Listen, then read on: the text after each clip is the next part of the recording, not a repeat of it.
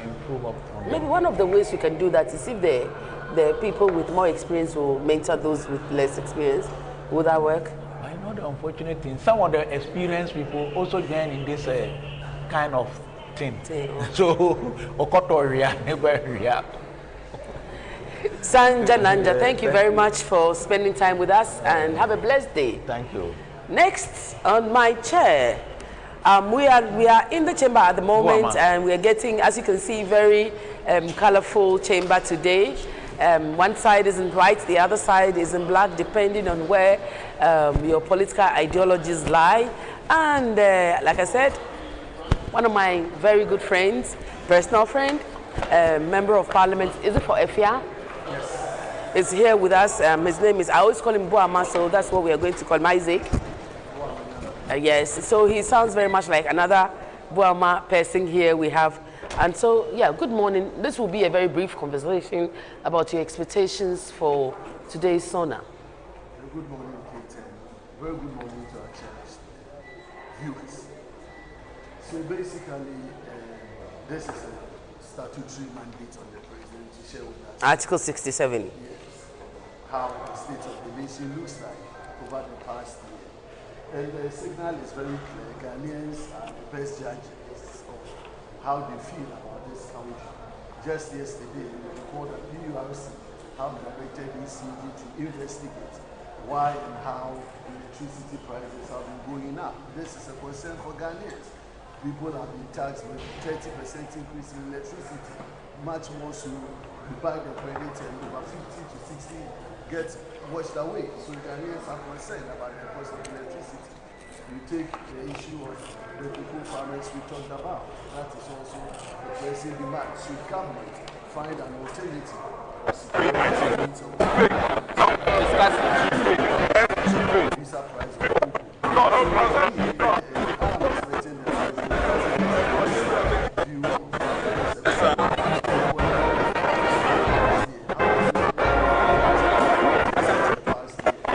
so Ghanaians are expecting the president to give them hope. Because over the past year, So I asked your earlier colleague what you should expect when the debate starts. Is there a particular part of the president's speech that you are interested in?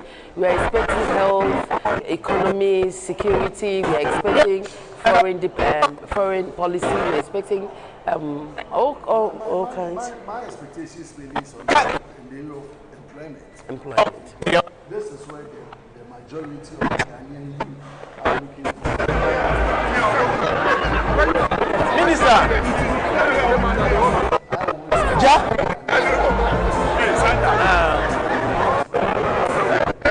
So would we be hearing you talk about that later on?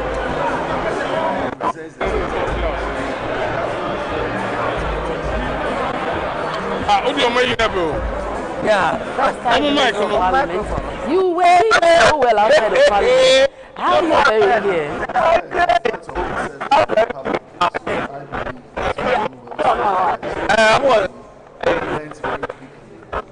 think so far.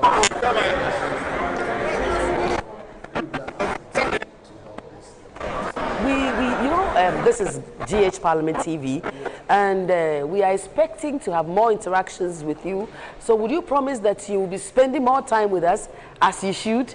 I'm always available for the Parliament TV. Do have a good day, and we will be talking to you as we go along. Thank you very much. My producer, can I have a third person to come on? I know what my production team is doing, but they keep making me do two things at the same time. And people who should have been here were not here when I was expecting them to be here. But hey, we are serving God and country. So yeah, we'll go on, keeping on. We are going to be talking to Honorable. How are you? You look very well. How are you today? Yes, very happy and energized for the State of Nation address. So is there any expectation that you have? You know what? There's 275 of you and there's only one of me. Can you tell me what your name and constituency is? All right, thank you very much. My name is I'm the Member of Parliament for Evaluate at the University. Oh, okay. And do you have like any special expectations today? He brought back the microphone. Okay, so I gotta put it on, right? Yeah. So you're watching GH Parliament TV, and we are bringing you excerpts of conversations from today's event, and we will be showing you a full coverage of the President's address, and then we'll also be having insightful conversations like these as we go along. We'll also be showing you how people are turning out and why they're wearing what they're wearing, and generally how people are, enjoying the day, and then what we are likely to see when the conversations about the State of the Nation starts. And this is the chamber. As you can see, we are still getting ready to go. And so, as we were saying, we're talking about your expectations for today. All right. I believe the journey so far has been a good one. We inherited an economy that was so messy, but for now, you can attest to the fact that there is some form of stability with regards to cost of living. Inflation has come down. There's investor confidence now, and that is a good job. And I can say that all these things didn't happen just accidentally.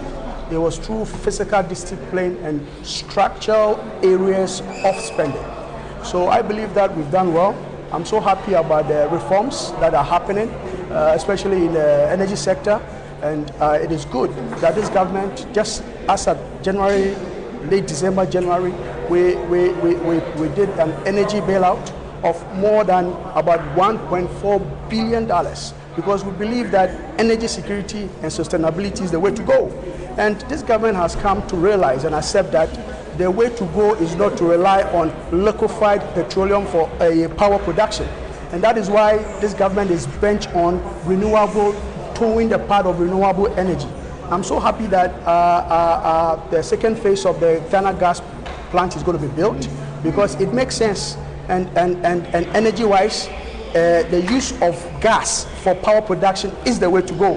So those structures, because this country cannot advance where energy security is not guaranteed, especially when the 24-hour economy is going to be rolled out, which is going to bring jobs, because this is a well-structured program to bring down investors, well-structured layout on where areas of investment that can yield dividends to the good people of this country.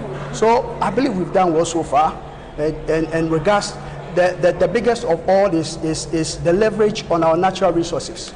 His Excellency John Dramani Mahama and the NDC government has come to appreciate that there is no way we can be sitting on tons of natural resources when we don't leverage it to add value addition and integrate it to benefit from the long value chain. And that is good, because, for example, we are sitting on 1 billion tons of bauxite.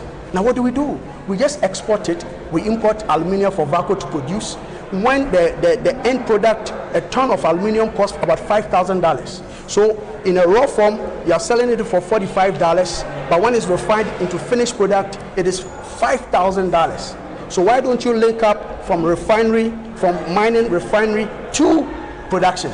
So I believe it's good so far, and like I said, all these things we are witnessing, all these reforms, all these restructures, they didn't come about just like that. It came through economic, physical discipline, and that is what we should celebrate. So if you see myself and my colleagues in white, we are celebrating a year of success, a year of financial discipline, a year of elevation of the cost of doing business, and the confidence that we have accrued all over when it comes to the management of our economy. So it's been very good so far. Yeah, I think that I'm going to let you go, because you have to head to the chamber, and I want to have as many conversations as possible with your colleagues. So enjoy the day, and hopefully I'll hear from you from the floor of the House next week when the debate starts. Very much so. Have a good day. Thank you. And do pass by GH Parliament TV, and let's have a conversation on generally how our Parliament should function. So let me say, man, you're doing a fantastic job. Thank you very much. I mean, Parliament is all over. Everybody is watching us. I mean, we have people following us to understand that, yes, democracy, like we always say, is the best form of government, and we at any time must defend this democracy. You lot in the 9th Parliament are very lucky, because we started the Parliament TV with you, and this is our first live show. Ooh. And you're on it, so yeah. It's a privilege. Do enjoy the day. Thank you. So we are showing you conversations from members of Parliament as we get ready to broadcast His Excellency the President's State of the Nation address, hosted by no other person than the Right Honourable Alban Sumana Kingsford Bagbin.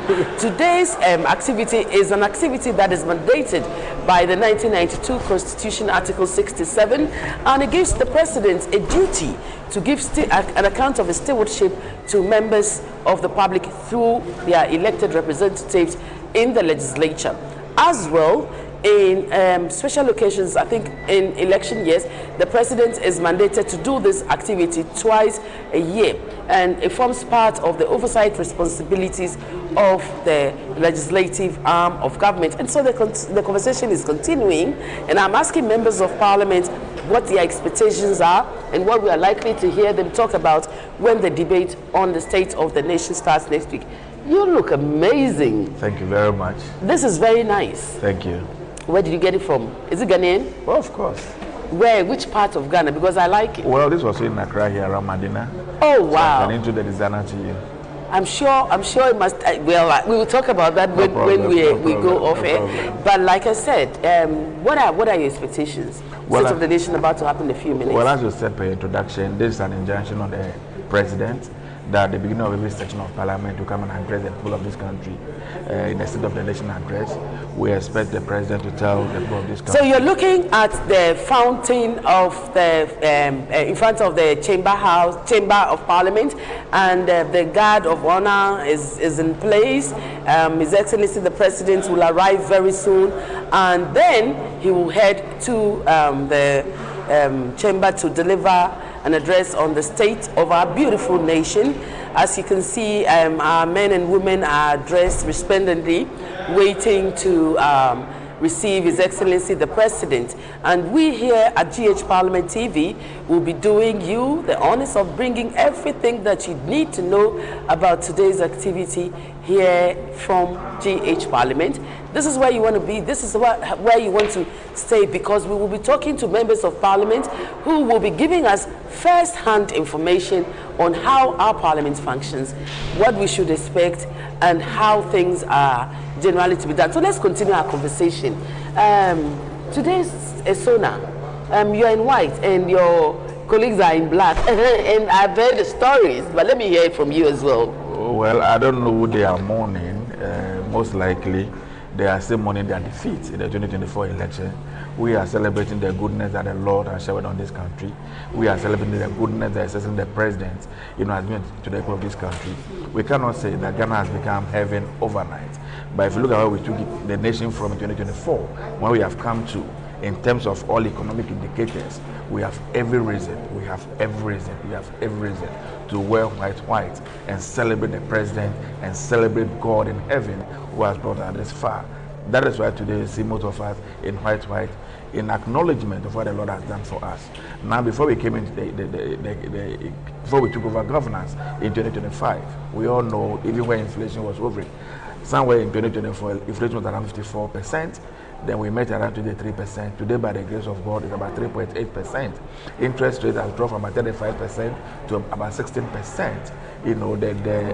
Almost every indicator you can talk about, the way the economy is growing, the gold sector, that for the first time, we have decided that the gold that we are extracting in this country must come to the states. A body must regulate it. And that's what we have used now to hold our economy. And all of us are seeing the dividends. Now, in the agriculture sector, the President, in the midst of the challenges that we have, especially in the cocoa sector, has announced that by the grace of God, 50% of the beans that we produce in this country will be processed here and exported abroad. That is the only way we can build this economy, open up this economy, create employment opportunity, especially for the young people of our country. Today, everywhere you turn across the country, Ghana has become a construction site. Almost every. Listen, you came very well prepared. You know what we are going to do? You're going to come on DH Parliament TV. No problem. And you're going to have like an hour. I'd like to sit down with you and we'll have a conversation. That's fine. About generally, what your perceptions are and, generally how you view Parliament. But I think that you should head to the chamber. That is fine. And then go and enjoy today's soda, which I think will be a good one. Have a good day. Have a good day. And so the members of the judiciary are entering, and at a time like this, somebody will announce, and it will usually be me, that honorable members, shall we rise for the scales of justice? And then they will all rise, and for those of us on the floor and in the public gallery, to receive the scales of justice, which is the symbol of authority of the judiciary. The symbol of authority for the legislature is the mace, and depending on the type of conversation we are having in Parliament, it will either be sitting upright, which indicates the formal nature of business, or it will be tilted to one side, which will then indicate that probably a bill is at consideration stage, and then the rules will be a little more relaxed. So you see members of Parliament standing because the scales of justice came, and we have to stand for the authority of the judiciary. Now, there's our beautiful mace coming with Fred Bauer, Principal Marshal, and the people you see in the black are referred to as the members of staff who are from the table office. They are responsible for the procedures and proceedings in Parliament, and the director for the table office at the moment is called Ekuya Sumwa, a lawyer, and they form part of the Legislative Management Division headed by Camilo Puamang. You see the man in the wine apparel is the clerk to Parliament, and there is our Speaker, the Right Honourable Alban Sumana Kingsford Bagbin.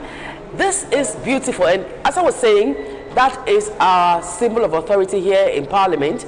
It is called the mace, and it has various Adinkra symbols inscribed on it. The marshal is marching to his seat after he has erected the mace and saluted it. It shows that Parliament is now properly constituted.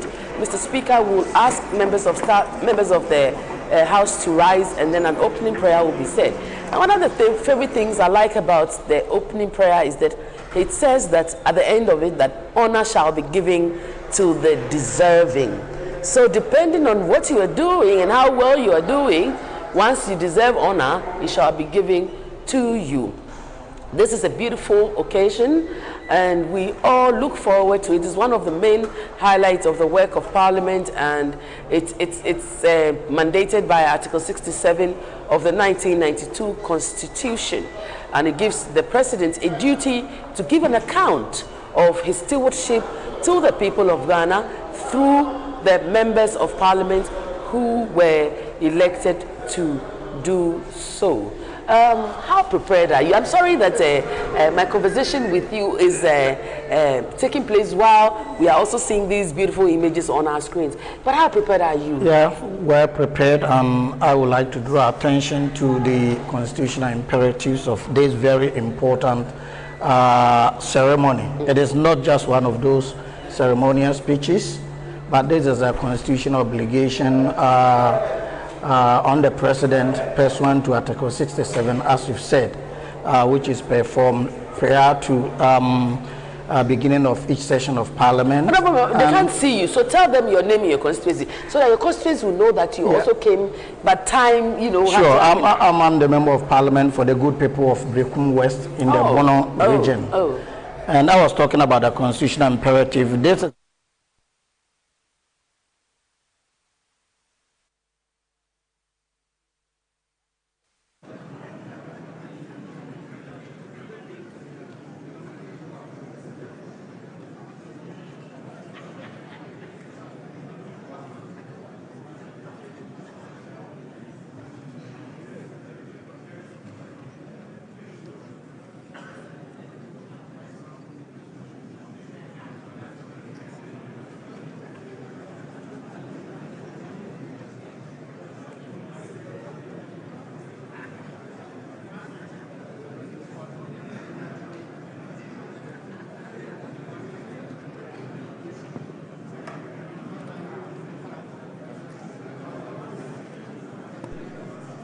Six.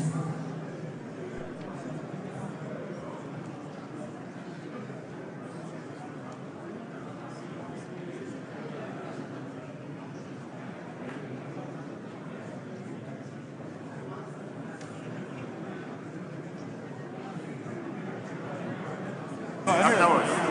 Leave it.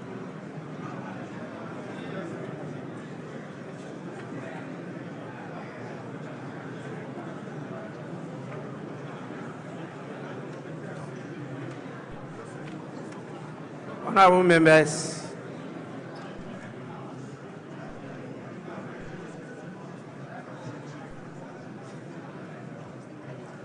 honorable members, please be seated.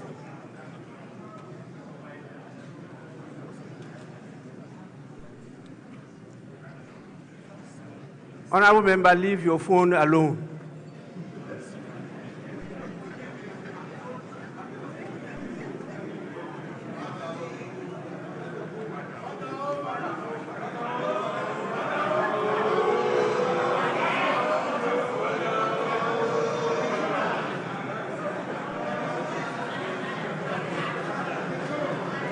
Honorable members, let us pray.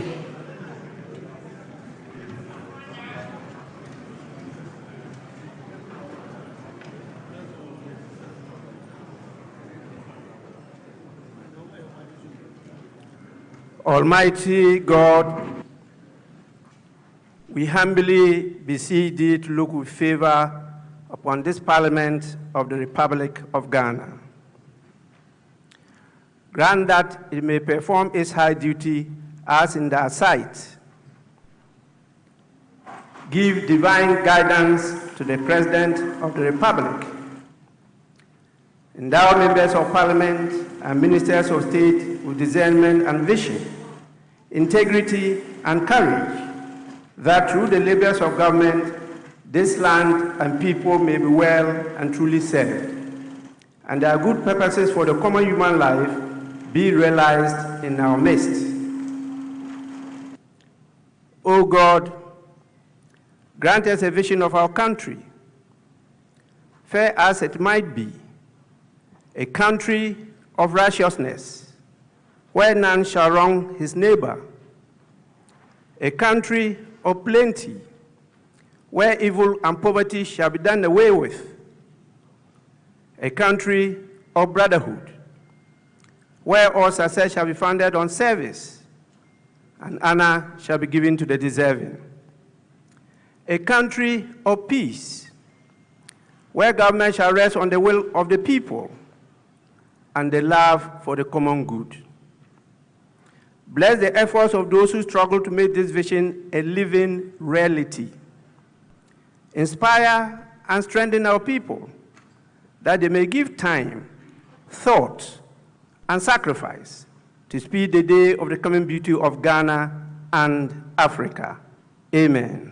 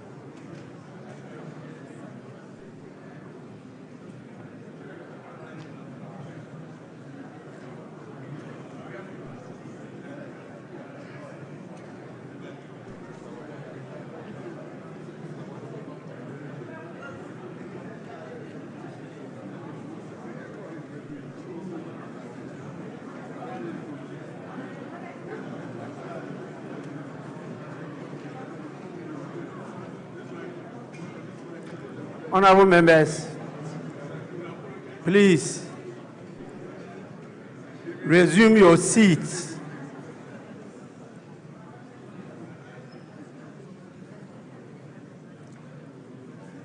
May I invite the Honorable Majority Leader and the Honorable Minority Leader to join me to receive His Excellency the President and the Vice President.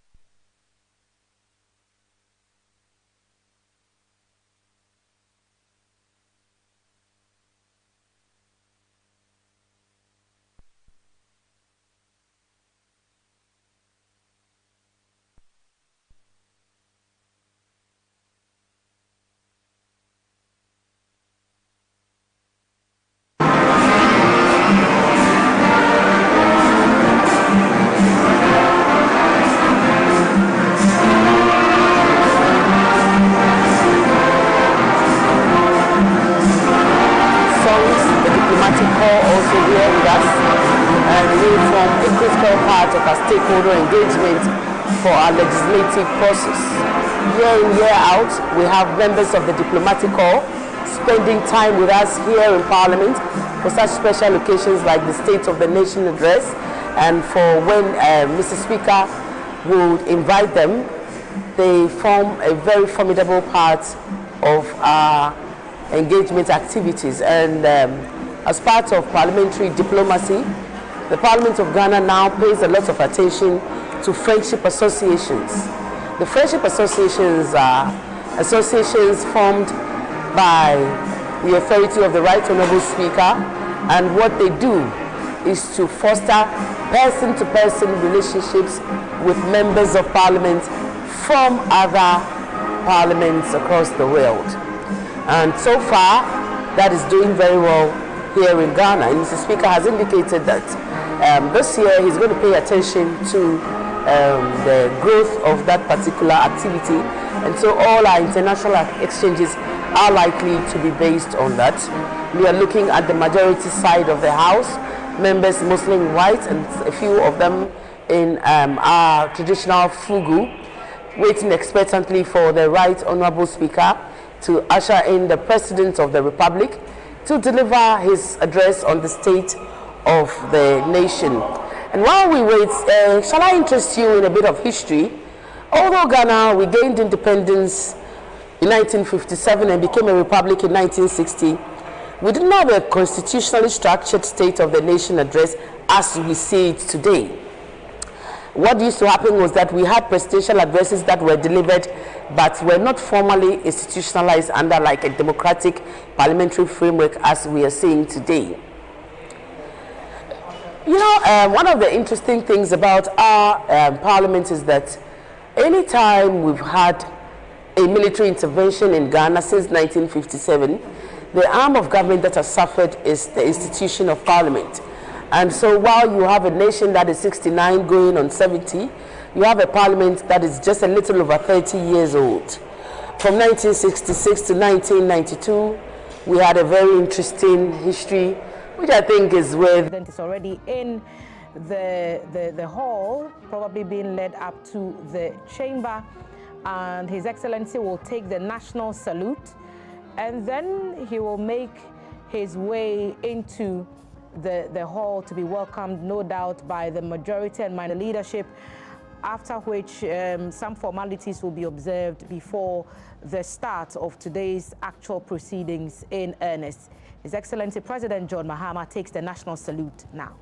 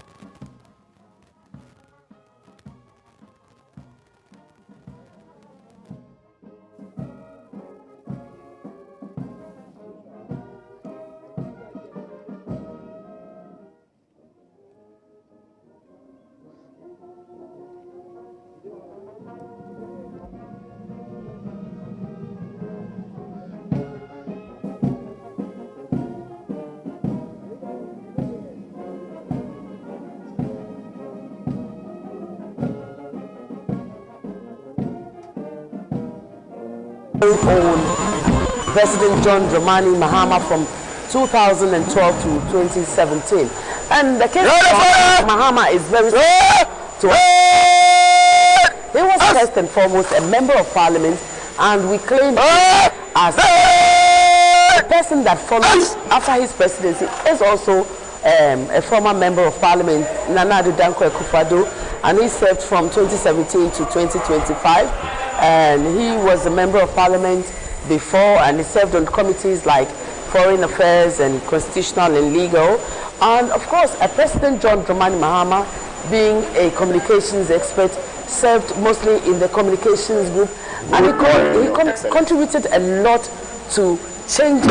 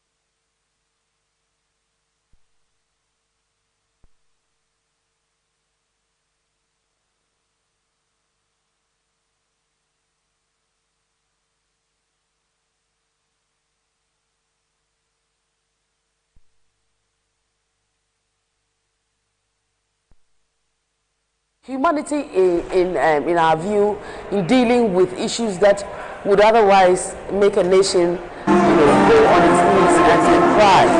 When we lost our gallant mate in the fight against Galamsey, we saw a human side to the president, and I remember there he is. Oh, the president is in his fugu, and he looks amazing. The Primus Inter Pares in Ghana, the Commander-in-Chief of the Ghana Armed Forces, our very own President of the Republic of Ghana, His Excellency John DRAMANI Mahama, inspecting the guard of honor that has been put up for him. Of course, His Excellency is to be received by our own Speaker of the 8th and now 9th Parliament, Right Honourable Alban Sumana Kingsford Bagbin. And you're seeing a shot of the Parliament precincts as we have it now. This is a very solemn occasion.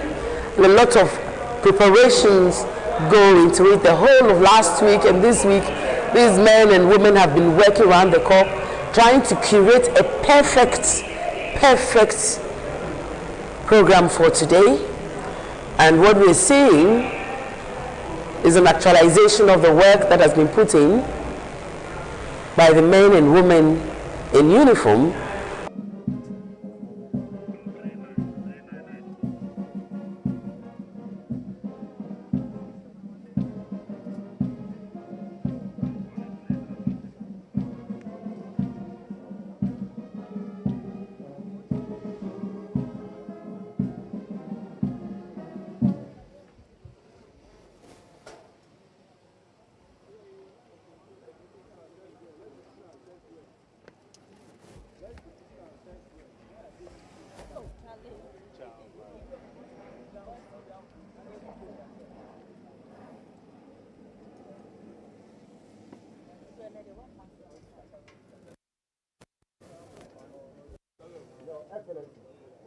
Session number.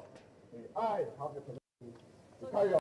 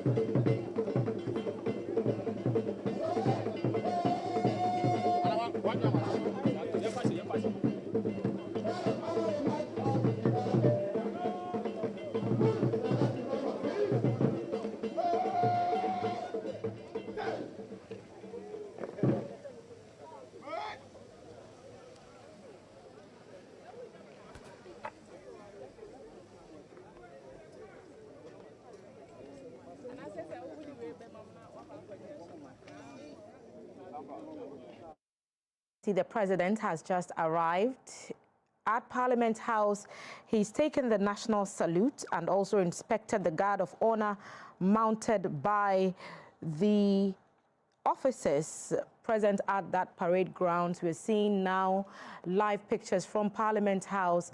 The gallery patiently sat waiting for the president to be ushered into the chamber, and we are keeping our eyes on the screens as the scenes unfold in Parliament, and whilst we wait for His Excellency's entry, which would signal the actual start of the official part of the program after these, ceremonial greetings and the reception from the leadership of Parliament.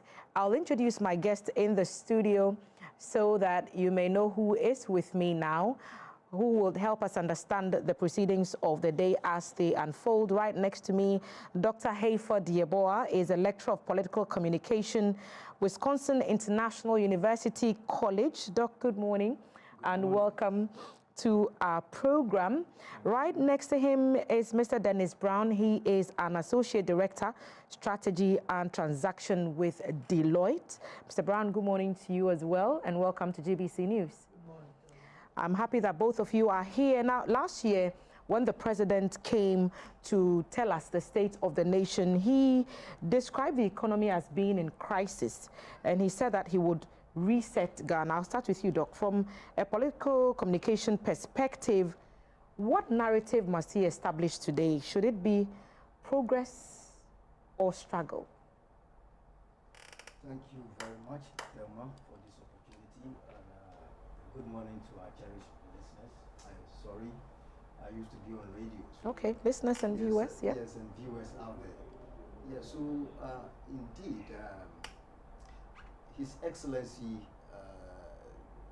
John DRAMANI MAHAMA was a former president and now a president.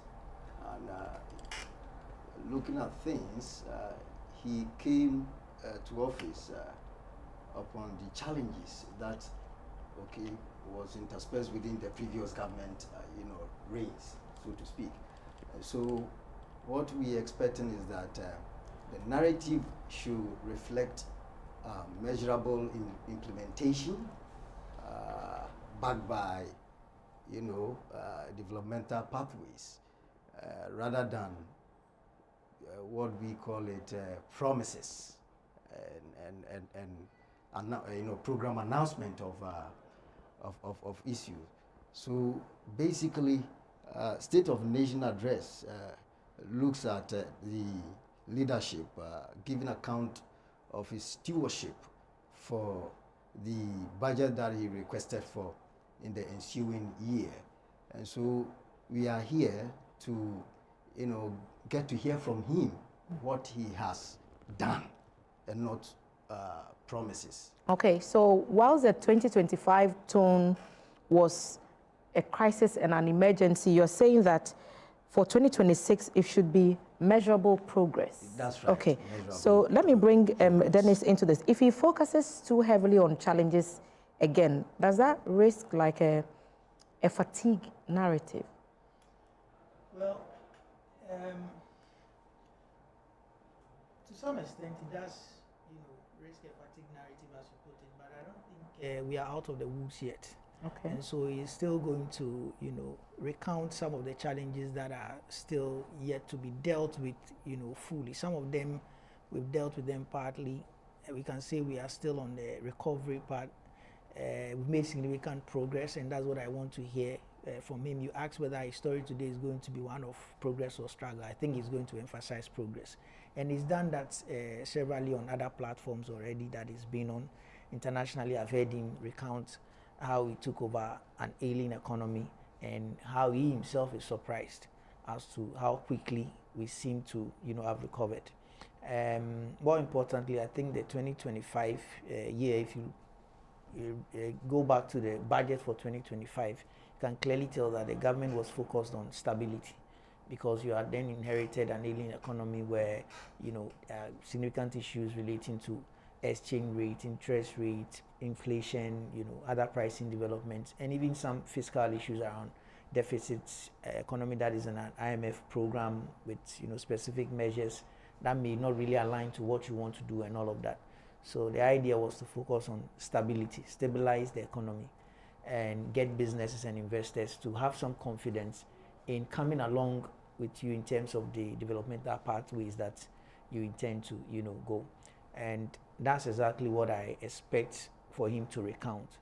First, to indicate the progress, to emphasize that again, ask us to be proud of how, far we've come in that regard, and what we have achieved with that, and also to ask us to look forward to, running an economy that will grow, and not just grow, but produce the jobs that our people, need. when you talk about growth, the issue we've had, you know, previously is that even when we have achieved significant growth or appreciable growth, the assessment has been that that growth has not produced quality jobs for our people. In fact, there's a statistic out there which, in fact, was put in the 24-hour economic program, which tells you, I've forgotten what the stat, but the effect of it is that whatever 1% growth that we achieve, the job creation capacity of the economy is so small, is infinitesimally small, and that's something that we need to change. We understand why that is the case. It's down to the structure of the economy, which is import driven, and you know, and that has to change. Once we pay attention to some of the policies that they intend to roll out, if they can be implemented well, we get our import substitution right, we add value to the products that the primary products that we export before we export. When we are importing, we focus more on raw materials for further processing, that then creates jobs, creates industries. Then we will, you know, be able to help our people meet their objectives. Okay, so I'll come back to you, Doc. Then we have a public that is highly sensitive to inflation, electricity bills, ECG, the prepaid credits are running very, very quickly. And yet both of you emphasize the need to focus on progress without over-promising. So I guess my question is, what language would signal that? Because you both say, let's talk about how far we've come from SONA last year, but let's be realistic in the outlook for 2026 and beyond. So what should that language sound like, Doc? Okay, so clearly, that language should come with clarity, okay, coherence, and then what we call it implementation details. Okay, so if you say this is what you did, you should be able to tell us the details, the steps and the processes that you employed to you know, arrive at that you know, achievement. Okay, and it should also link up, okay, among and in between the, what we call it, the steps or the process. It should be able to have linkage, okay, and then we can say implementation is possible. Okay, do we agree, Dennis, I'll come to you on this, is accountability now more important than inspiration, perhaps? Accountability will always be important. You know, this is governance. Once we have given you the chance to sit on and manage our resources, you would have to account to us as to how you've managed it and how our lives are improving in that regard. As an individual, when you look at it, what you see is the micro. So you never see the bigger picture.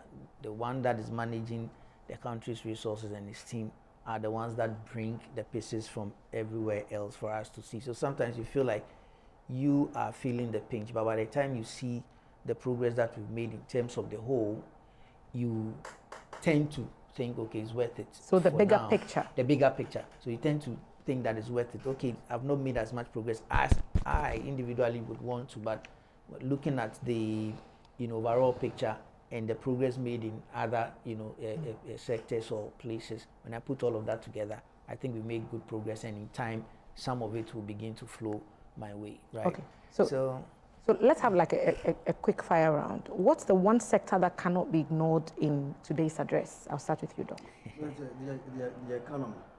Okay, so a specific aspect of the economy. It appears that we are seeing some interesting scenes from the floor of Parliament. This looks like the minority side of the House that are clad in dark-colored clothing, a sharp contrast to the other side where we are seeing the MPs appearing in much lighter, almost all white apparel.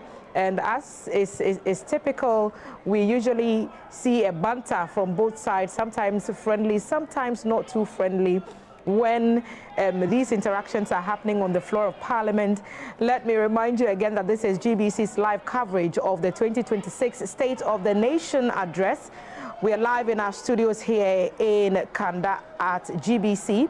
We're also live on the grounds of Parliament. Our team of correspondents are standing by, and we are joining the live feed as the House awaits the President's entry into the chamber to deliver the State of the Nation address. Great expectations from the people of Ghana, wanting clear implementation details and a fine blueprint of the next steps for government with regards to its reset agenda. And so we continue to see the live scenes from the chamber. Pretty shortly, we expect His Excellency to be ushered in, and then the process should start in earnest. Already it promises to be quite an eventful news day, and we are here for it. All the sights and sounds will be live right here on GBC News, GTV, and also across our social media platforms, Ghana Broadcasting Corporation, and also GTV Ghana. So in studio, Dr. Yeboah and Dennis are still here. And Doc, you were saying that the one sector that cannot be ignored in this address is the economy. It's like everything else is linked to the economy. The economy is the plug, really, isn't it? Yeah. So what aspect of the economy? Yeah. Here. Okay, so first of all, you know, the teeming population, youth population of our country. So youth employment is something that we have to also look at. Okay. What number would signify, you know, a good measure of progress towards job creation? What numbers are, because we've heard government programs targeting 10,000, 100,000 jobs to be created, but what number would signal a change in the unemployment figures that we can actually verify? This is quite, you know, practical. I am in a tertiary institution, for instance, and every year we churn out a number of graduates. And this same graduate will call you and ask you, you know, linking them to some jobs around, okay? And so my place is just a point. What about the rest who have those teeming population of students, the youth? And so it means that it is a place that we cannot, you know, toy with. We need to pay attention, critical attention to that point, so that does not become a national security. The youth of today, our days, is different from that of the youth of today. You know, they are having this technology and they can do things on their own. And so you never know what can come out of the side effect that can come out of this. Okay. And then again, the environment. You and I cannot quantify the extent of destruction that this Galamsey thing has also wreaked, okay, or ravaged our country with.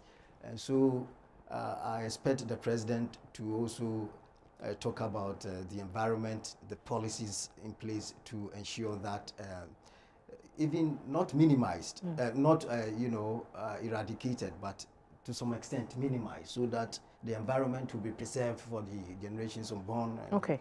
And all that. I'll put the same to you, Mr. Brown. I'm not done. Okay. Yes, so then I also look at governance and anti-corruption. Okay. Governance and anti-corruption. You know, governance communication depends on clarity, okay, the tone, and also the substance. And so, for instance, government, I can see the President Kufuor. So government, for instance, should ensure that... His Excellency, my apologies, His Excellency, the former President of the Republic of Ghana, President John Agyekum Kufuor, in the chamber, surrounded by a team of NPP party bigwigs, former members of parliament, speakers of parliament, former leadership of parliament. We're seeing all those people in our shot, just that happened a few moments ago, and being welcomed by the NPP side. His Excellency once again in the picture, and the 2024 NPP vice presidential candidate is also seated very closely to His Excellency, the former president. And the chamber is bustling with activity as they await the entry of the president, Her Excellency, the vice president, currently in your shot, being ushered in. So we'll wait for those conversations to begin in earnest when the president enters the chamber. And so do keep your dials glued right here on GBC News and GTV. All the action, you will not miss a thing if you stay with us for the rest of the broadcast. Back in studio, Dr. Yeboah is telling us about the key sectors that he expects should not be left out in the State of the Nation address. You've mentioned youth unemployment, the environment, and also governance and anti-corruption. I want to give Mr. Brown the same opportunity. Which parts of this speech would you say, if left out, would signal a great distress to you? Your question initially was, what can not be left out? I'll take it from the point of controversy, and I'll say it's the cocoa sector. Okay. Agree. Okay. Everybody will be waiting to. I'm sure even the cocoa farmers are probably praying that in this one, they will be reversed. I've changed my mind. Because I've heard your cries and changed my mind. So the cocoa sector is a critical sector, as we all know, but it's a subset of the agri sector. So I was just being very specific. But if you expand it, then you talk about the agri sector, which is also a very critical sector for value creation. If you look at how the 24-hour economy program has been designed, the agri sector is one of the, but maybe not the most key, one of the key sectors that are, that is intended to drive value. So the agri sector certainly, and whatever policies they are looking at to drive growth in there will be there. Then you can talk about infrastructure. Okay. Infrastructure is also big. The president says the whole country is a construction zone. And there he is, His Excellency, the president, in the chamber. The vice president is also there. And we are about to hear the 2026 State of the Nation address. Their Excellencies have been ushered into the floor of Parliament. We expect that proceedings will get underway momentarily. So the key expectations from Ghanaians are now about to be heard. Let's go to Parliament now.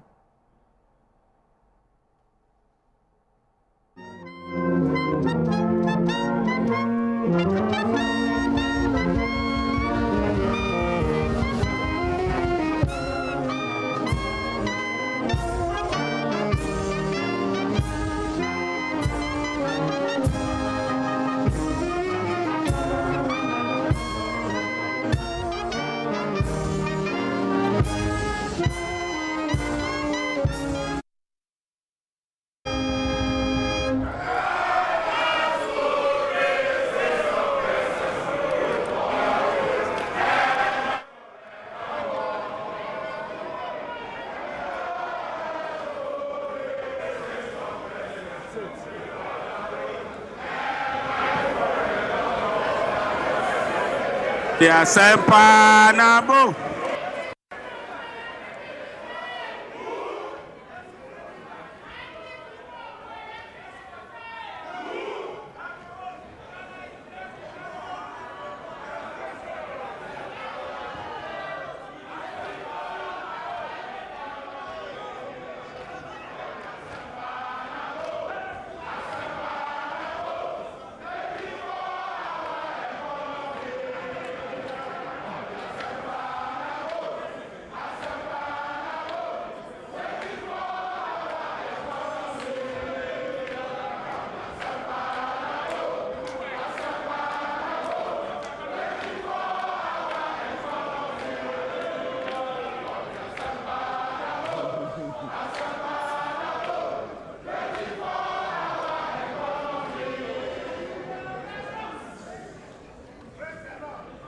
Best.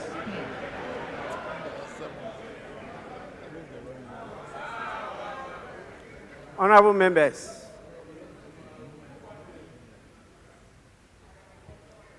this is the Chamber of Parliament.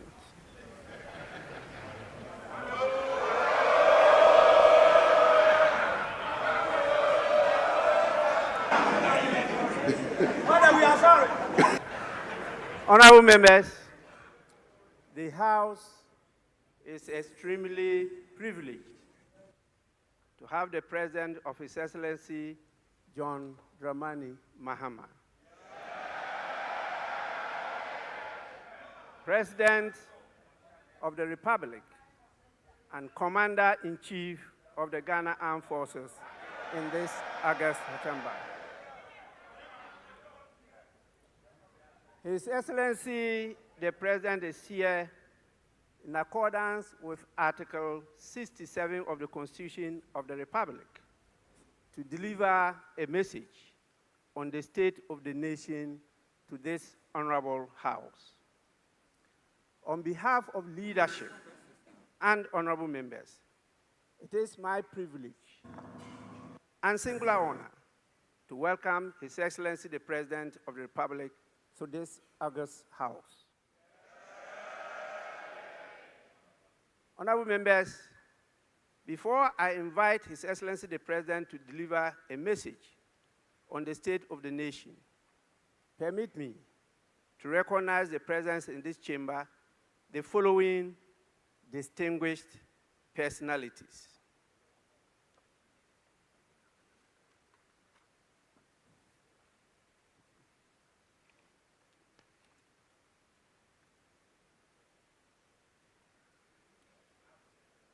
Honorable members,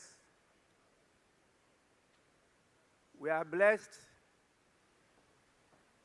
with the presence of not only His Excellency the President of the Republic of Ghana, but also his spouse, the First Lady, Her Excellency Lordina MAHAMA.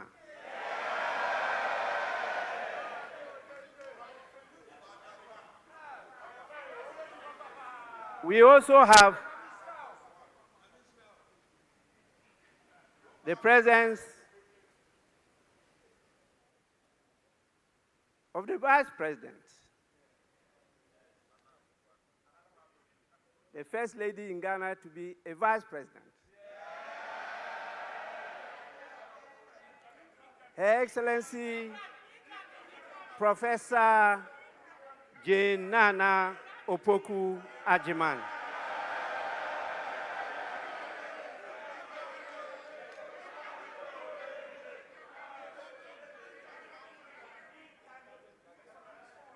We have His Lordship, the Chief Justice, Justice Paul Kwadwo Bafubone.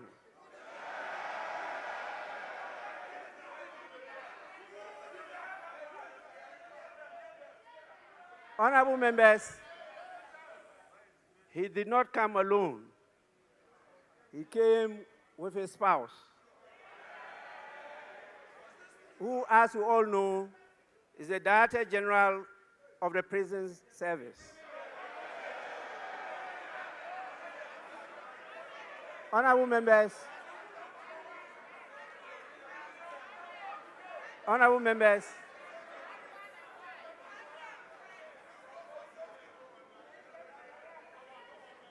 honorable members, I'm talking about Mrs. Patience Bafubone.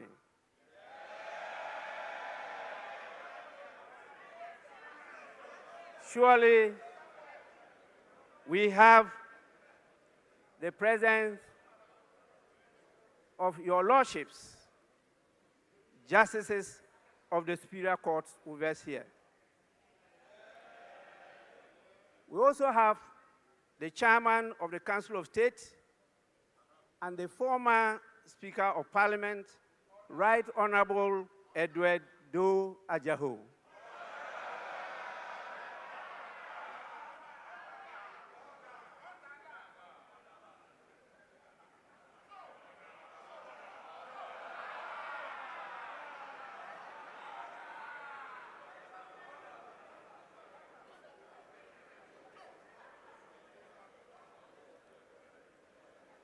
We have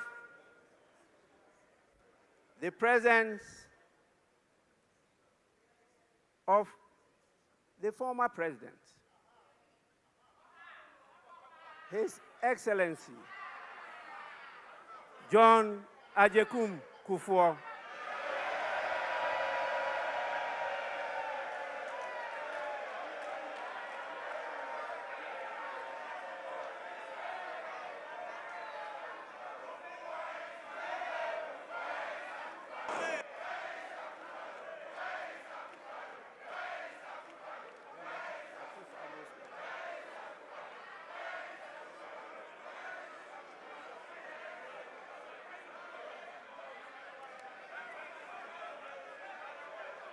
Honorable members, honorable members,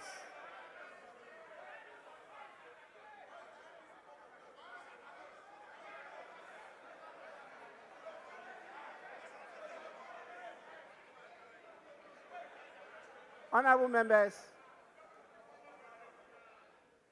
I have a formal communication from His Excellency, the former President, Nana Addo Dankwa Akufo-Addo.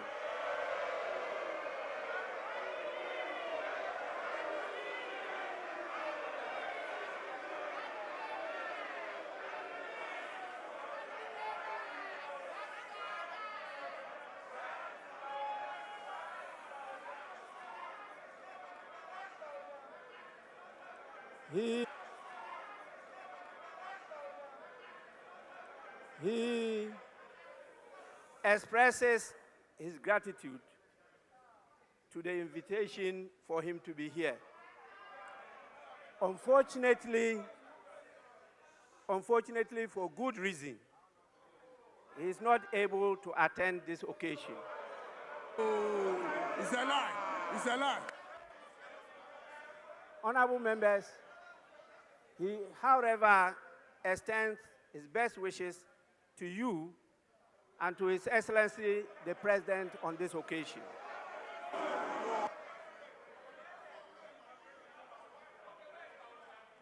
Honorable members,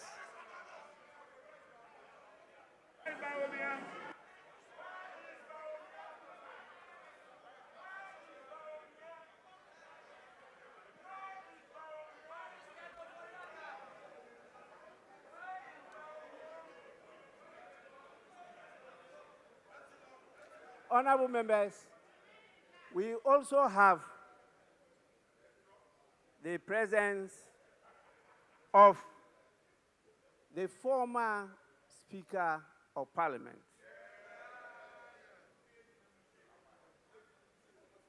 Right Honorable Sechi Hughes.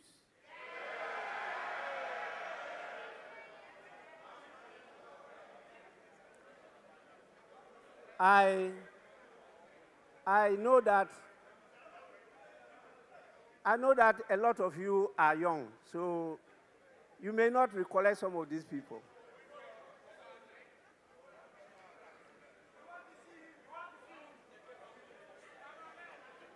Honorable members,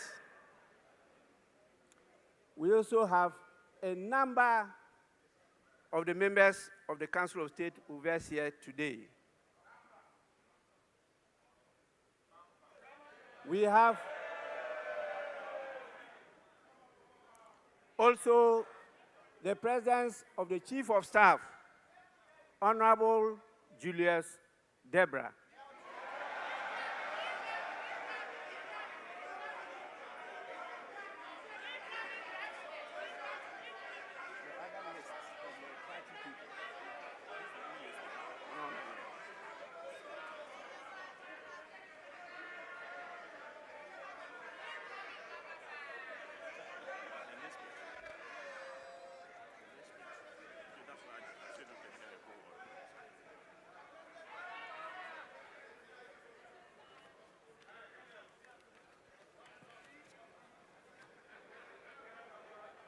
Honorable members,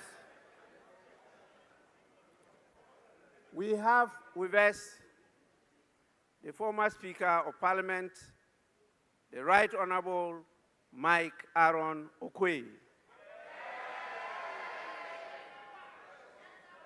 We have the National Chairman of the National Democratic Congress, Honorable Johnson Asedu Nketia, and we have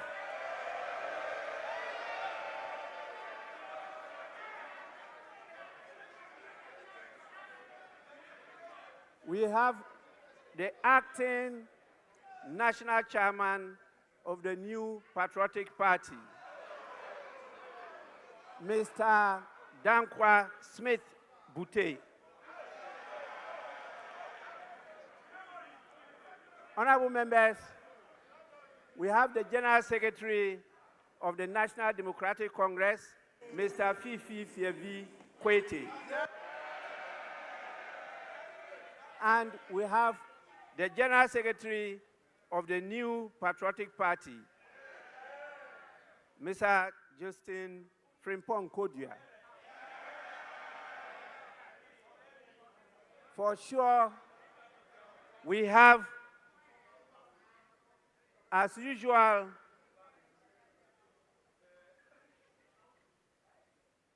our brothers and sisters in the diplomatic corps. Many of them are here with us, and they are distinguishedly seated at the public gallery.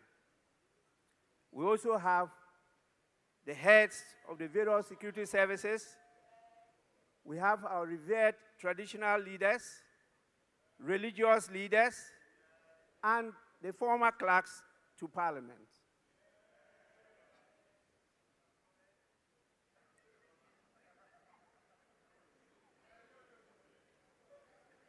Honorable members, on your behalf, I warmly welcome all of them to the House.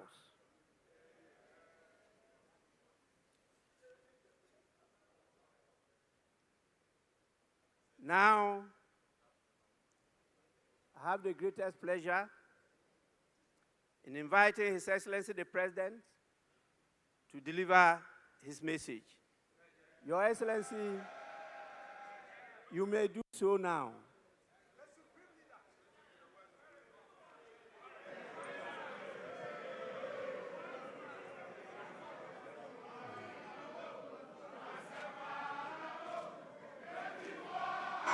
Attention!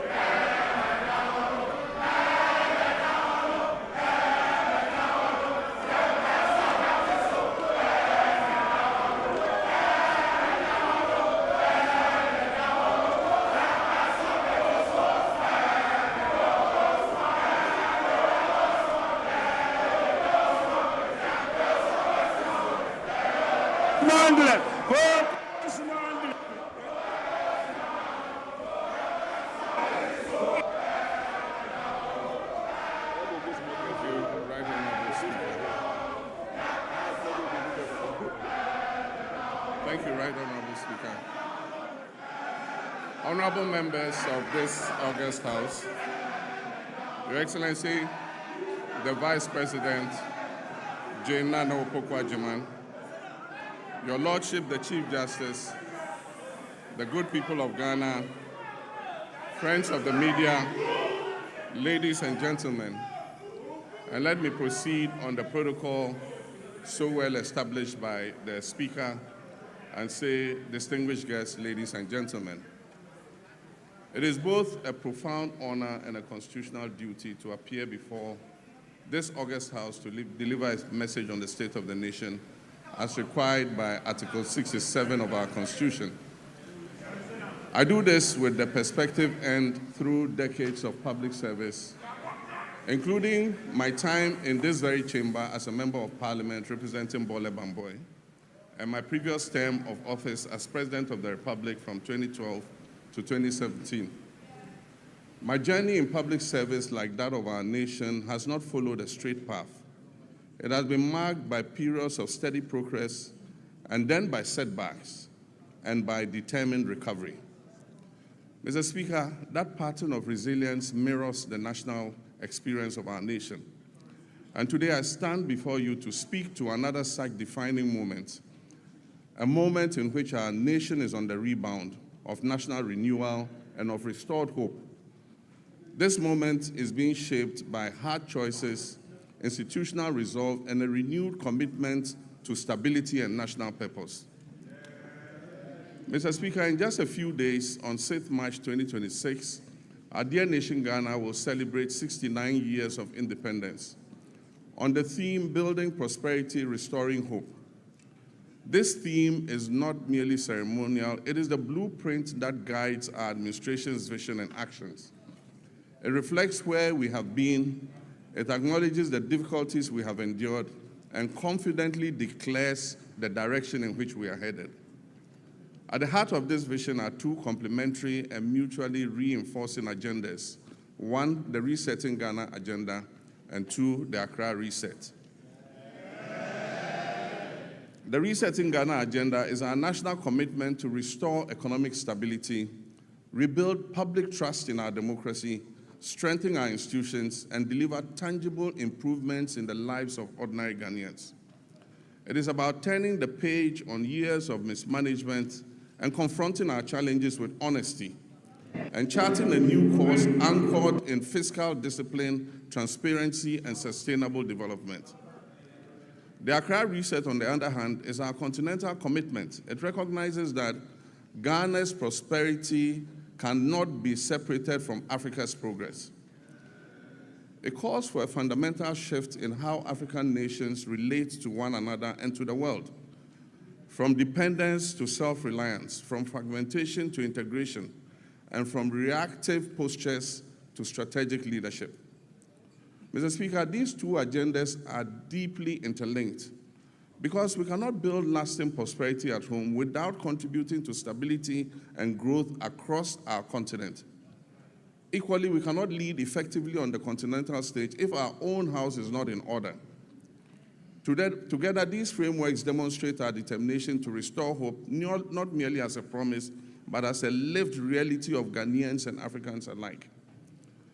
As we build on the foundation laid in 2025, the first year of my return to the presidency, we do so with clarity of purpose, unity of action, and confidence in our ability to deliver a future worthy of our people's sacrifice and their aspirations.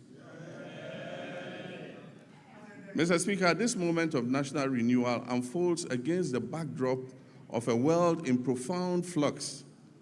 The global order we once knew is being rapidly reshaped, and the so-called rule-based international system endures only as long as it protects the advantages of those who designed it. Once emerging nations like ours begin to operate within those same rules to rebalance power, the very architects of that order prove willing to relax their commitments. Ghana, like many nations, has learned this hard truth. We cannot respond to this new reality with fragmentation, hesitation, or continued dependence. History has long taught us that resilience and prosperity will not be handed to us. They must be built deliberately through cooperation, self-belief, and strategic alignment. This era ahead demands that Africa must move from a posture of dependence to one of collective self-reliance. Mr. Speaker, it is in this spirit that Ghana has sought to play a convening and catalytic role on the continent. In the middle of last year, our capital, Accra, hosted African heads of state, policymakers, and development partners for a landmark health sovereignty summit. Together, we charted a new roadmap for healthcare financing and collaboration among African nations. And that message was clear. Africa must take ownership of its health security, pool its resources, deepen collaboration, and design financing solutions that reflect our realities rather than external prescriptions. Strong economies require healthy populations, and health sovereignty is inseparable from economic sovereignty. The same logic applies to trade, industry, and economic growth. Africa's future lies in dismantling our artificial borders, removing bottlenecks that stifle commerce, and fully activating a common market that allows our goods, services, and capital and ideas to move freely across the continent. No single African country, no matter how well endowed, can thrive alone in this new global environment. Rather, when we work together, our combined markets, our youthful populations, our natural resources, and our creativity will constitute one of the greatest economic opportunities of this century. Africa must summon the courage to shape its own destiny, building genuine sovereignty across Africa. The Global South requires a deliberate and disciplined plan, one that begins with unlocking the immense human and creative potential of our young people, strengthening regional value chains to add value to what we produce, mobilizing domestic capital to finance our own development, and speaking with a single, coordinated, and confident voice in global affairs. Mr. Speaker, this is how Africa can move from promise to power, from participation to leadership, and from dependence to self-reliance. The path forward is clear. Africa must rise with confidence, unity, and purpose. And Ghana stands ready not only to rebuild at home, but also to work hand in hand with our African brothers and sisters to shape a future that is defined by shared strength, dignity, and prosperity. Mr. Speaker, we have resolved here in Ghana to operate with our eyes open, to protect our sovereignty, and to design policies that place our people first. We'll continue to engage with the world, but on terms that reflect our interests. We will uphold global norms, but we will not outsource our judgment. And we will build resilience at home so that shifts in external power do not translate into hardship for our citizens. Mr. Speaker, when I last came before this House, I spoke candidly about the depth of the challenges we had inherited across all facets of our nation. Mr. Speaker, nowhere was this national malaise more evident than in the economic sector. We inherited an economy in severe crisis, burdened by unsustainable debt, high inflation, a rapidly depreciating currency, and an escalating cost of living crisis that had left our citizens reeling from unimaginable hardship caused by years of general imprudence and reckless management of the economy. Mr. Speaker, I was clear from the outset that recovery would not come easily. But I was also clear that I'll stop at nothing to turn this situation around and bring relief to Ghanaians. I promised then that just as I have confronted and overcome crisis in the past, I'll reset our economy and return us to a path of growth, progress, and development.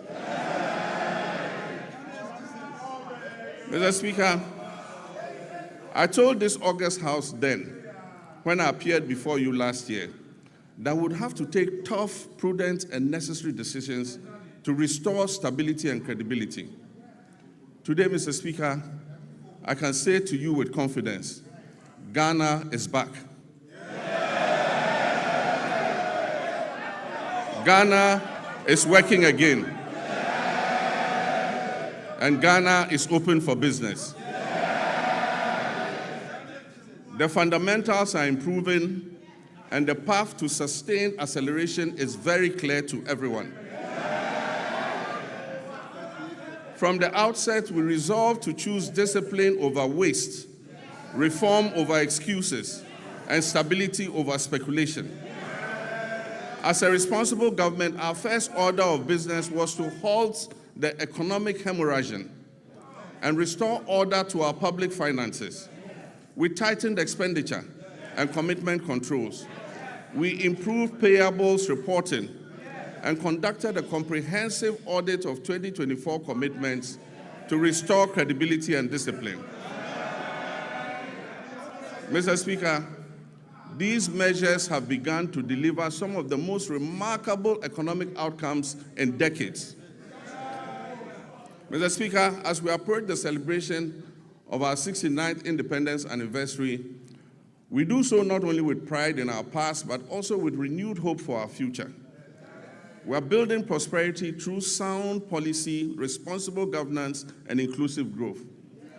We're restoring hope by delivering on our promises and proving that good leadership makes a measurable difference in our people's lives. The Resetting Ghana agenda is working. The Accra Reset is gaining momentum. And together they are laying the foundation for a stronger, more resilient, and more prosperous Ghana. Mr. Speaker, our nation is on the runway. It is in takeoff mode. And you are all advised to fasten your seat belts.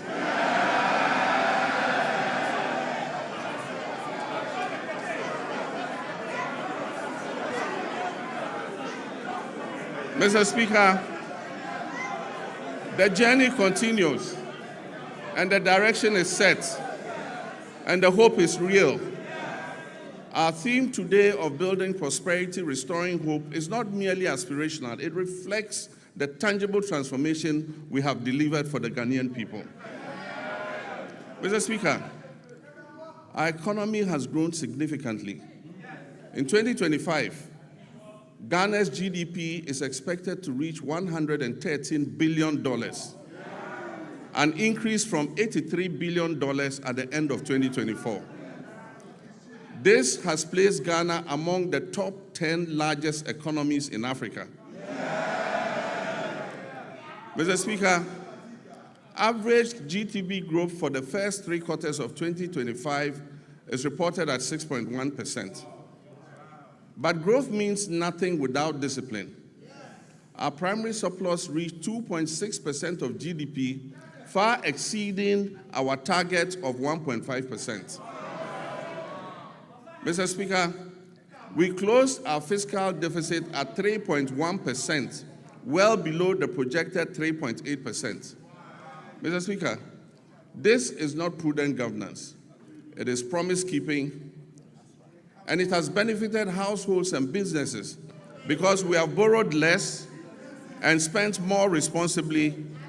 Interest rates have fallen, confidence has returned, private businesses are breathing again.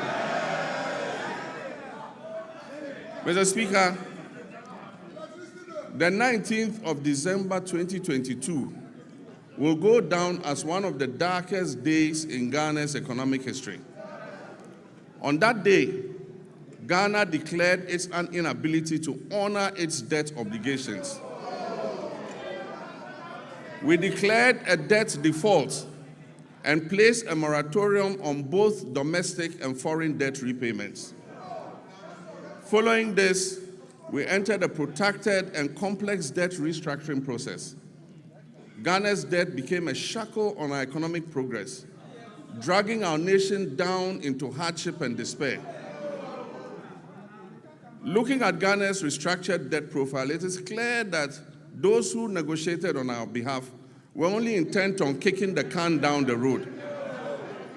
With the largest debt repayments scheduled, interestingly, between 2025 and 2028.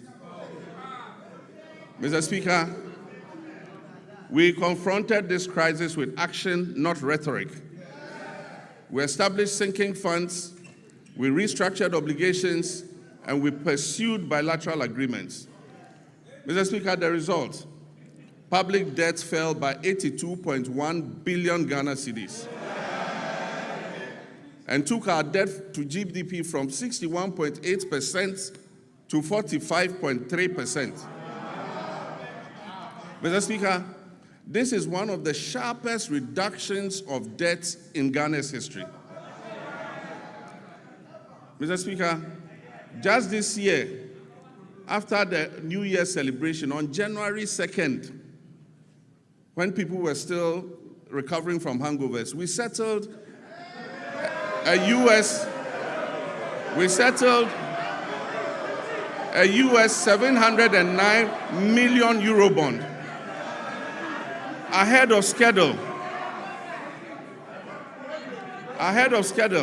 We settled a US $709 million euro bond ahead of schedule, completing the US $1.4 billion in debt service that was meant for 2025. Mr. Speaker, and the world noticed, Fitch, Moody's, and Standard & Poor's all upgraded Ghana's credit ratings, the first triple upgrade in many years.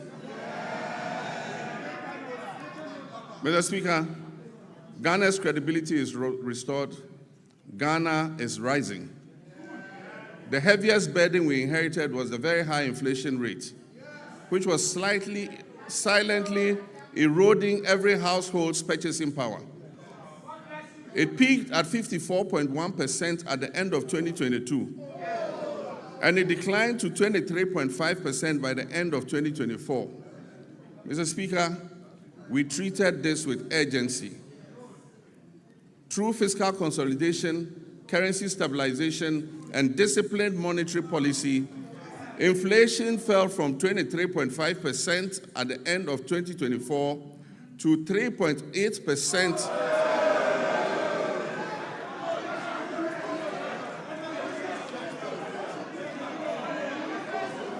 Mr. Speaker, inflation fell from 23.5% at the end of 2024 to 3.8% over 13 consecutive months by January 2026.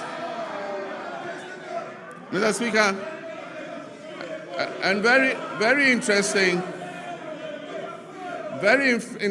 food inflation, which had been the main driver of the upward pressure on inflation, fell by 26.6 percentage points. Inflation for locally produced goods fell by 22.6 percentage points. Mr. Speaker, these are not just statistics.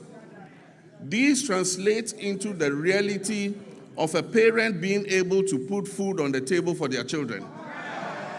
It translates into the reality of businesses thriving and creating opportunities for Ghana's young people.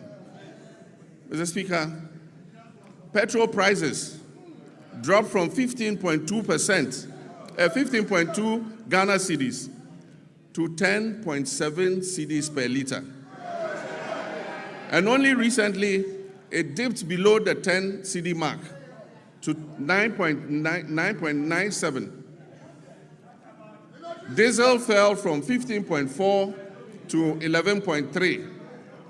And this brought relief to our nation's 3.7 million car owners and the tens of millions of Ghanaians who depend on transport daily. Mr. Speaker, to the interesting part. Exchange rate volatility has long been at the heart of hardship in Ghanaian households. We made currency stability a priority, and Mr. Speaker, we have delivered. Mr. Speaker, we did not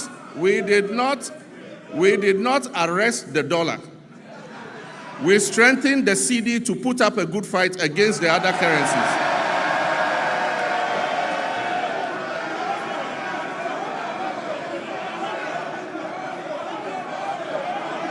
Mr. Speaker, we did not arrest the dollar. We strengthened the cedi to put up a good fight against the other currencies.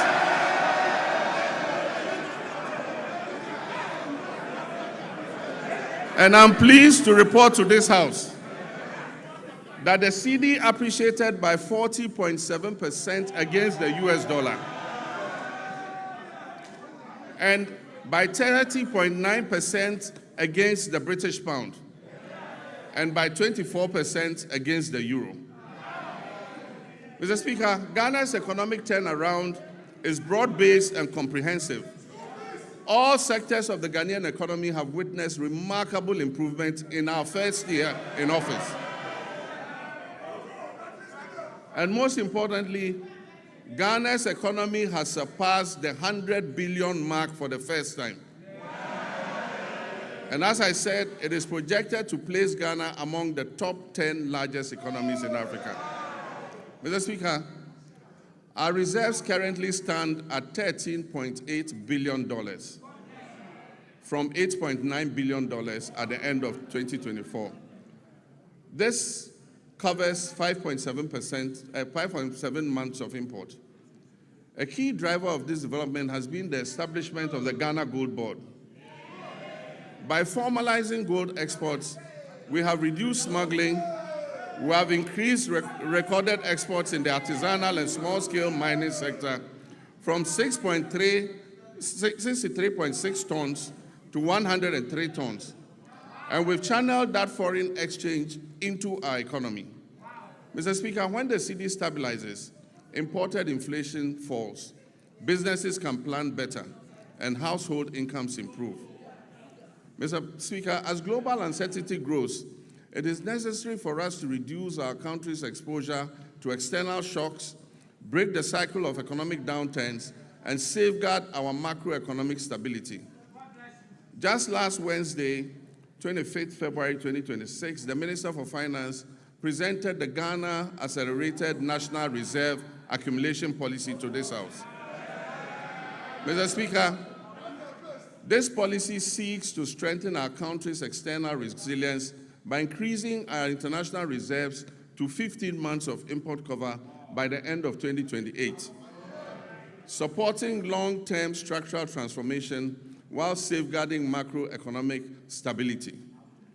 Mr. Speaker, it is forecast that gold prices will remain high over the next 3 years. And so this presents us with a unique opportunity to build an economic war chest to withstand any global economic shocks, to secure our macroeconomic stability and improve the standards of living of our citizens and build a lasting prosperity for future generations. This is what the GANRAP policy seeks to achieve. Mr. Speaker, we abolished nuisance taxes that were levied on Ghanaians between 2017 and 2024.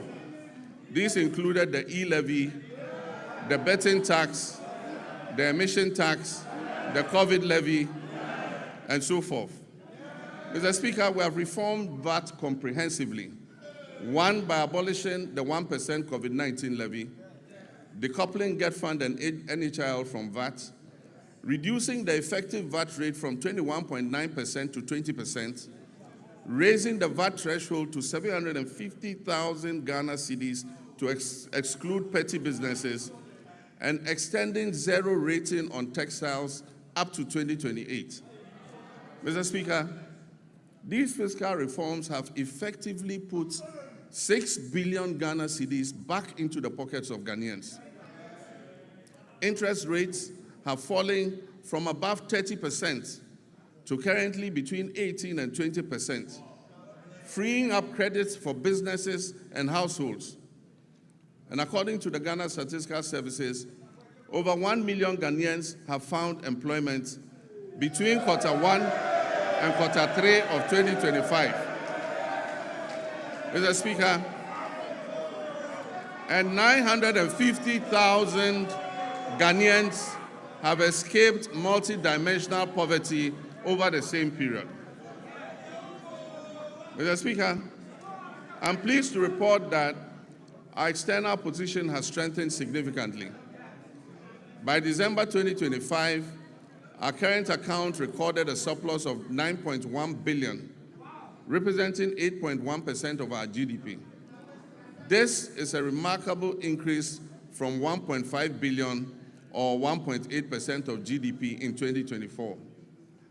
These achievements have been driven by robust gold, cocoa, and non-traditional exports, and increased remittance inflows.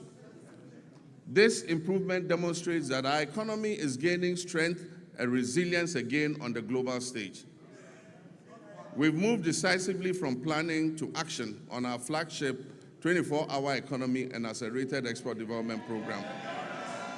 This was officially launched in 2025, and this transformative initiative is designed, 1, to unlock round-the-clock economic activity, 2, deepen our value chains across key sectors, 3, boost productivity and support export growth, and 4, create quality jobs in agriculture, manufacturing, logistics, and services.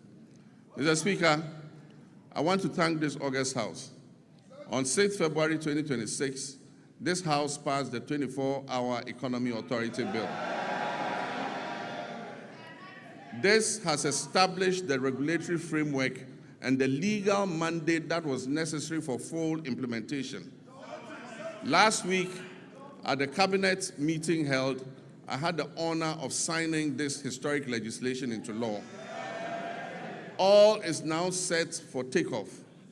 This is the boldest economic transformation initiative in Ghana's recent history. Mr. Speaker, in this year's budget, 110 million setting up an implementation of the 24-hour economy authority. These resources will enable businesses to operate beyond traditional business hours. They will attract investment through strategic partnerships with the Development Bank of Ghana and the Ghana Infrastructure Investment Fund, and they'll strengthen the foundations for sustained growth and job creation, especially for our young people. This is about building prosperity and restoring our people's hope through concrete action. Mr. Speaker, a nation that does not learn from past mistakes cannot get out of the cycle of problems that impose hardships on its citizens. We've just begun to emerge from the most devastating economic crisis in our nation's recent history. This crisis was triggered by general financial indiscipline, huge deficits, and massive debts that were occasioned by persistent and unbudgeted expenditure to meet the ends of convenient politicking. In the last week, we have had to take the painful but necessary decision to revise the producer price of cocoa to achieve competitive pricing and resolve the acute liquidity challenges in the sector. Mr. Speaker, failure to do this, as others did, and left a debt of 32 billion for this government to pay. Failure to do this would have meant borrowing billions in borrowed funds. Mr. Speaker, this unplanned expenditure would have taken us right back to the very devastating economic problem we have only recently begun to escape.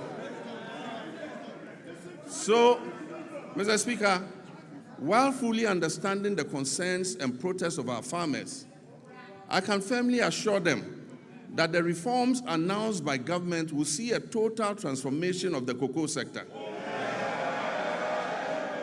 And it will guarantee them a fair and transparent price that enables them to meet the cost of producing the commodity and making decent margins.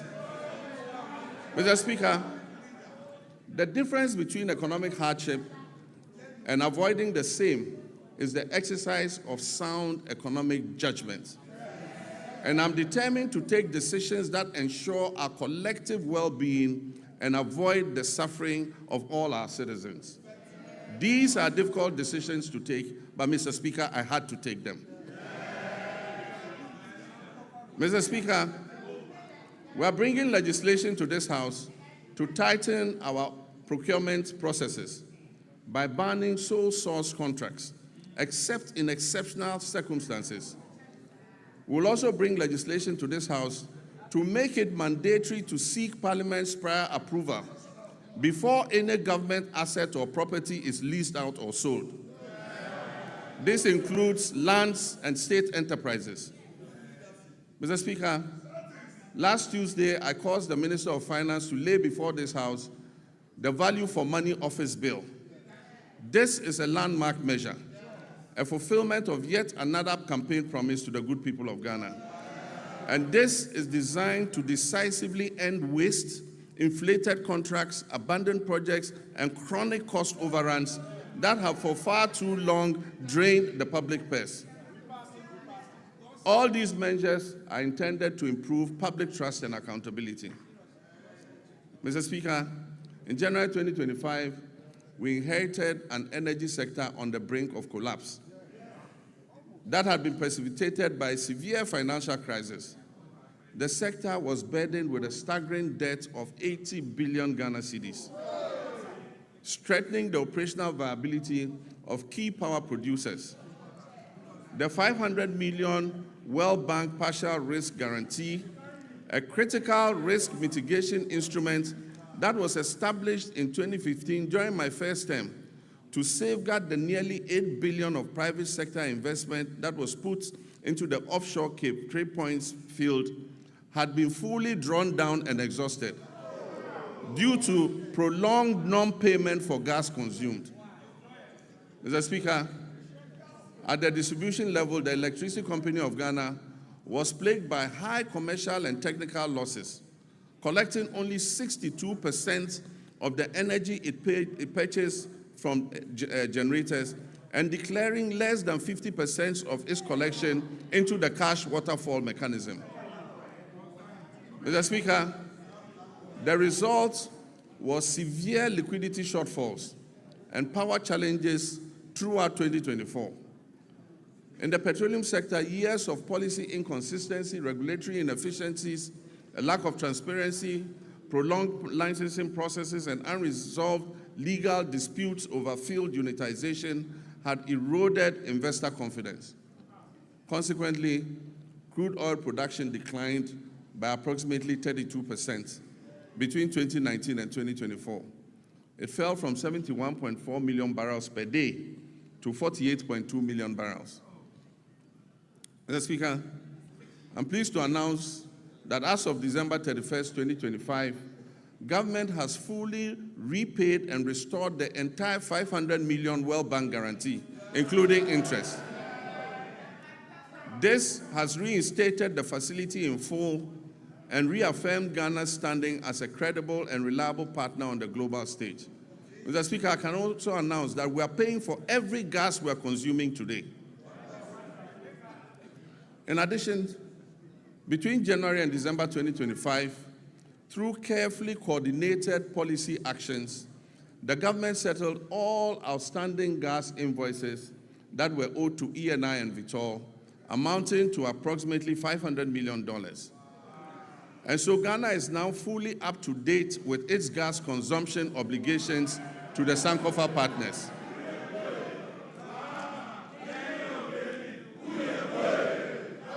And I'm pleased to announce that the 2026 budget has made adequate provision to ensure timely payments for all liquid natural gas that we consume going forward.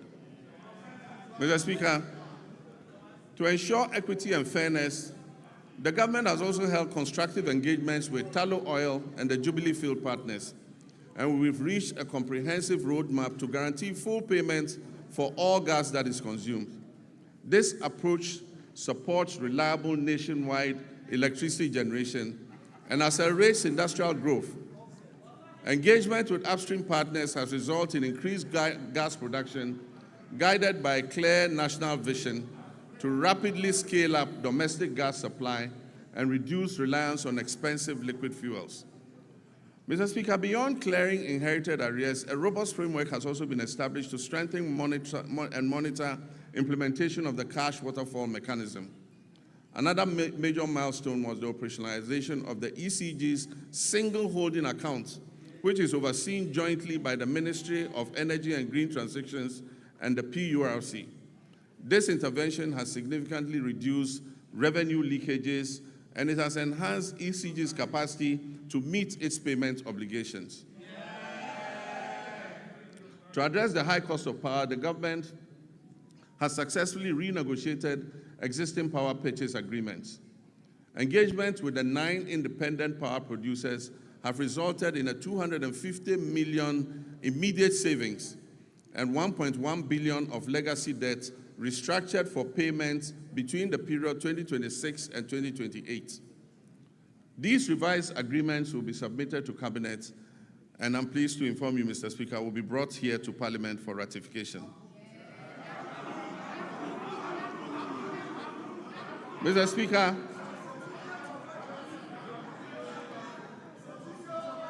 under the Rural Electrification Program, 200 out of the 400 targeted communities have been connected to the national grid, with a further 100 at various stages of completion.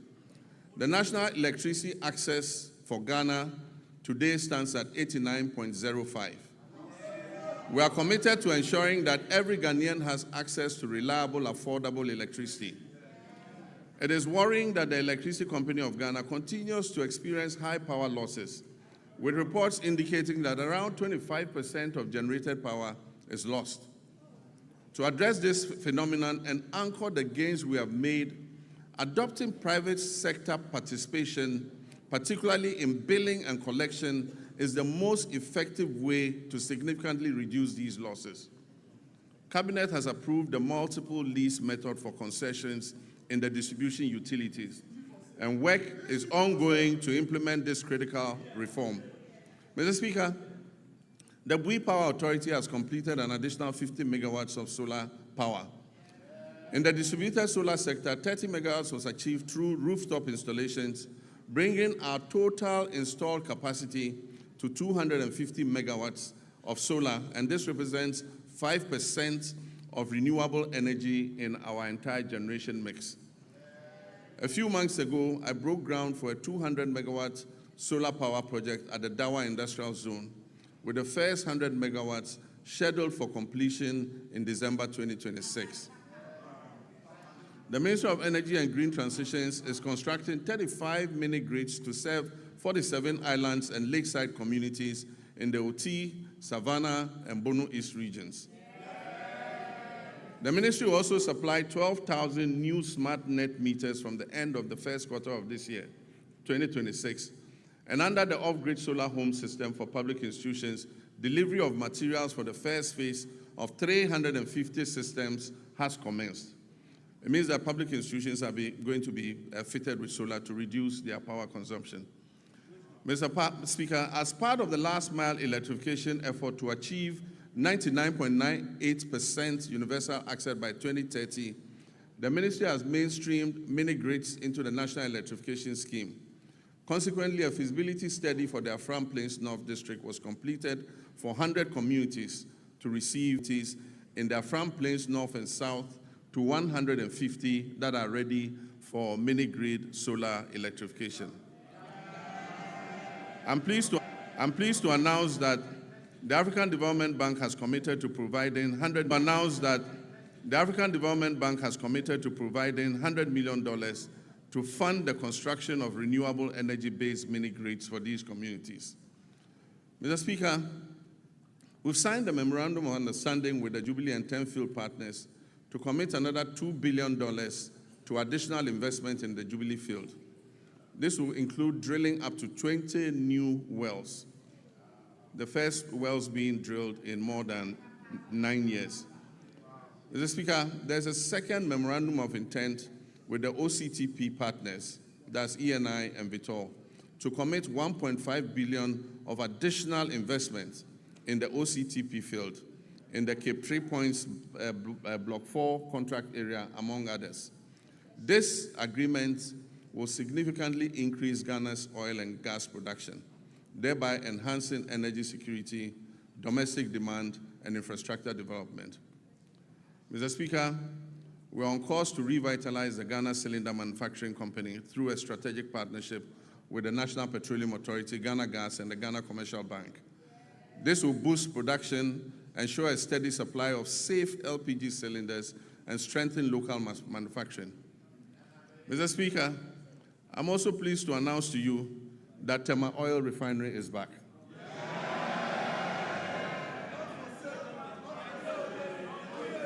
The new management of the refinery has successfully completed extensive turnaround maintenance. And I'm pleased to inform you that this August House that for the first time since 2018, the refinery has commenced processing of crude oil into petroleum products again. So, Mr. Speaker, let me assure our countrymen and women that the energy sector reforms continue unabated. I remain fully committed to turning around the sector, strengthening its foundations, and ensuring reliable, affordable, and agriculture remains central to our national renewal. Since January 2025, this administration has embarked on a decisive reset of Ghana's agricultural sector under our Agriculture for Economic Transformation agenda, with the Feed Ghana program serving as the flagship vehicle for implementation. Our objective is clear: to restore food sovereignty, stabilize food prices, reduce import dependence, increase decent jobs, especially for youth, and reposition agric as a strategic growth sector under our 24-hour economy policy. Mr. Speaker, as of January 2025, food inflation stood at 28.3%, following an unprecedented peak of 61% in January 2023. This situation placed severe pressure on households and undermined national stability. Today, food inflation has declined significantly to 4.9%, and this has provided relief to Ghanaian families and businesses. Mr. Speaker, this year we have committed 300 million Ghana cedis to the National Food Buffer Stock Company to mop up excess produce, to stabilize prices, and build a strategic national food buffer against emergencies, marking the first time Ghana has deliberately built a food reserve for national resilience.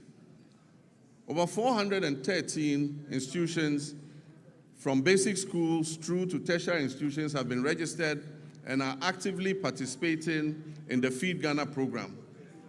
Institutional farming is currently being undertaken by the Ghana Armed Forces, the Ghana Prison Service, the National Service Authority, basic and second cycle schools, public universities, and faith-based organizations, including churches and mosques.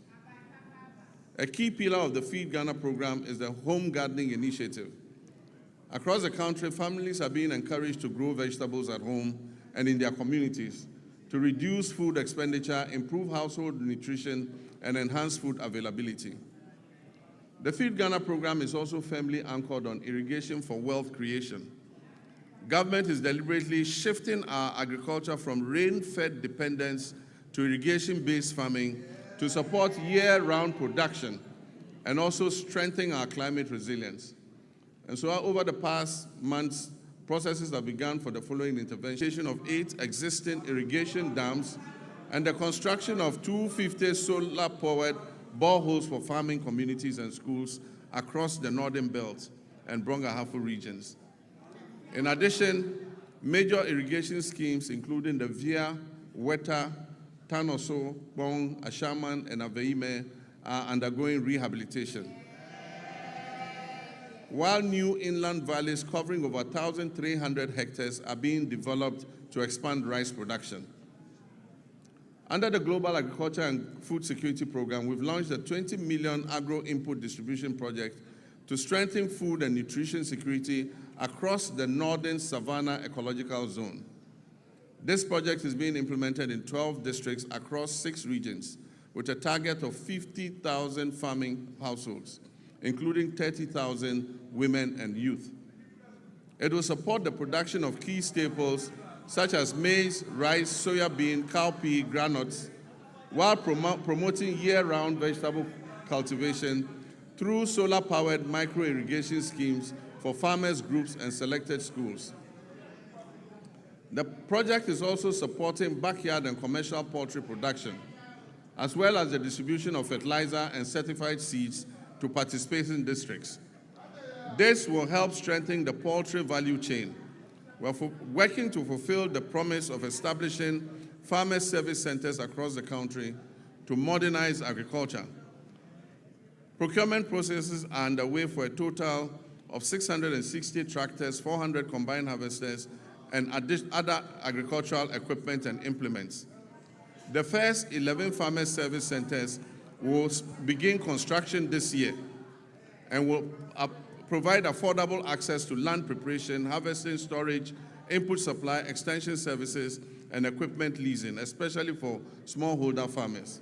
Mr. Speaker, in the next 2 weeks, I'm going to catch salt for the first farmer service center in the Afram Plains. Mr. Speaker, agriculture extension remains the backbone of productivity, and to address the current gap between farmers and extension officers, 540 motorbikes have been procured to improve extension coverage.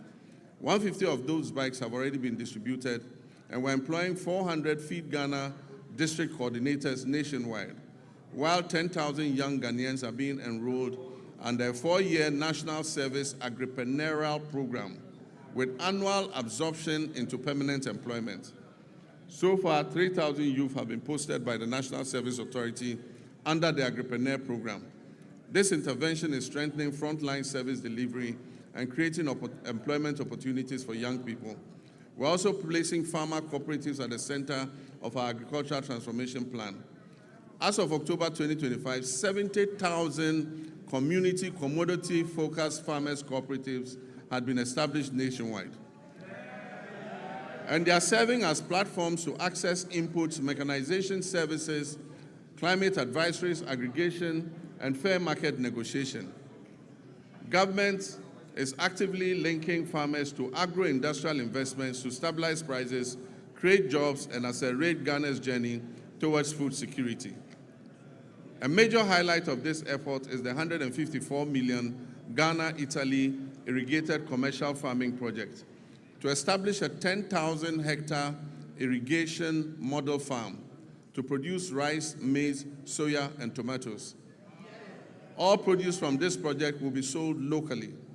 This intervention is strategic and designed to fast-track progress towards food security, ensure a reliable supply of raw materials for agro-processing, and reduce Ghana's dependence on food imports. Mr. Speaker, other key initiatives under the Value Addition and Agro-Industrial Drive include rice processing facilities in the Upper East and Upper West regions, poultry feed production facilities in Ashanti, cashew and onion processing facilities in Bono East.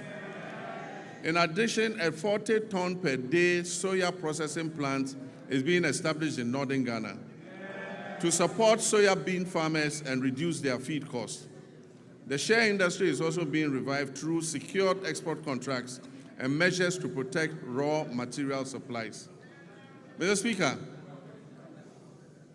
to reduce Ghana's 300 to 400 million annual poultry import bill, Ghana has launched a comprehensive poultry farm-to-table project.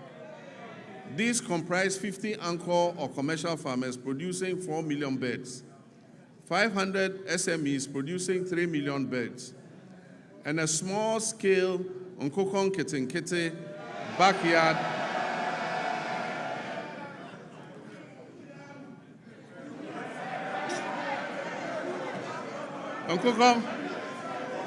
and a small-scale Nkokon Kete backyard poultry program that is targeting 3 million birds nationwide, with emphasis on women and young children.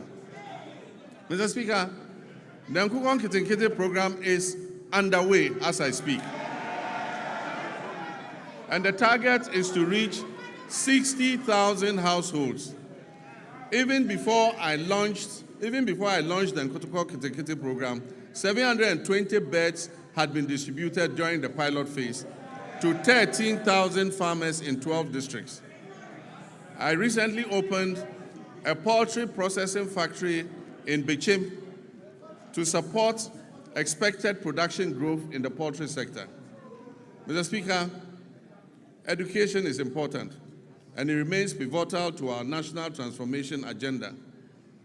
In this regard, the year 2025 was both eventful and momentous for Ghana's education sector. I'm pleased to report that all the flagship initiatives and commitments that were contained in our Reset Agenda Manifesto have been faithfully honored during the year under review. The No Fee Stress initiative was successfully launched in Koforidua, and as I speak has benefited over 152,000 young people, first-year students in public tertiary universities.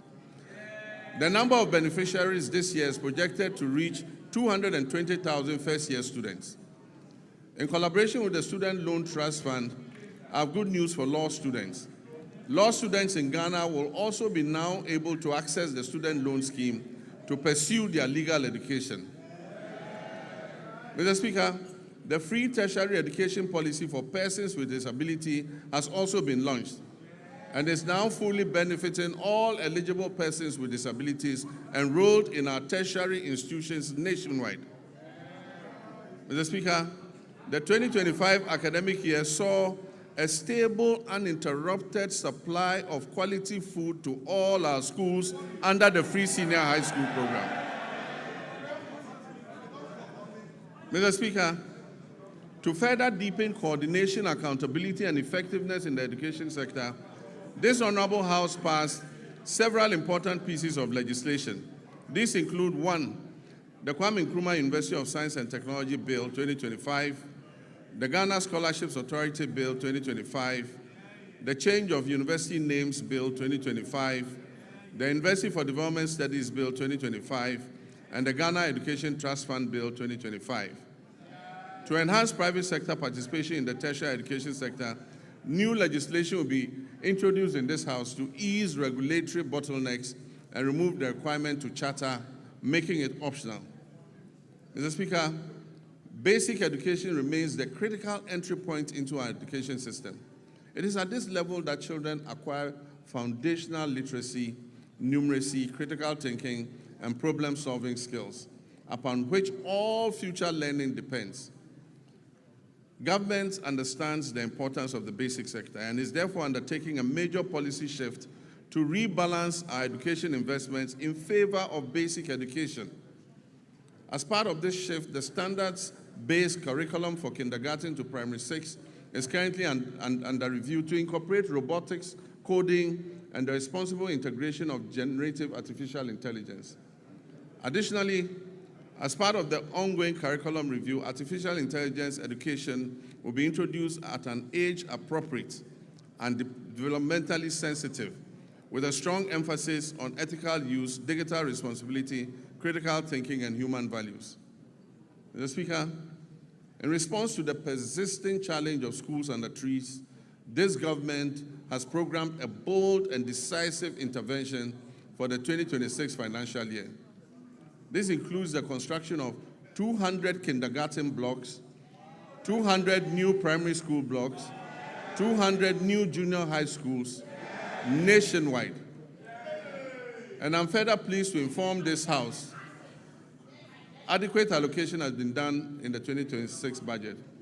I'm further pleased to inform this House that the government has fully cleared all outstanding capitation grant arrears owed to the public basic schools,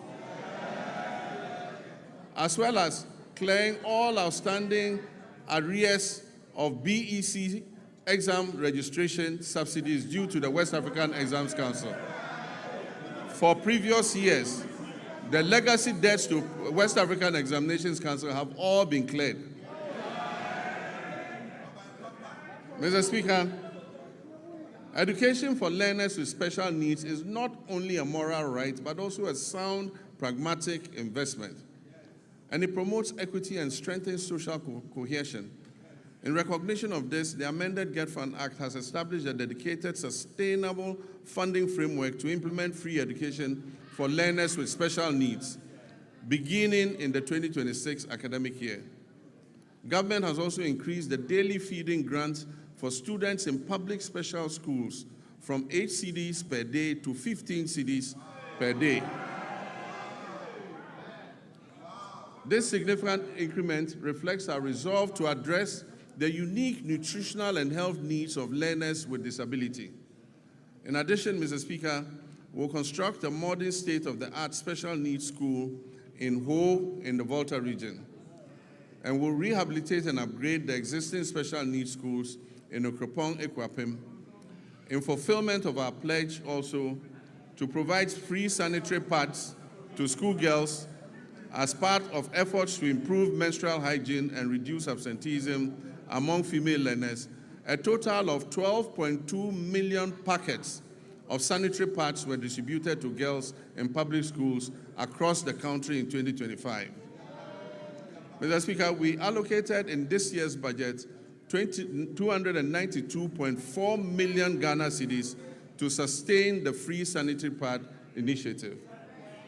This commitment aims to remove gender-specific barriers to education and ensure that no girl's education is interrupted due to challenges related to her menstrual hygiene. Mr. Speaker, as part of efforts to decongest senior high schools and increase access and ensure parity in educational opportunities, government is going to convert and upgrade 30 Category C secondary schools to Category B, and convert and upgrade 10 Category B schools to Category A. In addition, Facilities in Category A schools are going to be upgraded and expanded to be able to take in more children. Technical and vocational education and training remain a critical pillar of our strategy to address youth unemployment and accelerate skills development.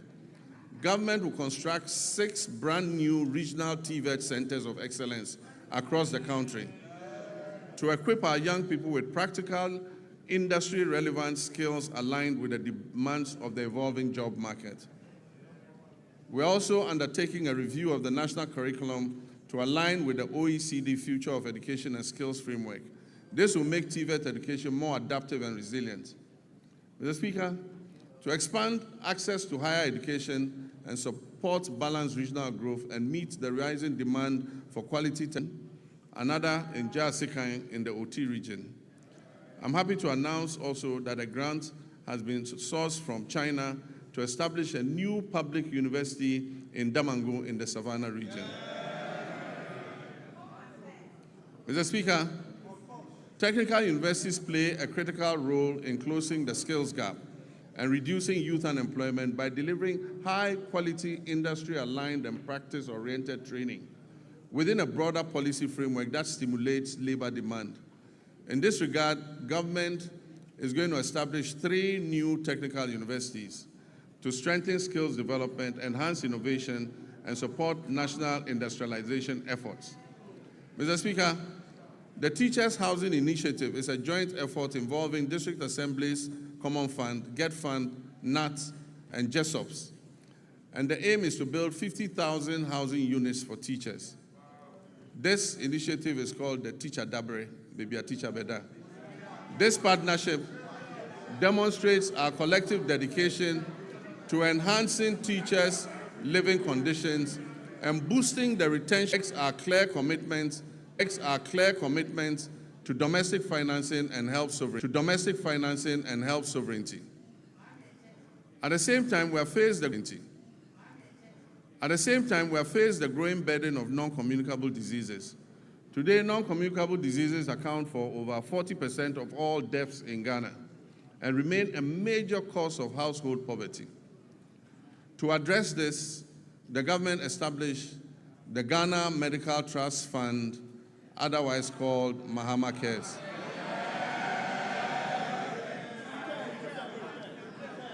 Mr. Speaker, this is the first nationwide financing mechanism dedicated to chronic and non-communicable diseases. Mr. Speaker, the National Health Insurance Levy has been uncapped. Claims payments are now timely, with facilities no longer waiting more than 6 months as happened in the past for payment to be made. We're also finalizing measures to increase provider tariffs by over 100% to reflect the realistic cost of health treatment. As a result of the increased trust, NHIS enrollment has risen from 57% at the start of 2025 to 66% today. Mr. Speaker, Ghana's health workforce density has risen from 16.6% per 10,000 people in 2025 to nearly 42 per 10,000 today, while public sector health employment has doubled to approximately 200,000 workers. And yet, significant challenges remain. At the beginning of 2025, when we took over, 103,000 trained health workers were still awaiting placement, employment, or enrollment onto the payroll. Over the past year, 13,500 nurses and midwives, along with hundreds of doctors and pharmacists, have been absorbed into the public payroll.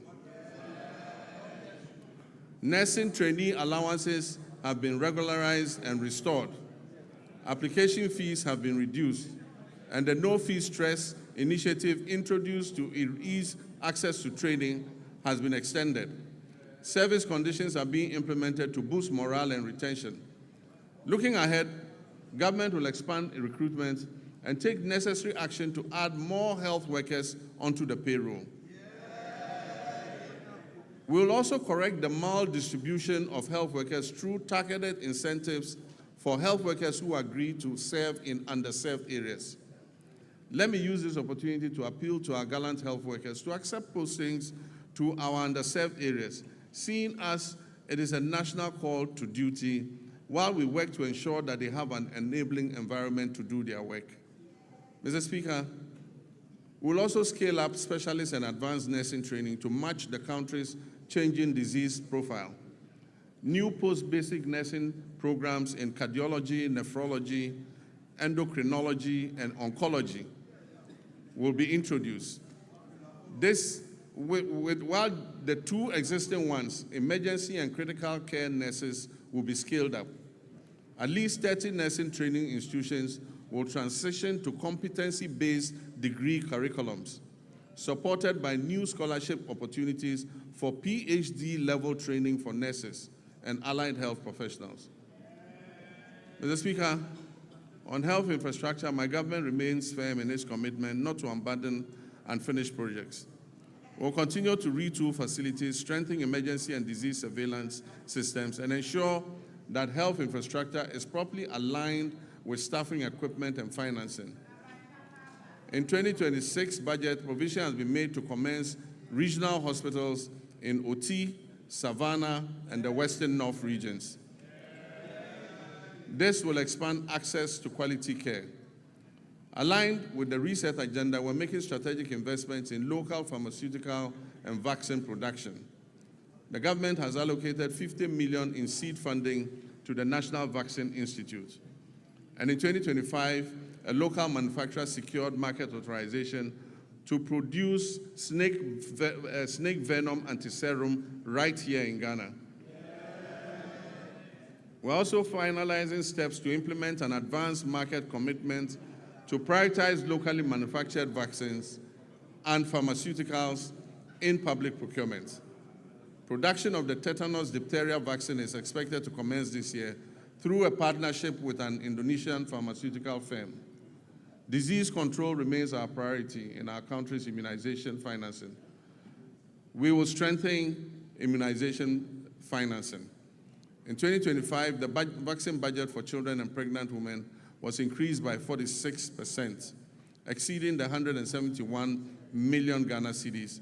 And this enabled Ghana to fully and promptly finance all its vaccines and reduce the risk of preventable outbreaks. In 2025, we also introduced the HPV vaccine to protect young women and girls against cervical cancer. Mr. Speaker, Ghana's HIV prevalence rate is estimated at 1.6%.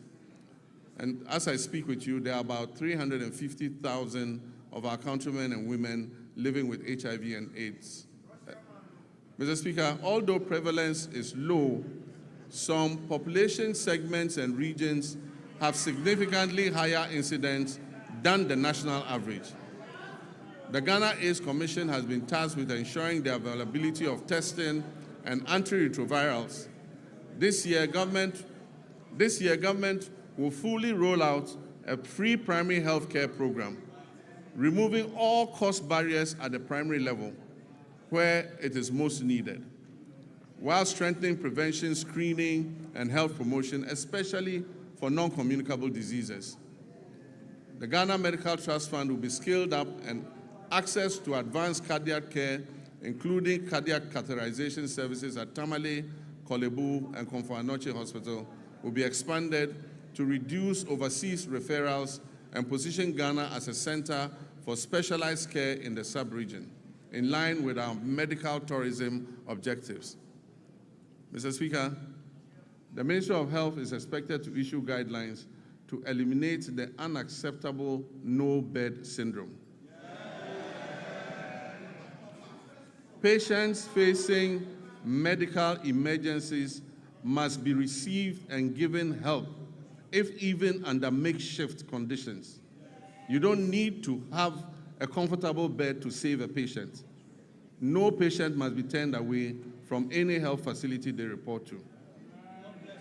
Mr. Speaker, but in the meantime, government will expand capacity by implementing the Rich Hospital Phase 2 project to increase the number of beds at the Greater Accra Regional Hospital.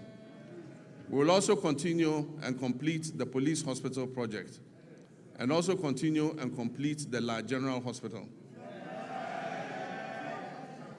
Mr. Speaker, in the Ashanti region, we will complete the Sewa Regional Hospital. We will complete the Aferi Military Hospital. And we'll complete the Komfo-Anokye Teaching Hospital Maternity and Children's Block. Mr. Speaker, we remain on course to build a stronger, more resilient, and more self-reliant health system for all Ghanaians. Mr. Speaker, roads are a very important sector. We inherited a burden of significant financial obligations and structural pressures in the road sector that had accumulated over the years. As of December 2024, outstanding payments on road projects financed through the consolidated fund stood at 21 billion Ghana cedis. These were certified works executed by contractors across the country for which payment had not been made. In addition, indebtedness to contractors that was lodged with the Ghana Road Fund Secretariat and awaiting payment amounted to 5.43 billion Ghana cedis. This figure excludes accruing interest charges, which continue to compound the state's financial exposure. Mr. Speaker, beyond these arrears, we inherited also contractual commitments, that is signed contracts, totaling more than 104 billion Ghana cedis.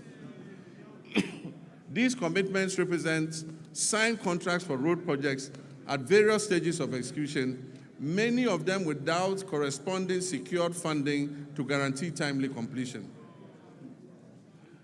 By the end of 2025, the Ministry of Finance and Roads had cleared arrears amounting to almost 10 billion Ghana cedis owed to road contractors. And we are steadily continuing to reduce the road sector debts. Mr. Speaker, the famous Big Push infrastructure program. This is my vision for a national infrastructure drive to restore critical national infrastructure. Naturally, the bulk of the money is dedicated to the road sector. We want to open economic corridors, create jobs, and reduce the cost of doing business. Mr. Speaker, as I speak to you, work has started on 50 major road projects that cover a distance of 1,144 kilometers.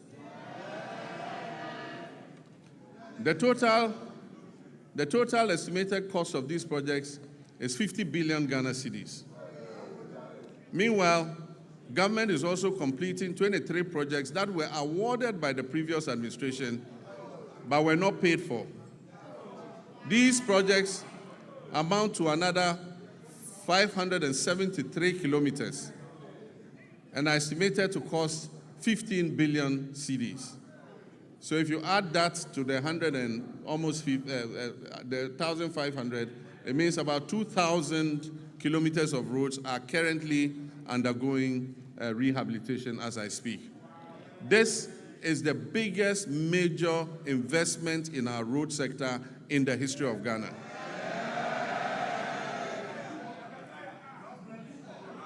Across all 16 regions, 73 projects are advancing with significant visible progress expected by the end of the year.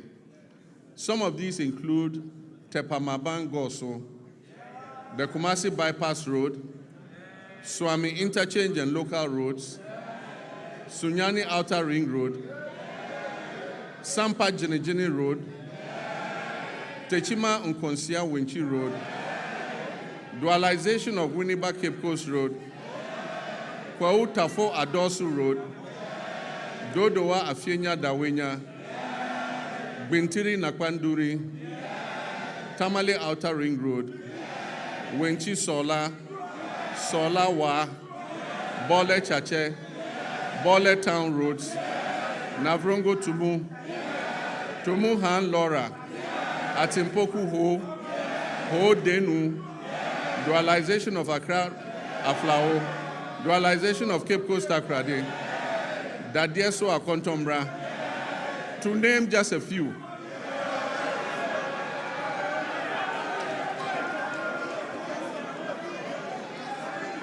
Mr. Speaker,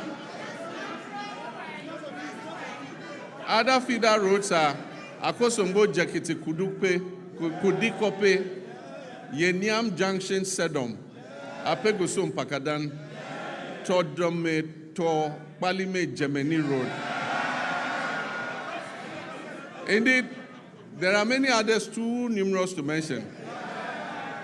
And as I said at the launch of the Big Push program, the whole of Ghana is going to become a construction site. And Mr. Speaker, Ghanaians can already testify that serious road works are underway across the country.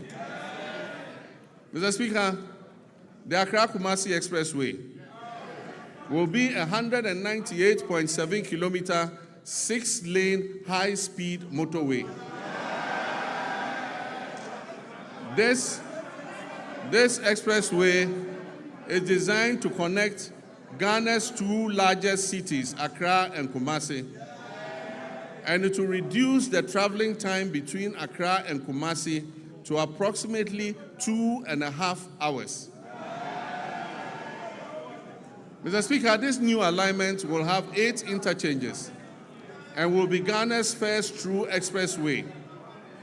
And so government has established the Accra-Kumasi Expressway Limited, which is a subsidiary of the Ghana Infrastructure Investment Fund, as the concessionaire that will be mandated to design, to finance, construct, operate, and maintain the expressway,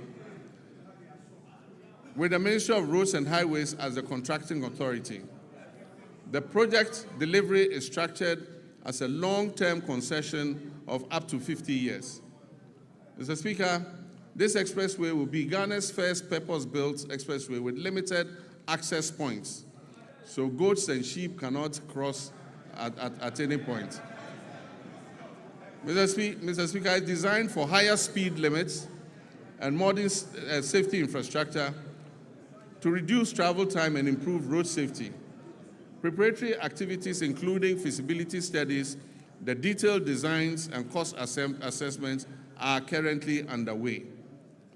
This major road construction work aims to improve mobility, safety, and trade while connecting communities to markets and essential services.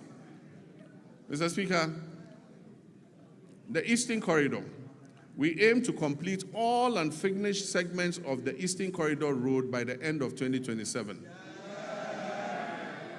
Mr. Speaker, we'll continue and complete the 27.7 Accra-Tema Way and Extension Project.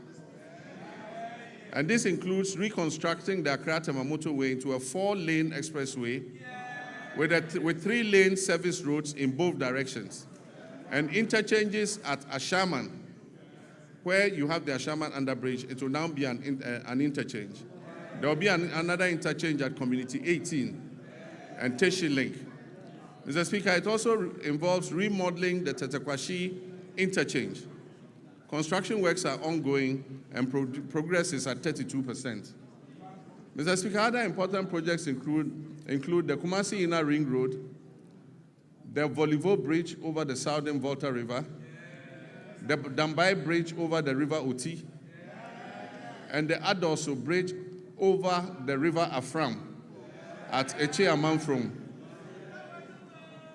Mr. Speaker, the Ministry of Roads has received cabinet approval to reintroduce road tolls on our roads and our bridges. Mr. Speaker, this time using advanced technology to improve efficiency, transparency, and avoid leakages in revenue generation. Preparatory work is underway to ensure the reintroduction of tolling operations this year. Mr. Speaker, there is no doubt that an effective and efficient transport system is integral to any economic development plan. So to improve public transport services in the country, government is supporting Intercity SCC Coaches Limited, Metro Mass Transit Limited, and the private road transport operators to renew their fleets. Currently, a total of 300 buses have been procured to improve road transport. The initial batch of 100 buses is scheduled to arrive in the country by the end of the first quarter of this year. Mr. Speaker, in fulfillment of my pledge to re-establish a national airline, a 10-member task force established to oversee this initiative has submitted a business model and operational framework to guide the selection of a strategic partner for the new national airline. And this new national airline will take off soon, inshallah. Mr. Speaker, passenger traffic handled by the Ghana Airports Company increased to 3.625 million passengers in 2025. This was an increase from 3.4 million in 2024. In response to the rising passenger traffic and congestion at the Accra International Airport's new Terminal 3, we are remodeling Terminal 2 into a dual-purpose facility to serve both domestic and international flights. So when the remodeling of Terminal 2 is finished, all the domestic flights and some of the international flights will be moved to Terminal 2 so that we ease the congestion on Terminal 3. This will improve operational efficiency and enhance the overall passenger experience. Mr. Speaker, Accra's Terminal 3 remains amongst the best in Africa. A new concourse will link Terminal 2 and Terminal 3 so that passengers arriving in Terminal 2 and having to move to Terminal 3 won't have to come out and walk. They'll go through the concourse. Mr. Speaker, Terminal 3 is going to be supported by a new 7-story floor car park. It will also have an airport hotel and retail amenities to service the passengers. Mr. Speaker,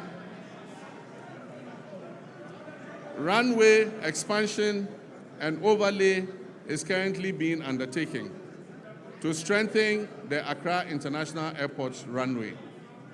Mr. Speaker, we will also begin work on new regional airports in Sunyani, in Bolgatanga, and Wa. In Sunyani, the current location of the airport is not appropriate to extend the runway, and so we have to move and build a new airport at a different location. Bolgatanga, the site has been acquired and work will commence. Wa also, we have to move the airport from where it is because it almost intersects the road and the airport slopes upwards, making it inappropriate for air travel. Mr. Speaker, we are also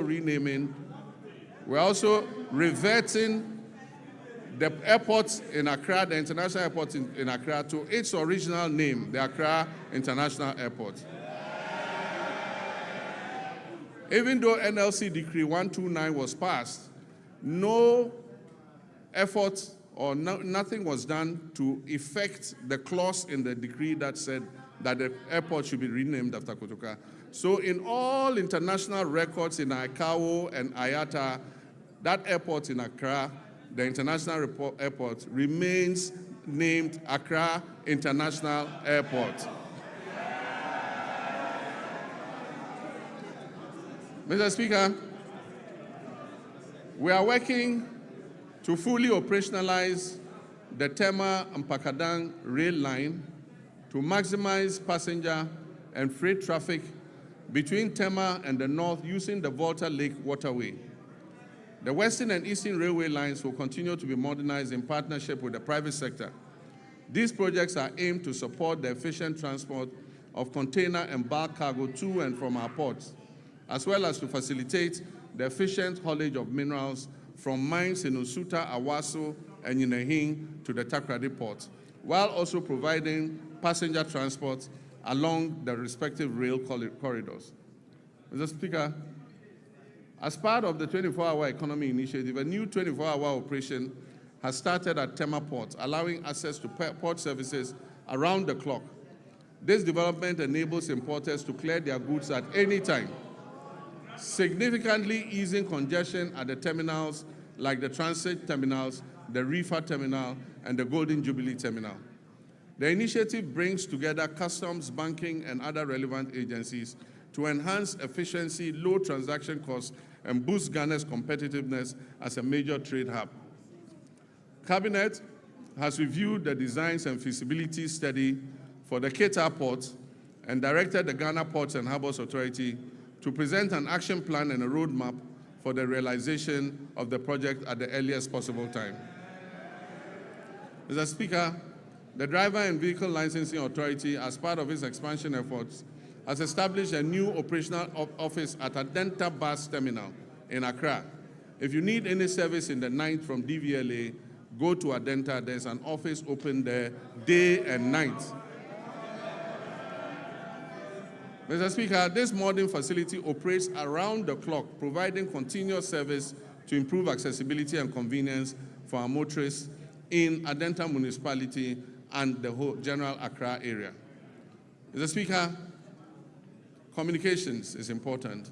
And under the Rural Telephony and Digital Inclusion Project, implemented through the Ghana Investment Fund for Electronic Communications, GIFEC, we extend voice and data connectivity to unserved and underserved communities.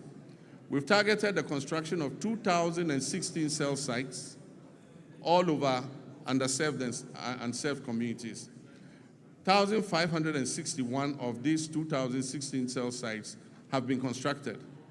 And of this number, 1,144 have been activated.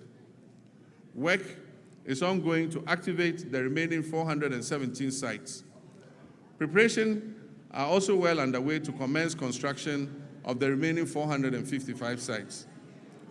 Mr. Speaker, under the School Connectivity Initiative, over 62,000 digital resources have been uploaded to the Ghana Knowledge and Skills Bank, enabling seamless access across multiple devices, from PCs to laptops to tablets and smartphones, for more than 600,000 users, including teachers, students, and researchers. Mr. Speaker, as part of the government's research agenda to ensure Ghanaian youth acquire essential digital skills for the modern global economy, I launched the 1 Million Coders program in March 2025.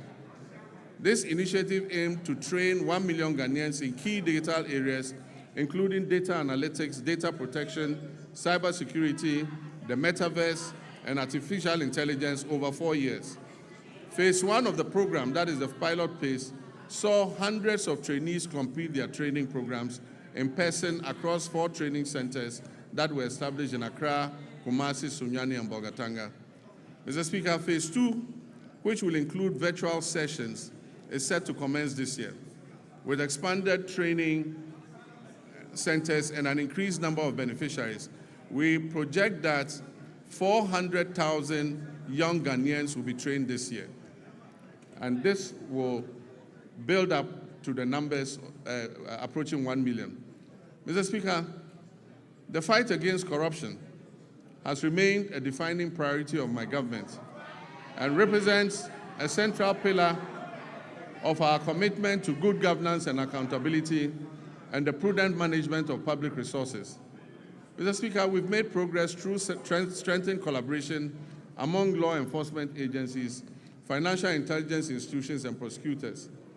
These efforts have led to initiation of criminal proceedings and asset forfeiture proceedings against some individuals and entities implicated in financial crimes against the state.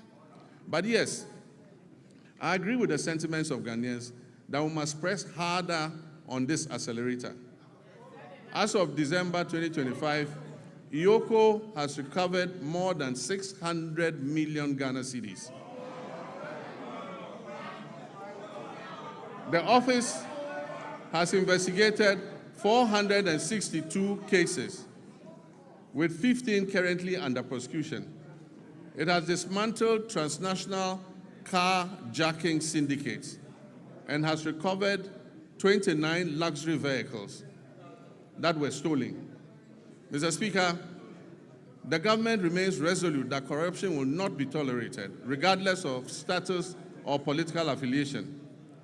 The Attorney General's office will continue to use both criminal prosecution and non-conviction-based assets recovery mechanisms to ensure that stolen public resources are returned for national development. Mr. Speaker, I understand that a large majority of Ghanaians are impatient to see those who abuse their public trust in office held to account.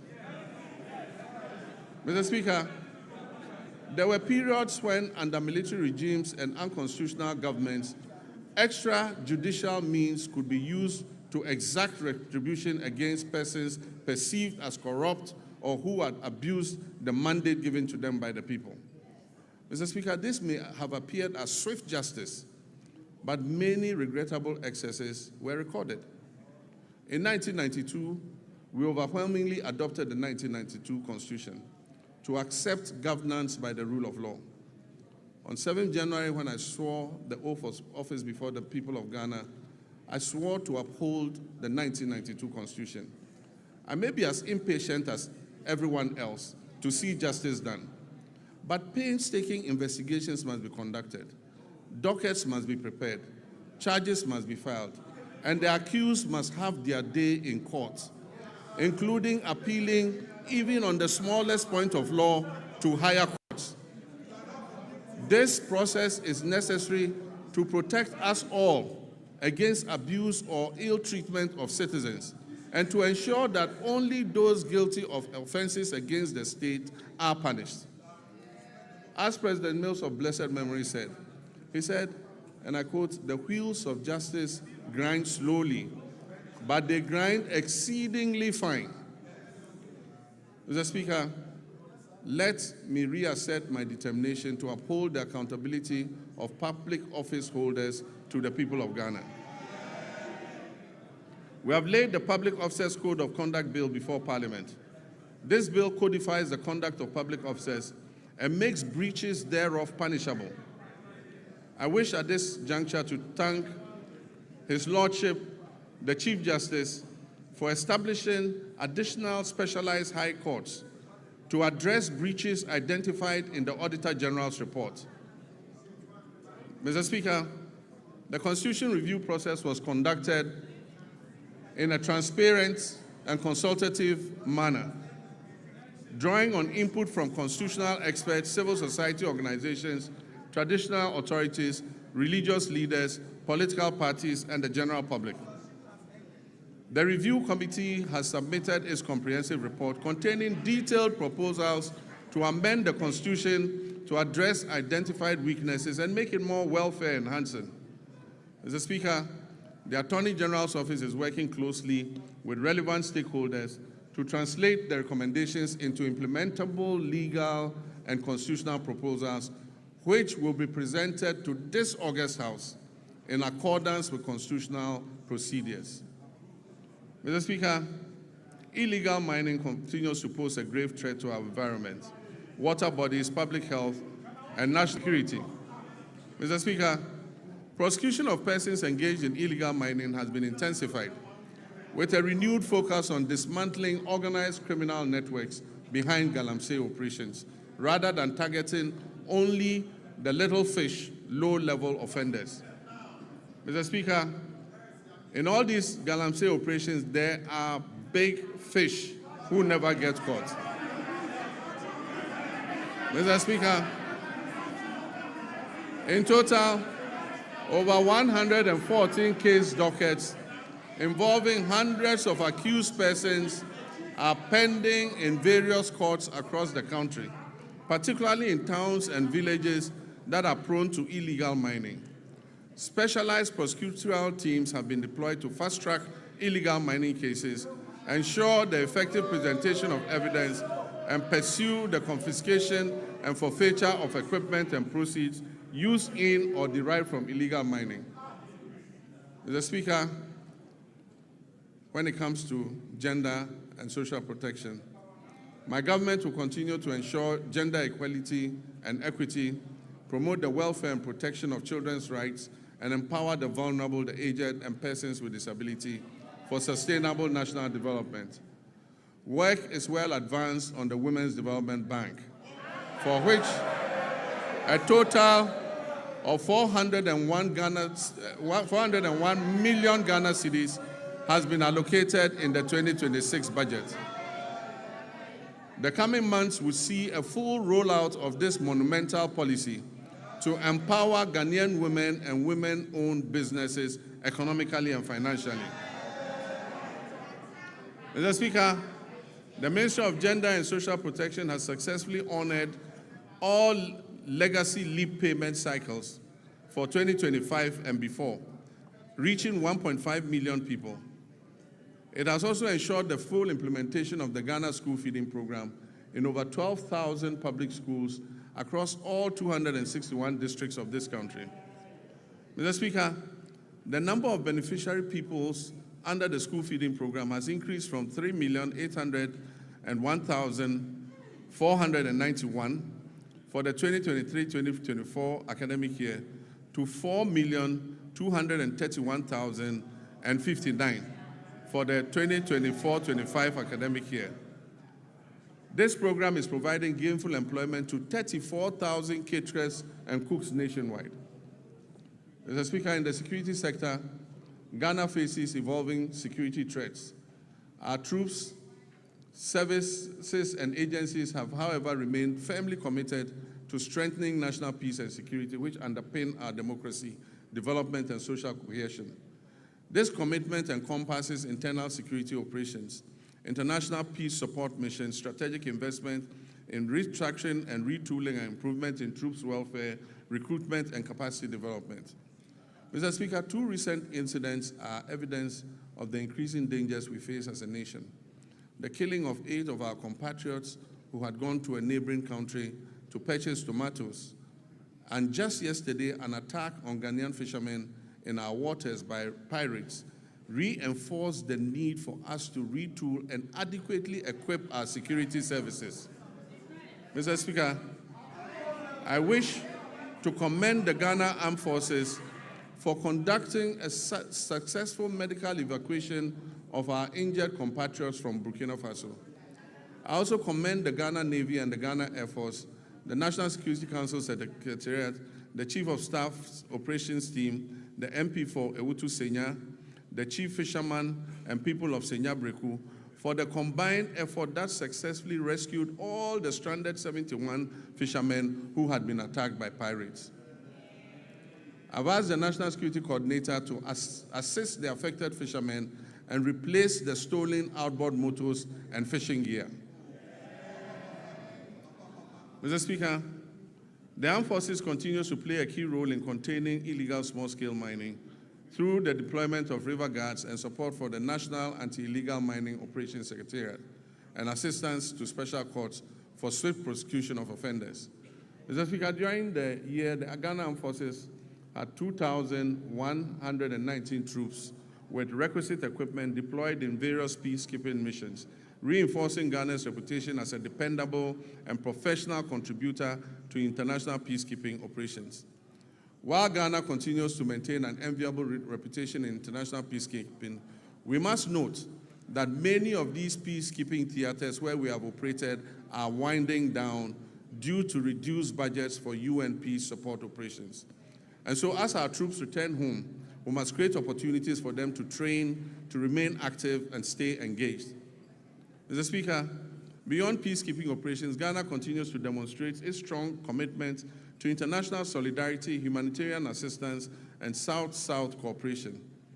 In December 2025, the Ministry of Foreign Affairs, in conjunction with the Ministry of Defense, deployed 54 personnel from our 14 Engineers Brigade to Jamaica to support that country with national reconstruction efforts following the devastation that was caused by Hurricane Melissa, which claimed over 40 lives. In recognition of the scale of the recovery effort and the good work our soldiers were doing in reconstructing the houses in Jamaica, government approved a request from the government of Jamaica asking us to extend the mandate of our soldiers there for another 90 days, which we approved. Mr. Speaker, to further improve operational readiness, the government will continue to invest in vital defense infrastructure and retooling. The construction of a forward operating base at Ezen-Libo, situated along the Western Maritime Corridor, is ongoing. This facility aims to boost maritime surveillance and better protect offshore oil and gas installations. The Northern Border Security Project, initiated to counter terrorism and transnational crime, is advancing decisively. This project constitutes the first line of defense against any infiltration and extremist threats coming from the Sahel, and it would significantly strengthen the surveillance of our northern border. Plans are well advanced to establish 2 new military barracks in Ejumako in the central region and in Dambai in the Onthe region to address emerging security concerns and strengthen the presence of the state in these areas. To further support retooling efforts, agreements have been signed to procure and deliver 4 brand new Eurocopter helicopters and 1 jet for the Ghana Air Force, aimed at replacing the aging fleet and modernizing our air capabilities. The Ghana Armed Forces is carrying out a thorough overhaul of previously grounded aircraft, which involves replacing essential components and bringing them back into service. This aims to quickly restore their operational readiness and maximize our fleet availability. Mr. Speaker, I'm pleased to announce that I have further commissioned 50 new vehicles for the Ghana Armed Forces to enhance mobility and boost troop morale. It forms part of a broader program to retool the military and improve logistics across the services.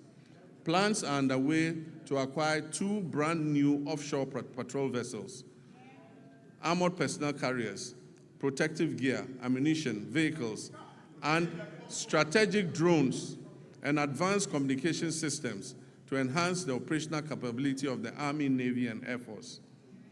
We will also continue to prioritize human capital development within the armed forces.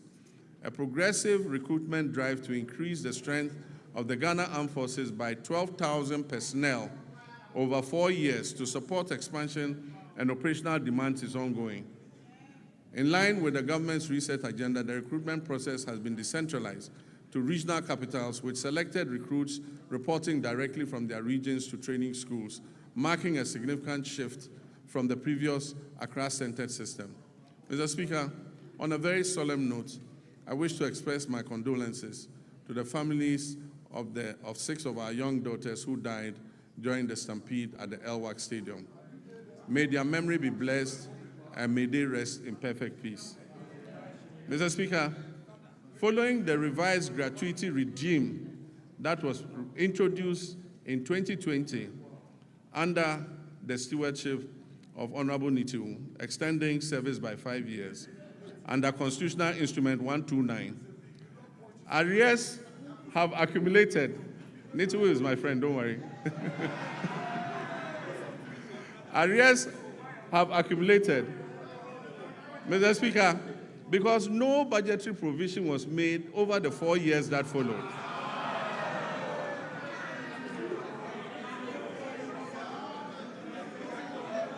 Afenyo, when we all leave politics, I and Nitu are going to the same place in the north. You go to Winneba. Don't worry, we are brothers. Mr. Speaker, this has resulted in over 1 billion Ghana cedis owed to approximately 3,000 personnel across all the different ranks. As part of our commitment to fairness and the resolution of long-standing legacy issues, the government will soon commence payments of gratuity arrears under CI 129. Honorable Witness, we're solving the problem, so you won't worry about it again. Mr. Speaker, following engagements that we initiated by the current Military High Command with the Ministry of Finance and the Ministry of Defense, a structured implementation plan has been agreed upon. This will bring closure to the issue that has been outstanding since 2020, and it will ensure that affected personnel receive their rightful entitlements. Mr. Speaker, the Ghana Police Service has also received 40 armored vehicles and 100 pickup trucks to enhance their operations. Other security agencies such as the Fire, Prisons, Immigration, BNI, and Narcotics Control Commission will also be retooled to enhance their efficiency. Mr. Speaker, let me take this moment to commend the IGP and his men for the recent major successes they are chalking in bringing dangerous criminals to justice. The trust of the Ghanaian people in their police service is rising again, and I urge you to keep up the standard. Mr. Speaker, Ghana's foreign policy remains a central instrument for advancing our national development, for safeguarding our sovereignty, and projecting our values on the global stage. At a time when the global environment is characterized by profound geopolitical shifts, economic uncertainty, climate-related challenges, and evolving security concerns within our sub-region, government has taken deliberate steps to ensure that Ghana's engagement with the world is purposeful, strategic, and responsive to the needs of our people. In this regard, the Ministry of Foreign Affairs has stepped up efforts to align Ghana's external relations with our domestic development priorities. Mr. Speaker, in West Africa, Ghana continues to pursue a policy of good neighborliness, solidarity, and constructive cooperation with all countries in the sub-region. We remain firmly committed to the vision of a peaceful, stable, prosperous, and integrated West Africa, grounded in mutual respect, dialogue, and collective responsibility. We must sustain engagement and deepen relations with our sister AES member states, particularly following their withdrawal from the Economic Community of West African States, ECOWAS. Ghana believes that continued dialogue and cooperation are indispensable to regional stability and that disengagement only deepens our collective vulnerabilities.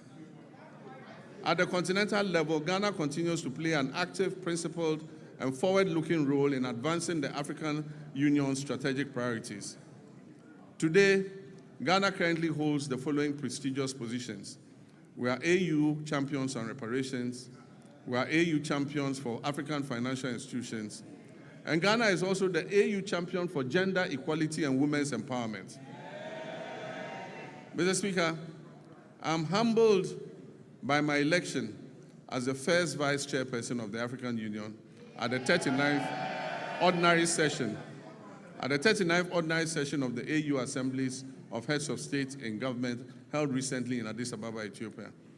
Mr. Speaker, it is also gratifying to note that my colleague leaders in West Africa have declared me, John Dramani Mahama,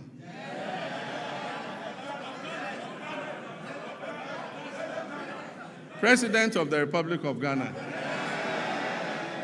and Commander-in-Chief of the Ghana Opposition.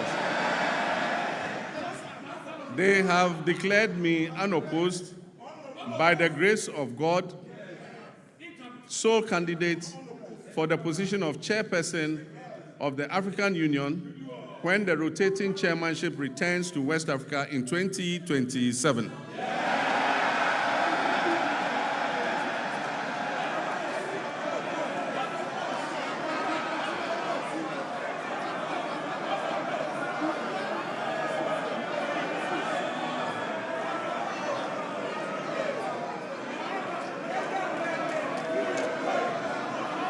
Mr.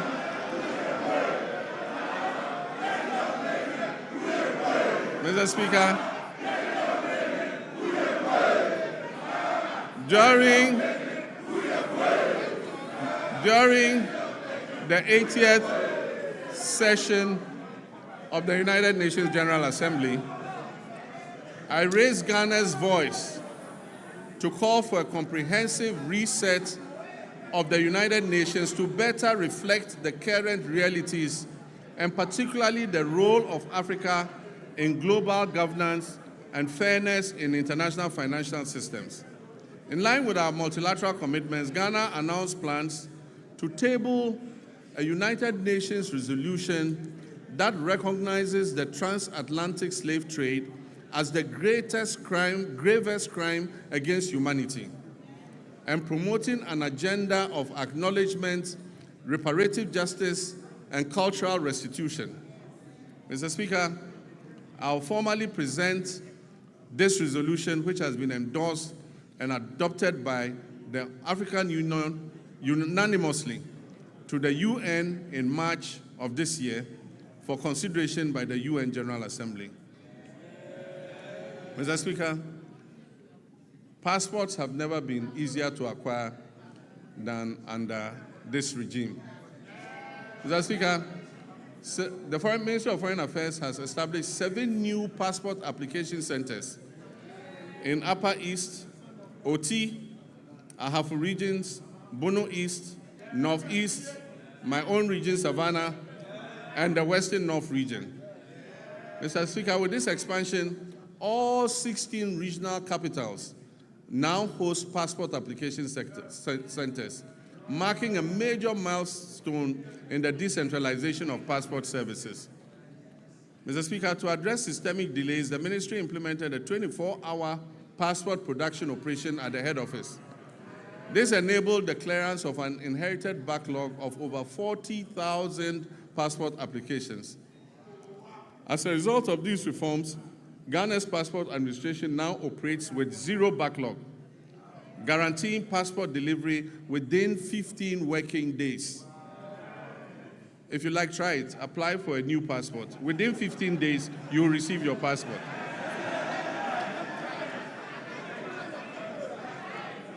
Mr. Speaker, to facilitate travel and boost tourism and ease business mobility, the Ministry of Foreign Affairs implemented a 5-day visa processing service across all Ghana's missions abroad. What this means is that anyone who applies for a visa will get the visa within 5 days. Concurrently, significant progress has been made in the design and procurement phase of a national e-visa platform with a targeted rollout plan for 2026. This means if you apply for visa, you apply online and the visa is approved online. You don't need to go to the Ghana embassy to apply. Ghana has also secured new visa waiver agreements with 11 countries to facilitate people-to-people exchange. It means for those 11 countries, Ghanaians don't need passports to go there. You just jump on the plane and appear there, and they'll allow you in. Mr. Speaker, to highlight Ghana's ongoing commitments to international solidarity, we made humanitarian donations to Jamaica, Cuba, Sudan, and Palestine to support disaster relief and conflict-related crises. These donations amounted to millions of cedis and included food, medicine, clothing, cocoa products, blankets, and mattresses, and plastic buckets. Mr. Speaker, I'm also pleased to report that remittances from our relatives abroad, the Ghanaian diaspora, reached a historic high of $7.8 billion in 2025. Mr. Speaker, this is the largest annual inflow ever recorded in Ghana's history. This reflects not only confidence in the Ghanaian economy, but the enduring patriotism of our citizens living and working abroad. Mr. Speaker, these remittances they bring back home, support households, they finance education, they build homes, they provide seed money for businesses, and best of all, they stabilize our foreign exchange position. In many respects, our diaspora has become one of the country's most reliable development partners. Without contracts, conditionalities, or fanfare, they are easily one of our most reliable development partners. We must intentionally ensure that citizenship, rather than place of residence, determines one's right to serve the Ghanaian Republic. Ghanaians worldwide who pledge allegiance to this country of theirs and make substantial contributions to its development should not be barred from active participation in public affairs, including the opportunity to hold public office, provided there are appropriate measures to ensure loyalty and accountability. Mr. Speaker, I'm personally in support of the bipartisan bill currently before this House, seeking to address this matter. And it is my hope that it will be passed expeditiously so that our compatriots abroad can participate in our public affairs. Mr. Speaker, youth development and empowerment are at the core of everything we're trying to achieve. We're implementing many policies to develop our youth capacity and to create as many jobs as possible to address the major unemployment problem. All our youth activities and job creation programs are ongoing. In 2025, 10,887 young people were trained in entrepreneurship programs and job creation under the Ejumawura program. In 2026, an additional 10,000 young people will receive similar support under the program. The National Apprenticeship Program onboarded 14,000 young apprentices during the pilot phase, and they have started receiving their start-up kits after passing out successfully. Training is ongoing across the regions, and when completed, the trainees will be certified by the Commission for TVET to facilitate their access to employment. Mr. Speaker, this year, the target for the National Apprenticeship Program has been increased from 10,000 to 100,000 young people. offering many more young people the opportunity to acquire the skills needed for sustainable development. And as I said, when they pass out, they are giving a certificate by TVET to show that they have passed out and have the skill in whatever they learned. In 2025, 86,000 young people were engaged through the Youth Employment Agency, various employment modules under this agency. This year, I've directed the Ministry of Youth Development and Empowerment as a matter of urgency to review all the youth employment modules under the YEA to reduce duplication and ensure value for money. This is important so that we can channel the resources to the advantage of the teeming youth who are waiting for opportunity. Mr. Speaker, the National Service Authority has signed an MOU with the Ministry of Defense to commence military training for 10,000 national service personnel in the 2025-2026 service year. And so our national service personnel will receive call-ups to report at various military centers for training. Mr. Speaker, this was a program initiated by our late Minister for Defense of blessed memory, Dr. Edward Omani Boama, who was desirous of seeing it to full execution. I therefore charge the National Service Authority and the Ghana Armed Forces to bring life into the exercise for the benefit of the personnel and the training of our young people. Mr. Speaker, my government has launched a wide range of initiatives aimed at transforming Ghana's trade and agribusiness and industrial sectors to boost our competitiveness in export markets, encourage value addition, and generate employment for Ghana's large youth population. My recent visits with the hardworking Minister for Trade, Agribusiness and Industry to inaugurate new factories and initiate expansion works on factories has convinced me that Ghana is on the right track for industrial transformation. The ministry has begun implementing policies in the areas of textile and garment manufacturing, pharmaceuticals and vaccine manufacturing, automotive and components manufacturing, and contract farming and agro-processing. As a first step, we are collaborating with private sector to establish 3 new garment factories in Eastern Region, Central Region, and Bono East Region. This will create an estimated 27,000 jobs. Mr. Speaker, this government will fulfill its commitment to revive key state-owned enterprises. The ministry is in the process of sourcing strategic investors to operationalize the Volta Star Textiles Factory, the Commander Sugar Factory, the Pualugu Tomato Factory, the Zoarungo Meat Factory, and the Akosombo Textiles Limited. Ghana's non-traditional exports recorded a 27.04% growth in 2025, with total earnings of $4.87 billion, up from $3.83 billion in 2024. This reflects a very early impact of the Accelerated Exports Development Program, launched only last year, and demonstrates the continued resilience and expanding contribution of the non-traditional export sector to Ghana's export economy.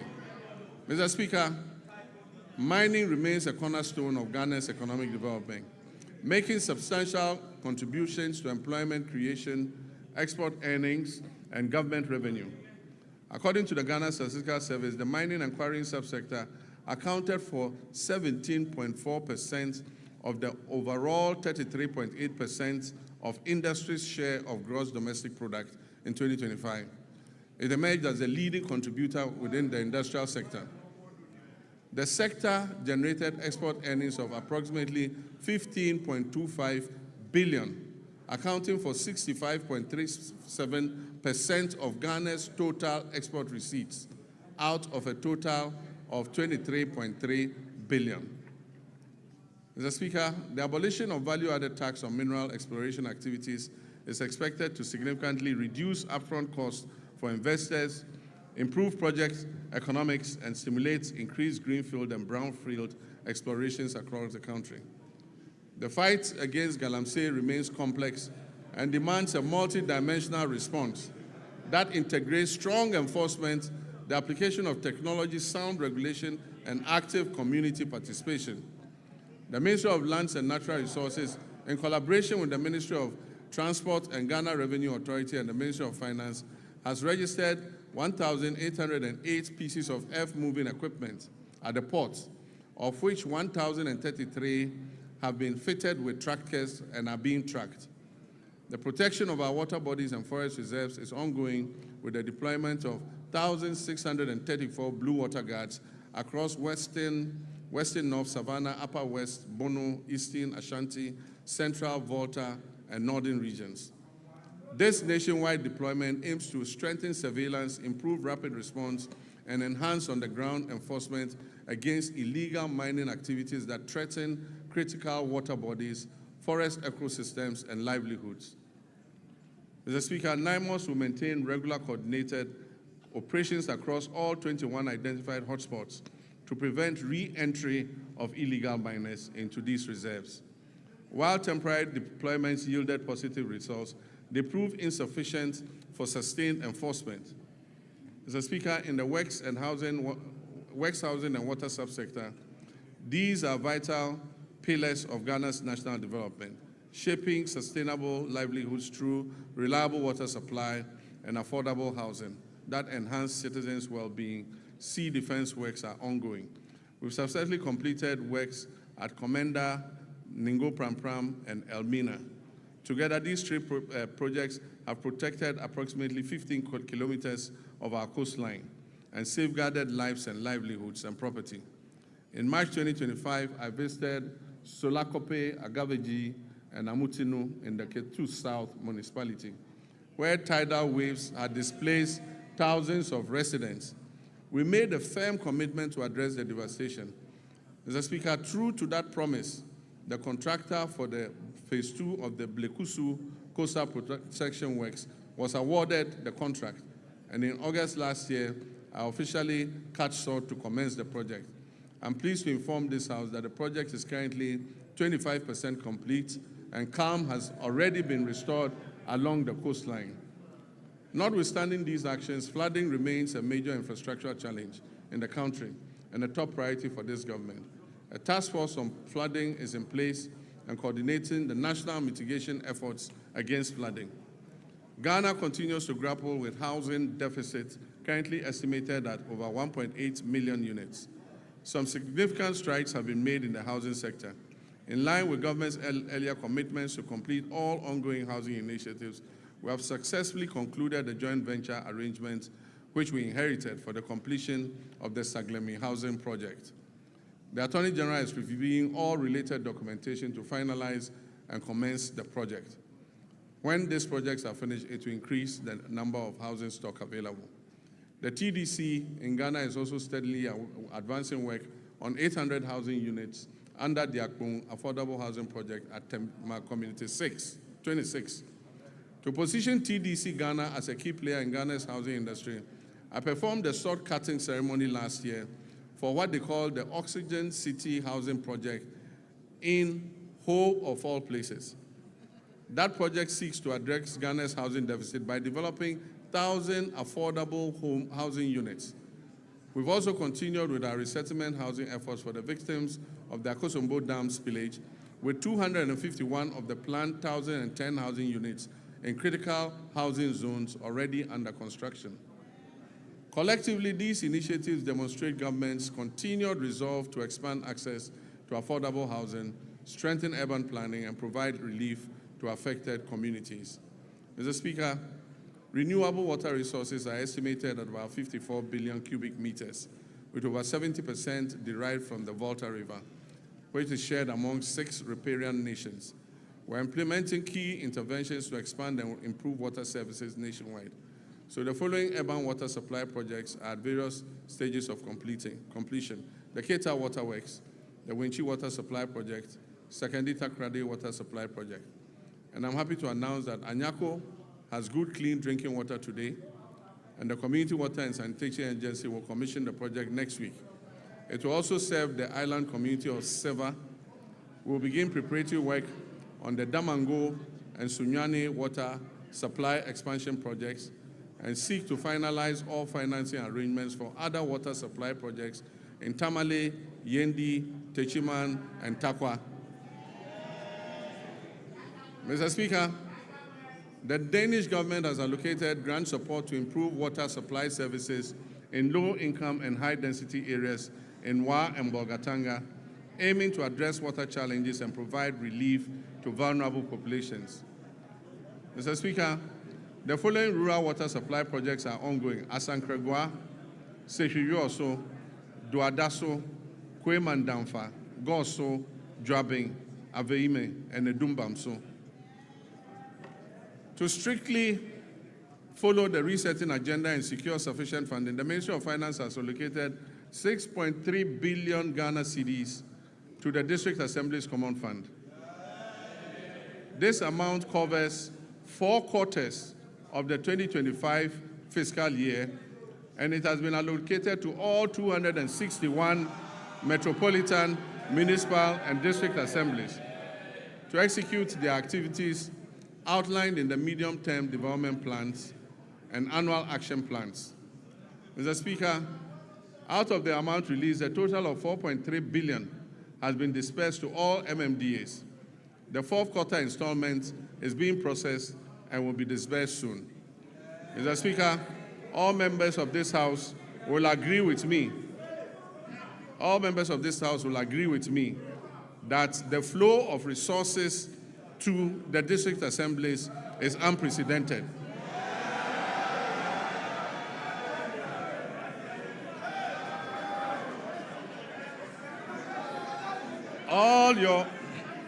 All your assemblies are receiving more money than they've ever received in several years.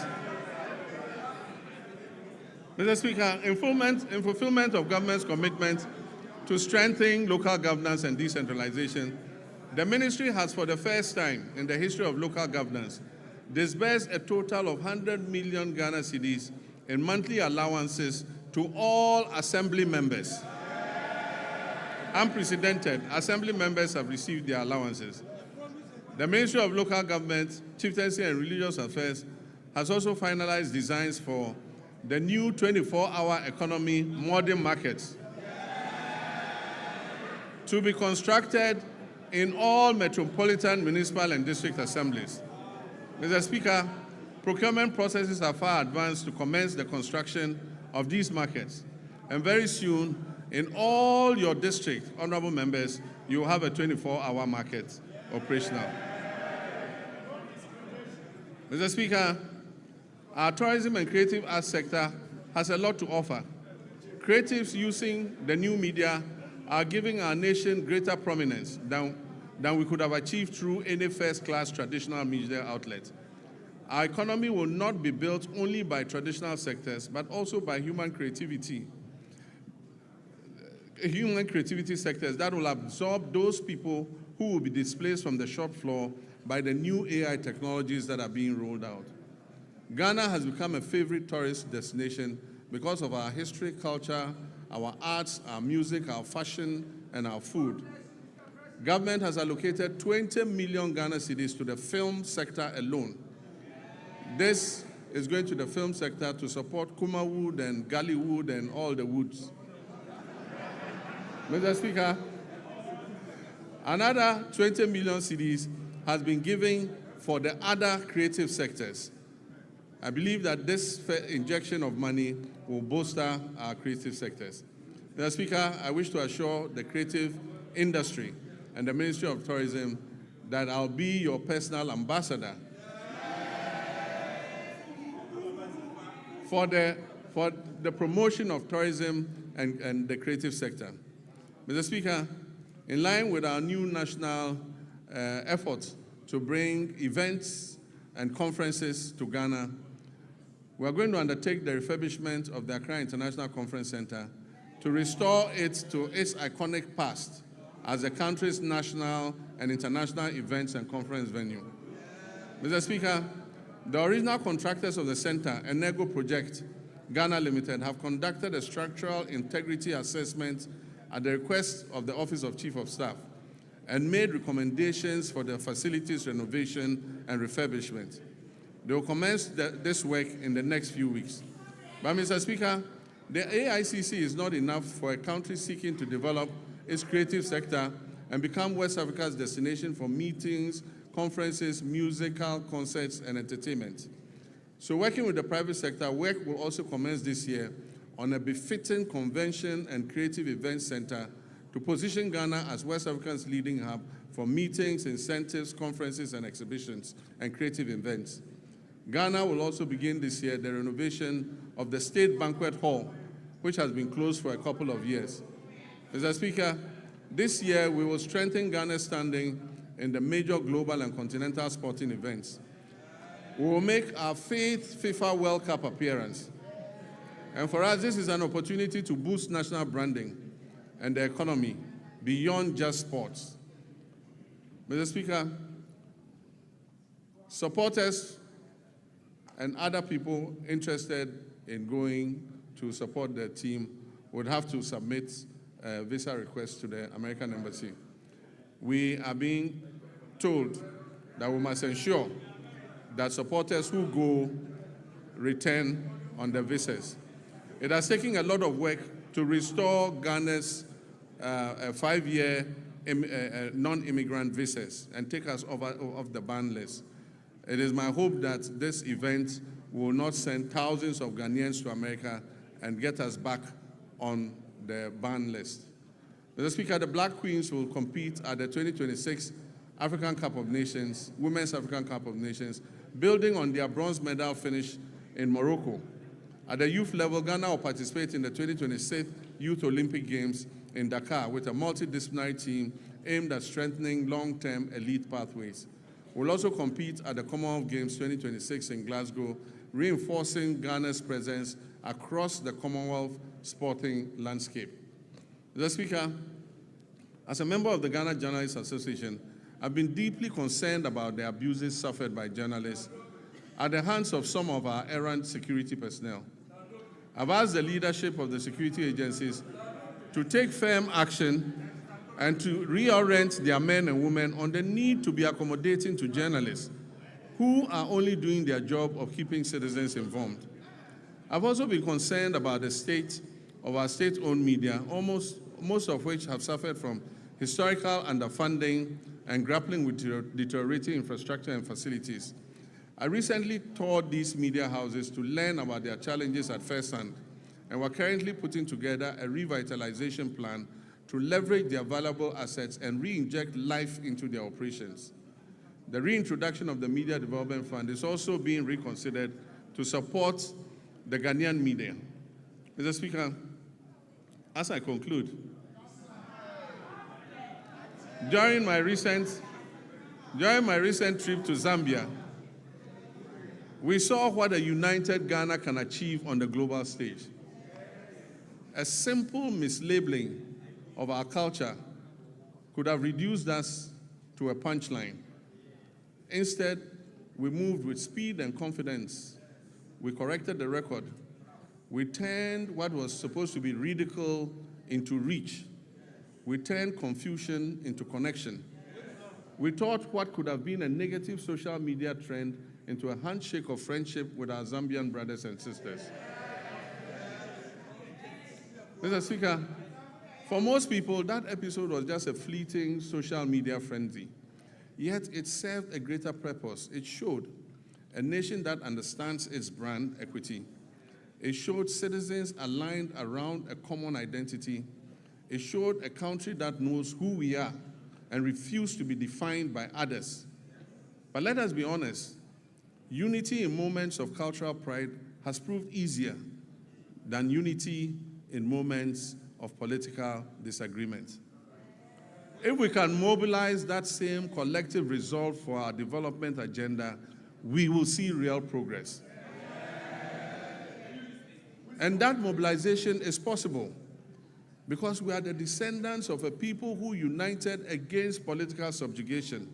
We resisted economic exploitation, and we fought colonial oppression. Mr. Speaker, our pursuit of national development today demands that same unity of purpose. We must reject misrepresentation and distortion that detract from our collective progress. We must guard our development as firmly as we guard our cultural identity. We must act as one people with one purpose. Mr. Speaker, in public life, there is a simple maxim we're all very familiar with, and it says that the buck stops with the president. Mr. Speaker, I not only agree with this. Every day I hold office of president, I live by that statement that the buck stops with me. The ultimate responsibility for the direction of this nation rests with the office that I hold, and I'll never shirk that duty.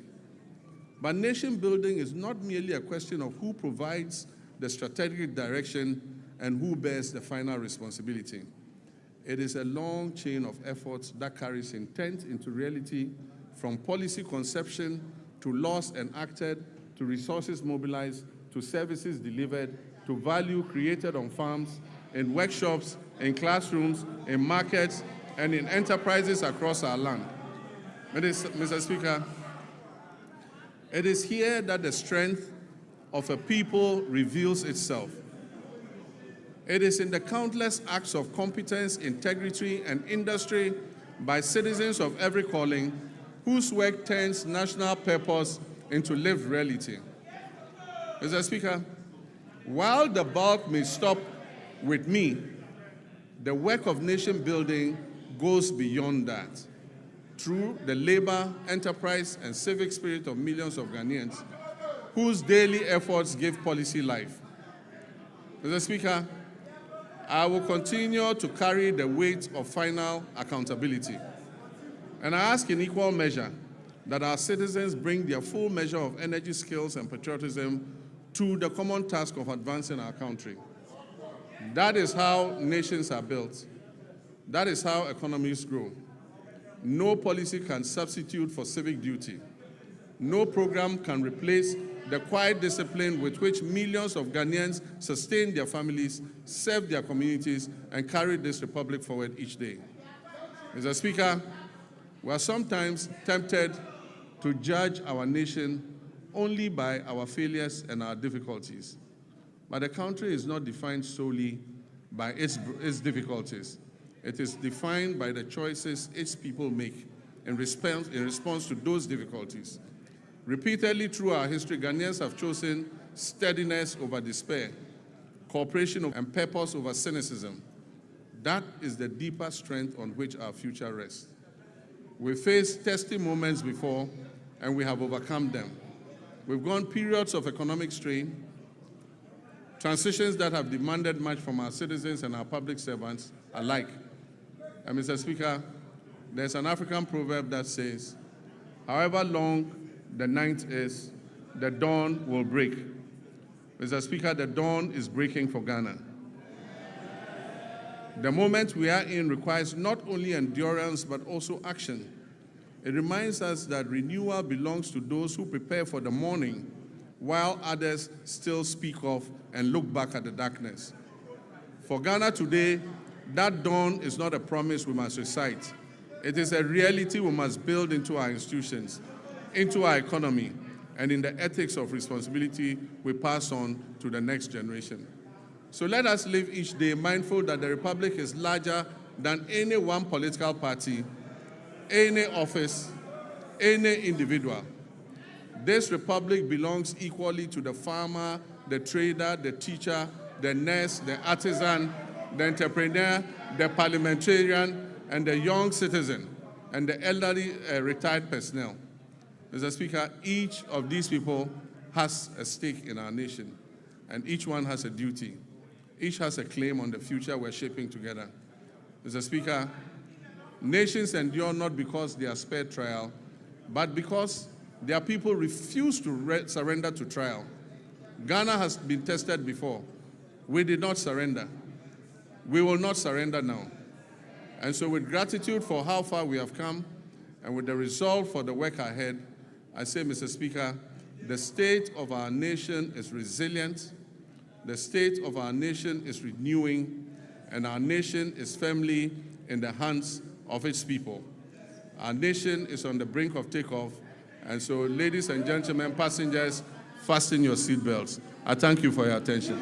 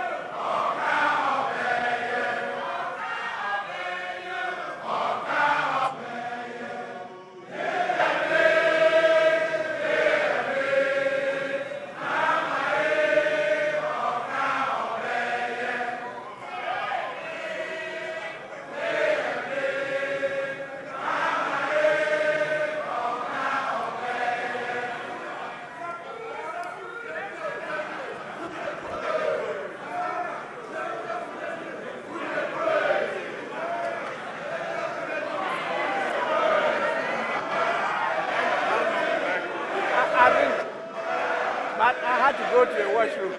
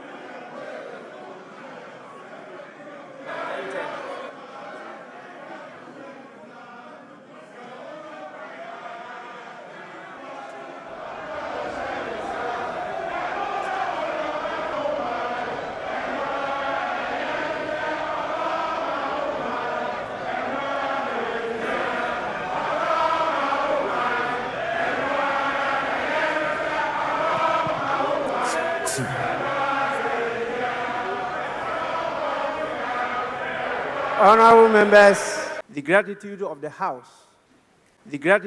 House to His Excellency the President for the message. Permit me to acknowledge some more senior patriots who are with us here today. We have the leader of the People's National Convention in the person of Bernard Mona. We also have the leader of the All People's Congress, APC, in the person of Hassan Abdullahi Ayaraga. And we have my senior brother, the former flag bearer of the Convention People's Party, Ivor Robina Greenstreet, also with us here. Please, you are all warmly welcome. Honorable members,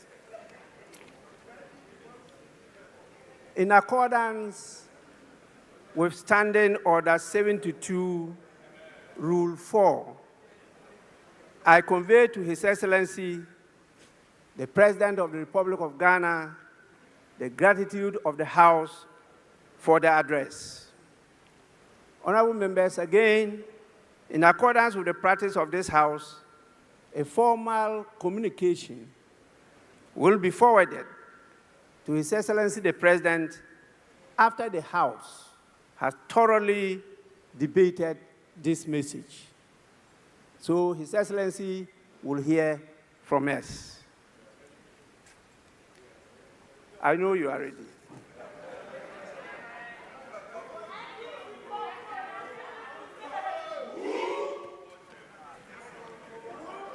Honorable members,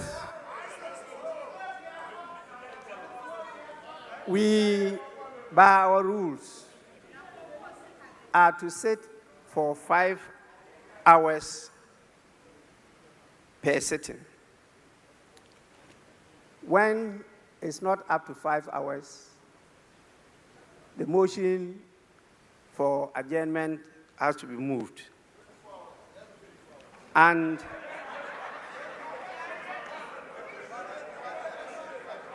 here we are. We have spent a lot of time, but not yet 5 hours. And so I'll have to call on the leaders.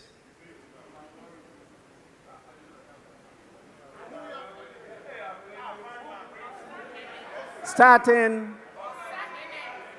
with the minority leader. And honorable members,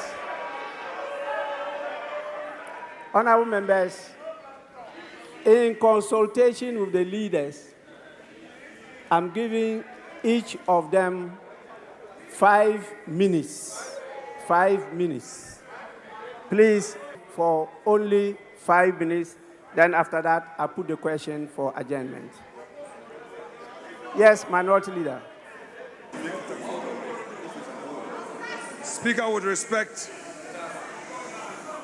let me thank you for the opportunity and thank Mr. President for living up to this constitutional obligation. But Mr. Speaker, what the President failed to tell the people of Ghana is that 1 year in government, he's still acting with slogans, no action. Mr. Speaker, electricity tariffs have skyrocketed and Ghanaians cannot afford electricity. We have thousands of Ghanaian youths who are, Mr. Speaker, can they be quiet and listen? Because if they misconduct themselves, we'll do the same thing to their leader. Keep quiet. They can't take away my time. If you don't keep quiet and listen to me, your leader cannot speak. If you don't know, I'm telling you. Mr. Speaker, thousands of Ghanaian youths were dismissed through a letter by the Chief of Staff. It's part of the State of the Nation. Mr. Speaker, as we speak, there is a scandal looming. Security services recruitment, TribeNet, we know who brought that company to the ministry. Kama has a way. And we, the minority, will pursue the person and make sure there's full disclosure. Mr. Speaker, the cocoa farmers, they have reduced producer price and Erikopoku cannot be found. They don't care about cocoa farmers and they are here telling us inflation, macroeconomics, rebedi. Macroeconomics rebedi. Mr. Speaker, Galamsey continues. Ghanaians continue to suffer under this Galamsey hardship. And we expect concrete action to be taken on Galamsey.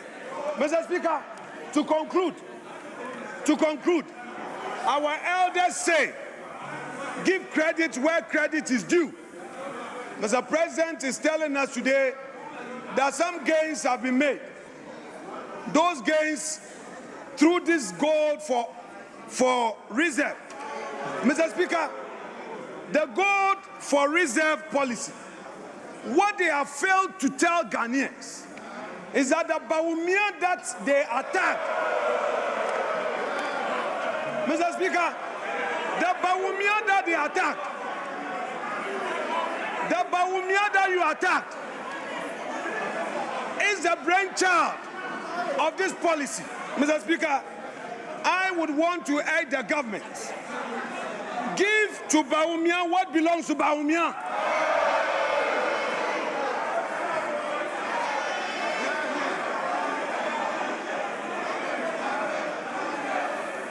And Mr. Speaker, we are happy they are showing a picture, trying to embarrass the former finance minister. We've seen. But very soon, let me assure you that somebody, a senior appointee who is in charge of this TribeNet, would go to jail.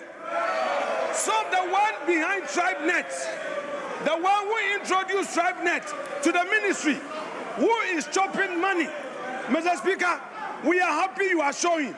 Very soon we'll bring a picture. Then you will see the one in charge of TribeNet duping innocent Ghanaians, duping their unemployed youths. There are many youths who are looking for jobs, and this TribeNet, with the connivance of an appointee of government, she will be exposed. So you continue with Kenoforiata. Soon and very soon, it will be your turn. Mr. Speaker, I will conclude by saying that this side of the House, we are ready today to debate on this SONA. And by Monday, the true SONA will be revealed by the minority. By Monday, we, the minority, will present to the people of Ghana the true state of the nation. Mr. Speaker, that said, That said, let me thank you for the opportunity, and I wish Mr. President well. Thank you very much.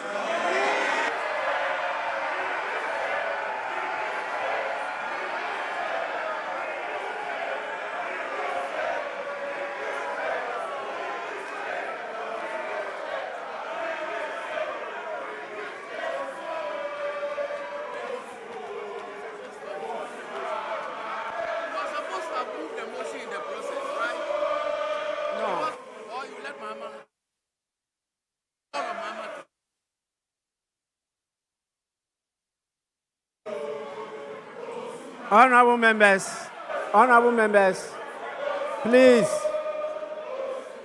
Honorable members.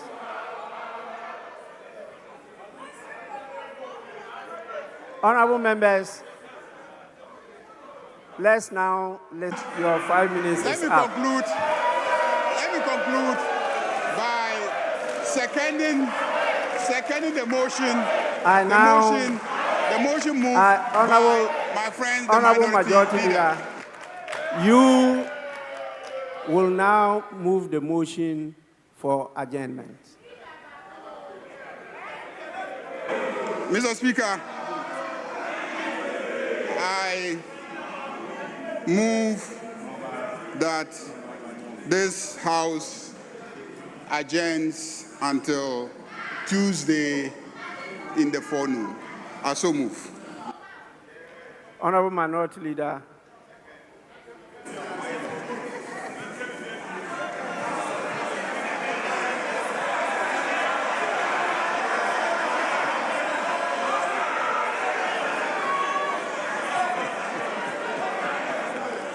Mr. Speaker,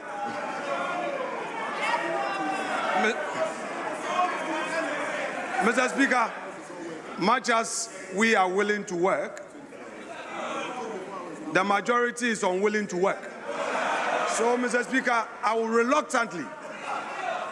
reluctantly second the motion to grant the pleasure of the majority leader who wants to go and rest. Thank you so much, Mr. Speaker. Honorable members, the motion has been moved and seconded. And the question is, as many as are in favor of adjournment, say aye. As many as are against, say no. Honorable members, clearly, the ayes have it. The House is accordingly adjourned till Tuesday, 3rd March 2026 at 2 p.m. The House is adjourned.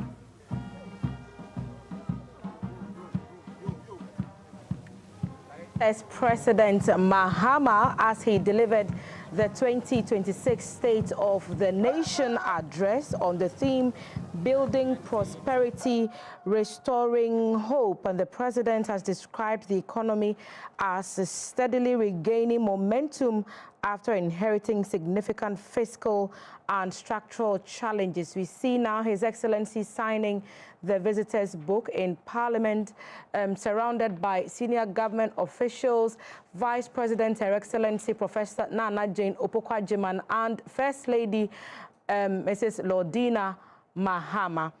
And if we go back to the presentation, the president talked about the key macroeconomic indicators, and he highlighted a number of them: GDP growth, stabilization of the macroeconomy. He talked about the strengthening of fiscal discipline and improved investor confidence. Jobs and poverty reduction also formed part of the things he talked about. He said that more than 1 million Ghanaians secured employment in 2025, and that approximately 950,000 Ghanaians exited multidimensional poverty, according to the Ghana Statistical Service figures, which he cited in the address. And the president said that the gains were positioned and they show evidence of increased economic resilience and also momentum. On the fiscal and external sector strengthening, the president credited strong economic management for Ghana's improved international reserves, and he told us that the country's foreign reserves reaching $13.8 billion was enough to provide us with 5.7 months of imports. The energy sector stabilization also featured prominently in the president's delivery. He spoke of energy sector reforms, the $1.1 billion in legacy debt restructuring with the power producers. He mentioned $250 million in immediate savings. President Mahama also spoke about settling the outstanding gas invoices, reinstating credibility with partners such as the World Bank. He also mentioned the repayment of the $500 million partial risk guarantee. He talked about grid expansion, renewable integration, solar energy, and others were also mentioned in the report. On infrastructure, the government's flagship Big Push was also mentioned during the presentation, and the president mentioned 50 major road projects in this address. He said these were going on nationwide, and he spoke about the completion progress on inherited contracts, which he said covered nearly 2,000 kilometers of roads. Some of the major expressway initiatives, including the Accra-Kumasi road and other key highways. He mentioned in other regions of the country, the central region, the Accra, with Dr. Hayford Yeboah, Lecturer of Political Communication, Wisconsin International University College, and Dennis Brown, Associate International University College, and Dennis Brown, Associate Director, Strategy and Transaction at Deloitte, are still with me, and perhaps I'll pick your thoughts, gentlemen. We've listened to the president's side of what the state of the nation is. He paints a bright picture of where we are, in stark contrast to what the situation was in the previous year. And I would ask what the key themes have been like for you. So let me start with you this time, Dennis, because you ended the previous conversation before we went in. Again, you're seeing live pictures from the foyer. The president and the vice have finished signing the book, Chief Justice and the speaker in that photo op with them. Dennis, your thoughts on this delivery?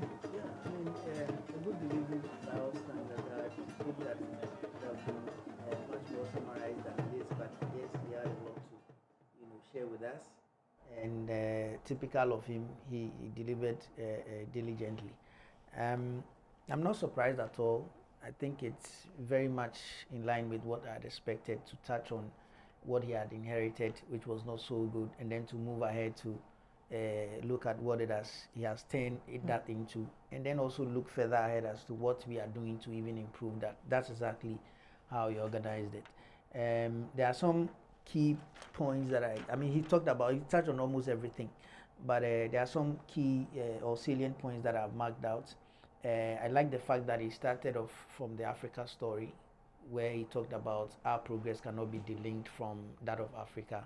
And so Ghana as a poster boy, we are doing one or two to ensure, we move towards the agenda of Africa integration, where goods and services can move freely across Africa, and for us to become one strong trading unit, if you like. So that's a very important thing, and I picked that up. And I think there are other points I also picked up around our reserve program. Of course, he went through the various good pricing developments we've had and all of that, so I'm cutting all of that down. Just those that resonated with me. You talked about the Ghana Reserve Program. This is not a full name, but this is what I got. I think Ghana Reserve Program, where he talked about us leveraging the projected gold prices that are expected to go up over the next 3 years. To building reserves up to about 15 months. It says an economic war chest. An economic war chest. Even 5 months of import cover in recent, the major vehicle for creating jobs, the 24-hour economy. ECG, did you expect him to make specific comment on the meter issue, or did you think that? Oh no, I think that might be too specific. The sector minister will go into that when he has on other forums and stuff like that. He talked about us planning to invest about 2 billion in the Jubilee fields, and then another 1.5 billion in the OCTP fields. These are, I'm talking dollars, $2 billion, $1.5 billion. These are very significant investments that can be, game changers. He mentioned that Thor is back, and we hope Thor is back for good, so we can process some of the crude oil and be able to minimize some of the price shocks. He did say that some processing had commenced. So we can maintain that momentum and be able to deal with some of the price shocks. There are many other things, including some reforms in the agri sector, but this in general are the salient ones that I'll come and give the same opportunity to you, Doc. But the finance minister, I'm told, is speaking from Parliament House. Let's join our team there and hear what Dr. Atuforsen has to say. There has been measurable change in the way things are being done. Prices have dropped, and it is an undeniable fact. If your wife will tell you that when he goes to the market, things have changed. If you are not married, I'm sure your girlfriend may have informed you that things are changing and changing for good. But I recognize that you can't solve all of that in one day. You start from somewhere. The mess that we inherited, the dissipation of state resources, and how things got to, we've used 1 year to turn it around. And I believe going into the future, we'll even do more. So our pledge is that from now on, we will begin the building of the new economy where jobs will be created. The minority came to the House solidarizing with the cocoa farmers. Correct. So their message was on cocoa. The president said the reforms were very difficult decisions that he had to take. What really... So you see, the sector was destroyed by the previous administration, no doubt about that. Data available to us point to a cocoa sector that was largely destroyed by the previous administration. It took us some time, but obviously the reality is what has hit us. What do you do with the cocoa? Cocoa is produced here and sold international world market price, and out of the revenue, you pay the farmer. The National Democratic Congress's manifesto, we pledge to give the farmer a 70% of the world market price. Today, we are doing more than 100%. In fact, as we speak today, our neighbors Ivory Coast has just announced a new producer price. They have reduced the cocoa price per bag, cedi equivalent to 1,270. 1,270. We are buying, our farm gate price is 2,578. So clearly, today, Ghana's cocoa, the cocoa farmer in Ghana is getting twice a better price than that of an Ivorian cocoa farmer. And so you can see that the Ghanaian cocoa farmer is better off than that of our neighbors Ivory Coast. This is a sign of a government that cares. This is a sign of a government that is so determined to be very concerned about the welfare of the cocoa farmer. But let me put it this way. Cocoa has long been the mainstay of our country's economy. We have largely purchased cocoa beans without necessary value addition. And the sector has largely been given to foreign participation. The reforms we are putting in place will mean that today you will get indigenes participating in the cocoa sector. One of the reforms that I'm proud of is the fact that going forward, we are going to add value to our cocoa, and that we are going to encourage Ghanaian and Ghanaian businesses to enter into cocoa processing. Going forward, jobs will be created in the value chain, not just in the plantation, but will be processed locally, and processors will gain value addition and wealth will be created for the ordinary Ghanaian. Even at the LBC side, license buying companies today, our PBC, produce buying company, was collapsed in the previous regime. Today we are bringing it back. CPC was collapsed by the previous regime. Today we are bringing it back. We are not only bringing it back, we're also going to encourage locals to go into license buying value chain so they can buy cocoa and submit same to the... Thank you very much. Dr. Kasela Tufosin is the Minister of Finance. We are still here in Parliament. Quickly we'll speak to Honorable Felix Kwacho-Fosu, is the Minister for Government Communications. He also speaks for the President. So clearly a lot has been done. 50 road projects on the big push. But there are some Ghanaians who say they are not seeing some of these projects. Well, it is not possible not to see these projects. I think the President listed all the projects that have been undertaken. So it will be extremely strange for anybody to claim that projects that are visible for everybody to see are not being seen. Of course, I've heard people say that roads in their communities have not been added, which is definitely some will start and then others will follow. Over time, we are going to touch every road that needs to be touched in Ghana. But the 50 that the President listed, in fact, it is far more than the 50 that he listed. It is just for want of time and space that he could not list everything. But everywhere that a road project has not begun yet, we will see some activity during the tenure of President Mahama. So and for as long as the NDC remains. He's been talking about the recovery story, the Ghanaian economy recovering and even stabilizing.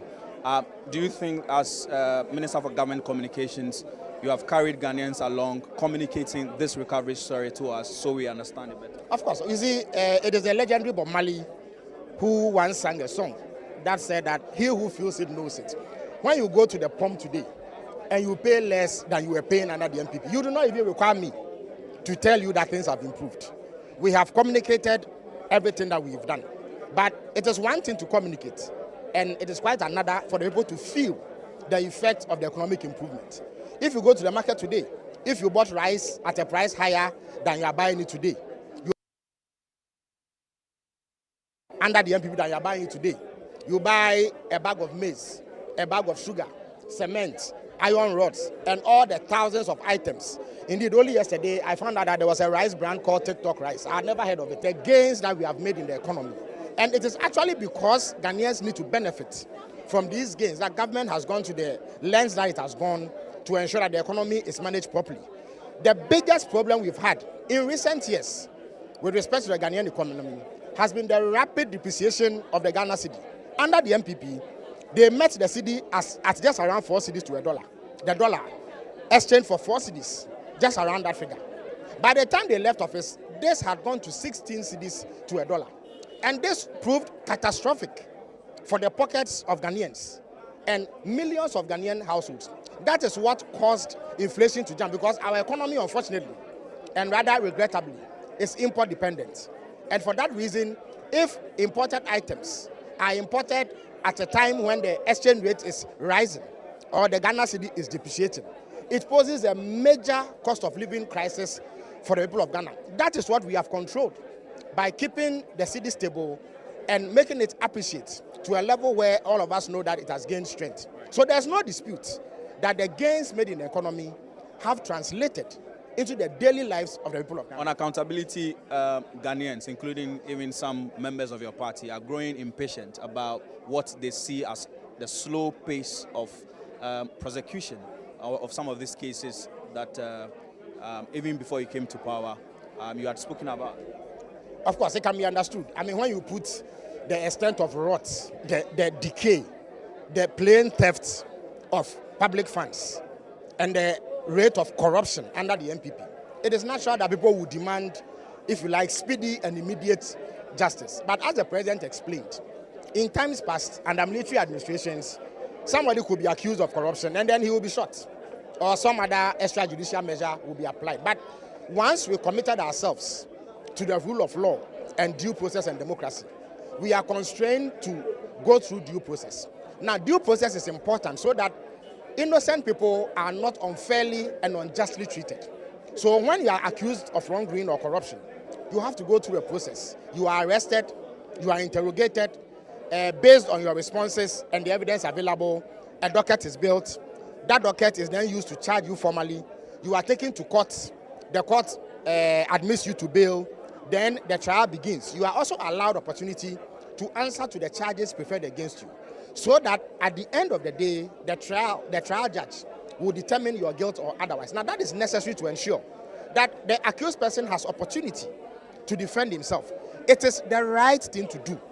Also, it is not accurate that we have been slow. As I speak to you, there are over 100 people who have been called by the security agencies. Indeed, as the president disclosed, 462 different cases have been investigated. 600 million Ghana cedis has been recovered. Now, we need to remember that it is not only politicians and public office holders who loot the public purse. There are individual businessmen and other actors in society who also engage in wrongdoing against the state. All of it is part of Operation Recover or Loot. Of course, once a matter goes to court, it falls within the bosom of the court to determine the pace of the trial. Right. But that is necessary to ensure that due process is followed. And when we promised oral, it was contingent on respecting due process. The moment we stray from that and engage in extrajudicial conduct, we are simply undermining the Ghanaian constitution. Which the president directed that henceforth any Ghanaian patient under emergency health situations should be catered for. How do you ensure this? This is a directive from the president, but then how do you ensure that, of course, what he has said? Even before the president disclosed it today, he had already instructed the health minister to begin work, and indeed he has begun work. As I speak to you, there's a committee that is working to harmonize the operations of all the hospitals we have, so that they coordinate and synchronize on the availability of beds and space to treat patients. So in short order, no patient will be turned away on the basis of a lack of bed or any other consideration. Everybody who is brought under emergency circumstances will be attended to ensure that we stem this needless loss of life that arise out of the no bed syndrome. But even then, we are also expanding existing health facilities to ensure that we add on to the stock of beds and capacity available to treat Ghanaians when they fall ill. Thank you very much. Honorable Felix Kwachofosu is Minister for Government Communication. He also speaks for the President. We are still here in Parliament. We also speak to the minority side of the House. Good afternoon to you, Honorable, and welcome to GTV. Thank you. And so clearly you are in solidarity with the Ghanaian cocoa farmer. But we just hear that even Ivory Coast, which had become the yardstick at a point, have reduced. That I gave you earlier on, right, at least to give a side to the cocoa farmers. Thank you very much. All right, so we are still here in Parliament. We're getting the reactions from both sides of the political divide. Quickly, we'll speak to the Deputy Minority Leader, Honorable Patricia Appiagyei. She's also been here listening to the President. Good afternoon to you, Madam Patricia Appiagyei, and welcome to GTV. You are saying Cocoa Equiafo Yaye Mobododo. Exactly why?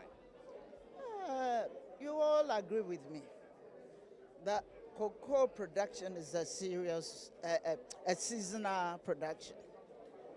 And it comes 2 times in a year. What are we experiencing? It has never happened in the history of Ghana that whilst cocoa is in season and is being sold out, you experience a price cut. Because of the nature of revenues they get, it's seasonal revenues. So they plan ahead of time to ensure that we experience it. the prices of electricity keeps on soaring. And I even just saw it on social media that we are going to have an additional increment. Consumption of electricity is attracting so much revenue. And when you tell me that you are going to encourage the youth to be in the private sector with the supply of electricity and the cost, do you think they are going to make any profit? Thank you very much. So whatever it is how we help it.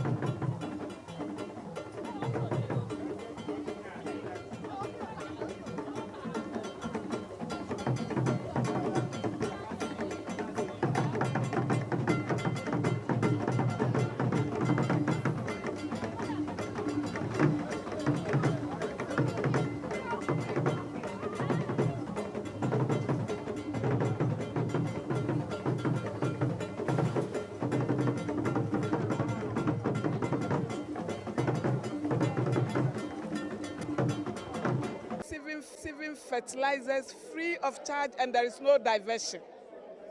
All the constituency like this, I'm going to keep my eye on them and make sure they sustain it and they survive as poultry farmers. And I already have markets for them. Everybody in Ada who is coming for the Nkukon Kitinkiti, your MP have already market for you. Right, thank you very much.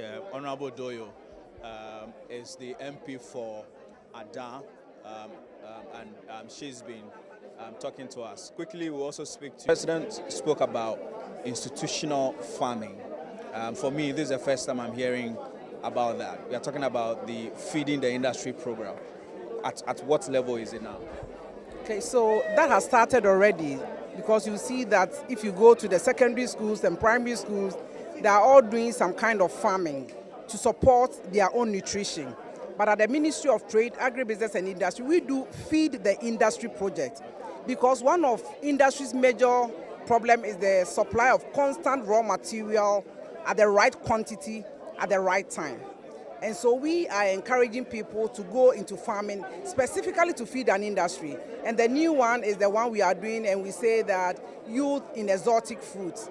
The first beneficiary of this project is the Ekunfi juice company, and then Central Citrus. What we are doing is that we've acquired the land.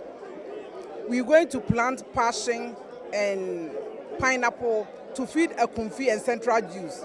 And so these are some of the interesting things that we are doing. This one is for the youth, because we are going to make sure that it's interesting to live there. Internet, housing, entertainment, because we want them to work and be happy. You can't take any youth to place without an internet and expect them to stay there.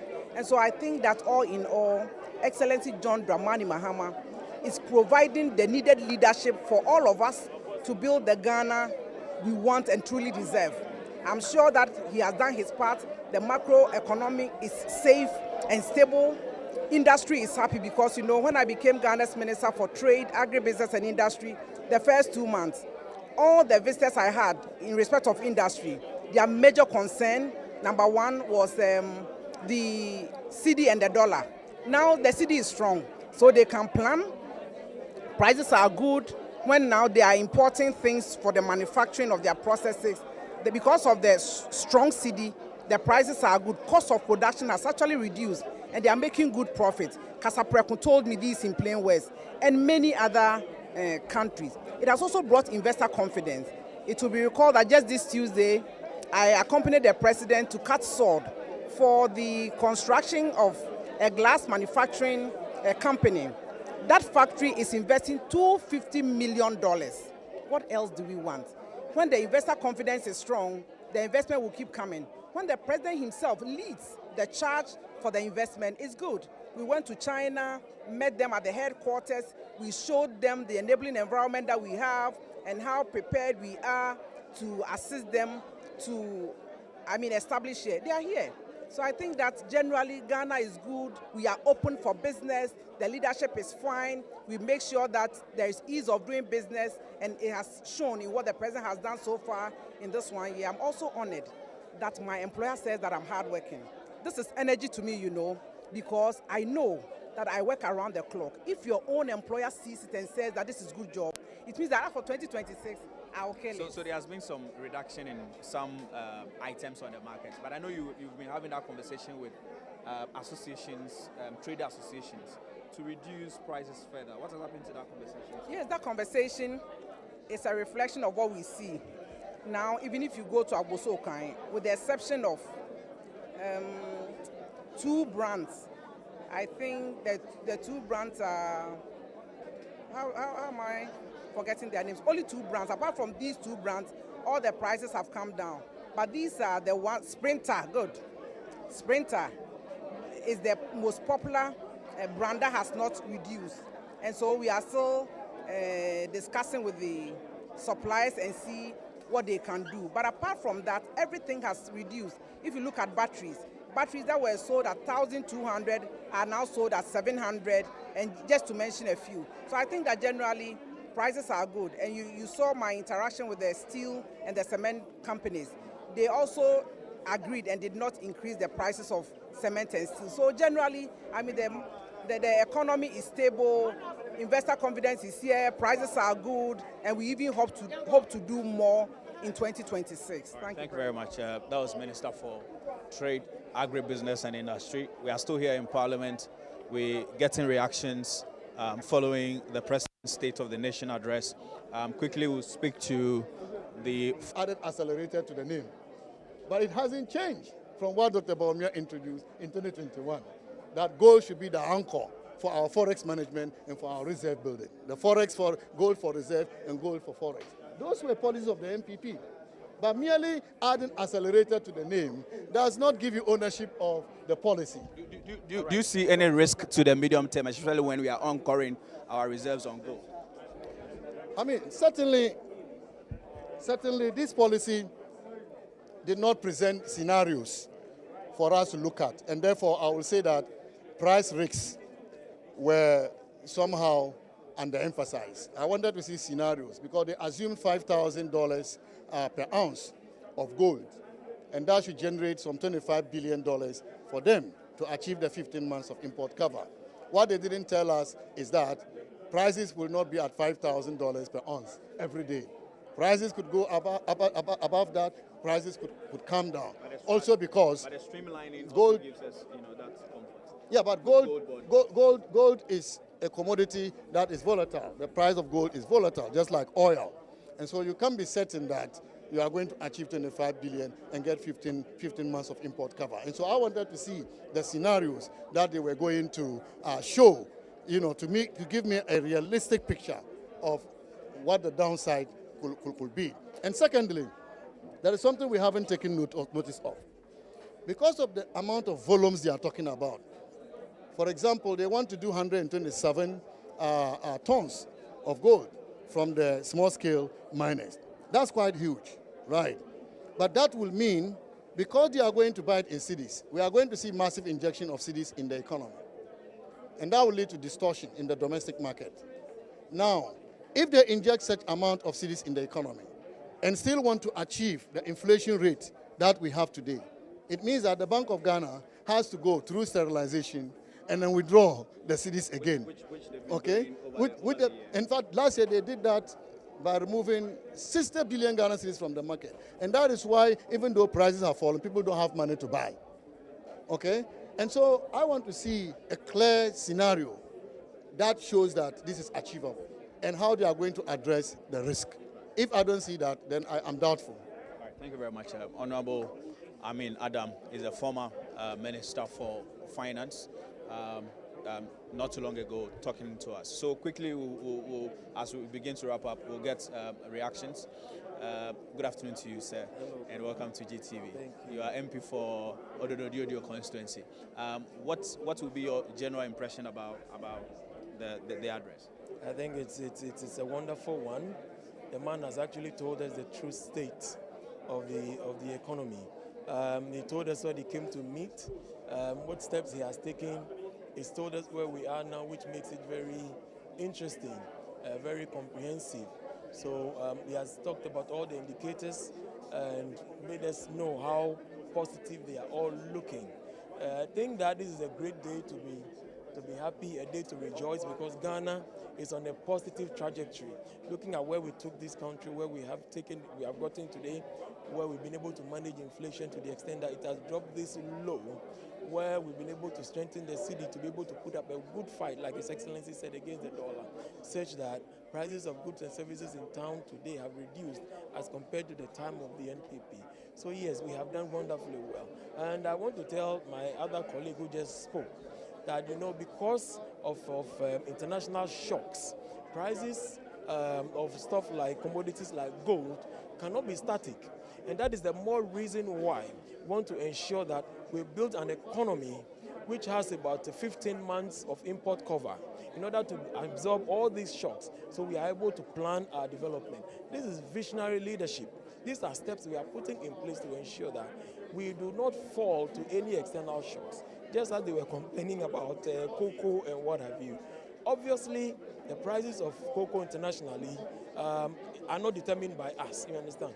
And whatever the price is, you have to make sure that you plan well enough to ensure the cocoa farmer is not shortchanged.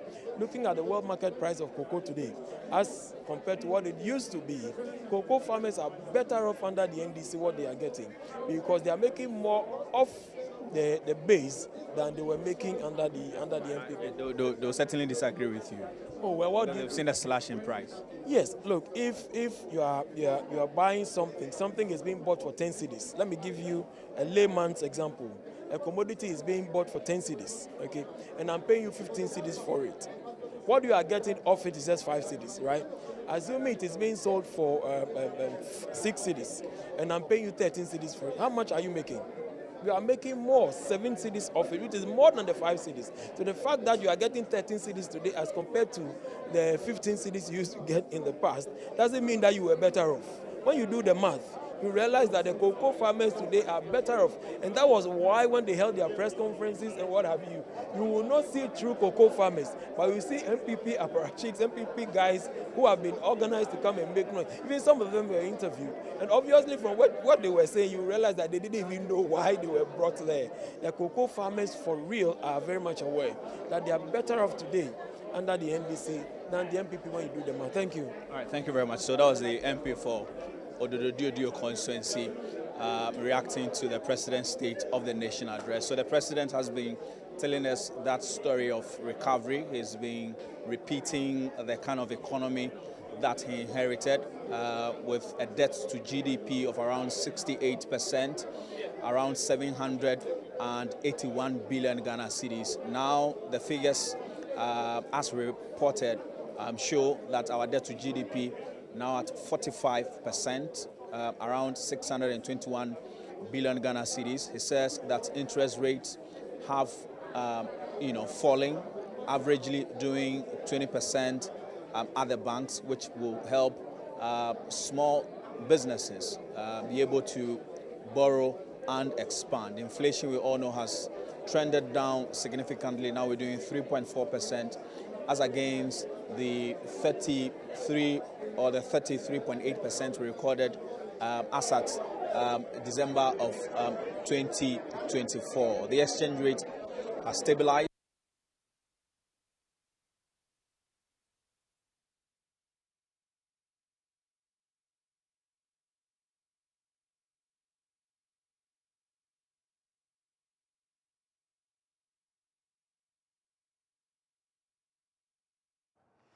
Welcome back. Thank you so much, Morris, and the team at Parliament House for speaking to all those people, bringing us all the reactions after the President's delivery of the 2026 State of the Nation address. Our correspondent spoke to Dr. Castle Atoforsen, Finance Minister, who spoke about what he called the testimony of the true state of the economy with prices dropping. What does that mean? Do reduced inflation rates equal directly prices dropping on the markets? Questions that we will seek to understand in the coming days. We heard the minister comparing cocoa prices between Ghana and Cote d'Ivoire, encouraging Ghanaian investors to get into cocoa processing. We also heard from Government Communications Minister, Mr. Felix Kwachio-Fosu, also making the state for government, saying that the communication of the achievements match the reality of the Ghanaian citizens' experience of the state of the nation. Deputy Minority Leader, Madam Patricia P.J., disagreeing with the Finance Minister and the Minister for Government Communications that the cocoa farmer is the true storyteller of the true state of affairs of the cocoa sector. Former Finance Minister Mr. Amin Adam also adding his voice to the disagreements of the achievements being touted on the government side, and a few other interviews that we saw in there. Madam Comfort Doyo spoke, and also the MP Niashi Kote also speaking to our team. Thank you to all those who contributed to this panel. Back in studio, my panel is still seated. Dennis, you went into your an initial analysis of the President's delivery. I think it's only fair that I give Dr. Yeboah the same opportunity to go through the salient things that stood out in the address for you, especially having listened to the reactions from the majority and minority sides, which no surprises there. The majority overwhelmingly in support of the government's touted achievement, and the minority sharply divided, with even the minority leader, Honorable Afenyo Makin, bringing in credit that he believes should be given to former Vice President Dr. Mahmoud Bawumia. So what are your impressions? Yeah, so the President, as eloquent as he is, was able to articulate what I predicted. You know, I mentioned youth unemployment, governance and anti-corruption, the economy, and among others. He almost touched on all these things. But from what we call it, a political communication point of view, I would say that depends on transparency and measurable commitment. Okay, where you have flaws, be open to your citizenry, the people that you are dealing with, as in the case of what we call it, the cocoa farmers. You should be able to be open to them, ask them, explain to them why the current The president situation. said there were difficult decisions to take, but I had to do them. Yeah, I appreciate his concern. Is that enough acknowledgement of the grief, if I can use that word, inflicted on the cocoa farmer? It is not enough. Yeah, it could have been better, because you cannot, make somebody stay in the dark and expect him to really know what has really happened. What they're supposed to have done is to ensure that the cause of this current situation with the cocoa farmers should have been, explained. You are a human being, because, like I said, you are doing cha-cha. This is cha-cha. Both previous and then the current government, they are doing cha-cha economy with the cocoa pricing. Okay. So if you are doing cha-cha economy, it means that there might be instances where you will not be able to meet expectation. You either go down or you go up, and which becomes an advantage to you. But with the cocoa farmers, I think there should have been a lot of clarity in that area, and that would assuage their pains. Does the majority leaders' comparison between prices in Ghana and prices in Cote d'Ivoire, for example, leading producers who overtook us years ago, suffice in your estimation? It does not, because I think I don't want to, but if you should put facts there, some time ago in 2023, the government at the time made reference to it, and they didn't take it. Okay, made reference to that of the pricing in Cote d'Ivoire, that they are doing better, and they didn't take it. Why is it now that they think it is conducive for them to go for such an example and say we are better than you? I think they should be more, critical in terms of opening up, and they will understand you, because that's what we've been doing. Until we change it, we will keep doing this mistake, and people will suffer. And cocoa sector, constitute a larger part of the population in terms of the GDP. Not so, when I say larger part, does not really mean that it's the largest. But if you look at the portion, it's quite substantial.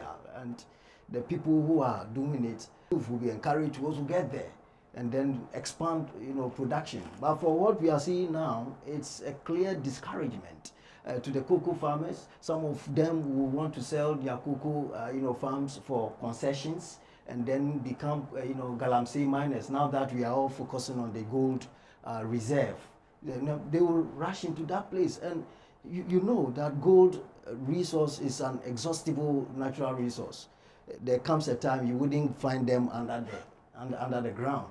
So if that is happening, it means that we're going to lose a large chunk of the youth population. They will be disinterested in taking part in cocoa production, and we will bear the brunt as a nation, particularly as we have not, planned to industrialize our economy as a people. We are going to still do the economy. Again, there are others, like I said, it lacks clarity. Others, like another critical aspect of our transportation network is railway.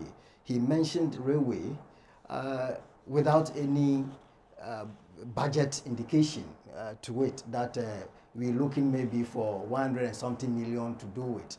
Okay, he just mentioned that we will look at railway line. He talked about restoring passenger transport on the rail, cargo transportation. Yes, but to attend it with measurable commitment, for people to know that this person means what he's telling us. He should have come up with some figure against it. Then we will be able to question, maybe as analysts and critique and professionals, we'll be able to question that. But he didn't add anything to it at all. He just made, mention of it in passing. And when you do that, there is no transparency, there is no clarity as to how it will be achieved. And governance ought to, have these cardinal principles of credibility. Okay. Then we have a State of the Nation address in terms of, he made, I think I'm losing track of some of those things. Okay, so health, he made mention of health, and education, and the STEM system. it's clearly in line with the previous administration, policy as he started. And that is something that I would say that there's continuity. And in governance, continuity ought to happen because it's a continuum and you cannot just do it all over and then when you come, you just put it aside and then try to set in your new policies and all that. It will cost the nation. So for that one, I would, commend the president for that. That is continuing. And some of the rules too that we know that in Achimota in Sawam, road is still ongoing. It's something very practical, poignant to say that he is committed to that. And so I think, what else? Okay. Do you want to remain a while longer on transport? Because he talked about supporting STC, Metro Mass, to get a new fleet of buses. He said 300 have been bought. The first 100, he said, will arrive within this first commitments to making sure that the national carrier comes back. Yes, of course. Starting with the national carrier, we would like to see the Ghana flag in the air. It feels, good to see your nation's flag high in the air, okay, moving up, especially when you travel outside the country and you get to see Ghana Airways just being taxied on the runway. You feel good, okay, but all those things are policies and plans. He was on a campaign platform. His address was full of rhetorics, creating the impression that someone else is responsible for running the economy. Issue 1, cocoa. We are all aware that when the NDC was in opposition,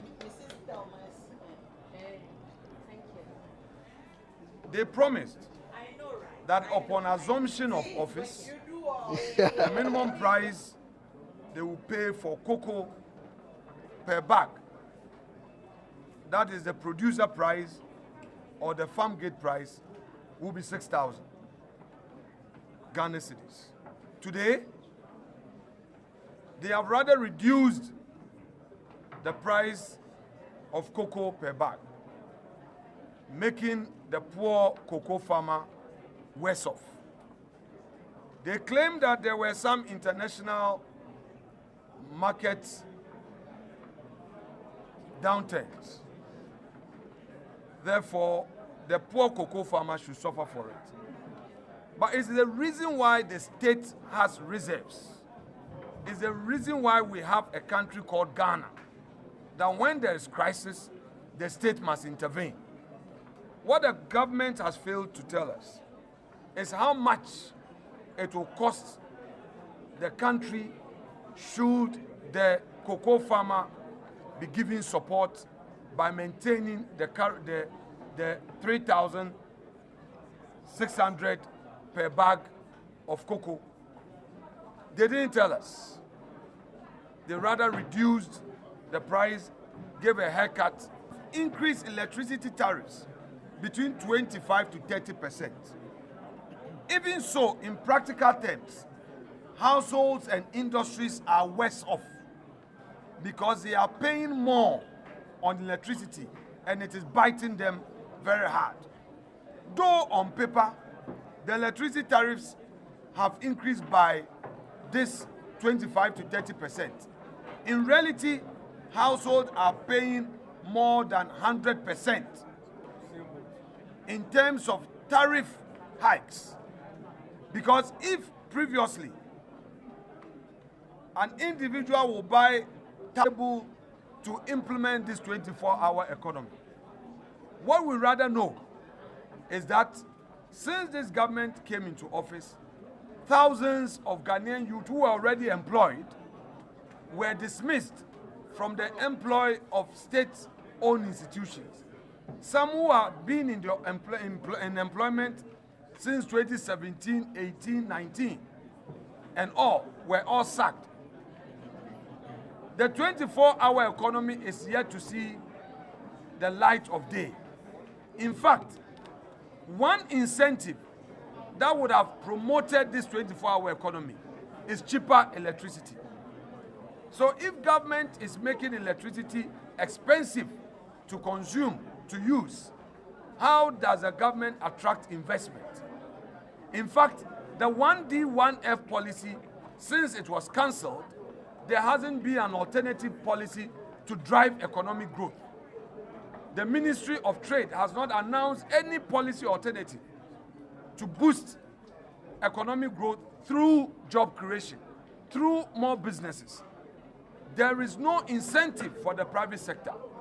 So I repeat that this government is only fixated on PR rather than serious governance that will create jobs. Galamsey. Today we heard another rhetoric from His Excellency the President that they are fishing for the godfathers of Galamsey. Like seriously, you've been in government for a year. You are now looking for the kingpins of Galamsey. I would want, on behalf of the Minority Caucus, state unequivocally that this government is not interested in fighting Galamsey.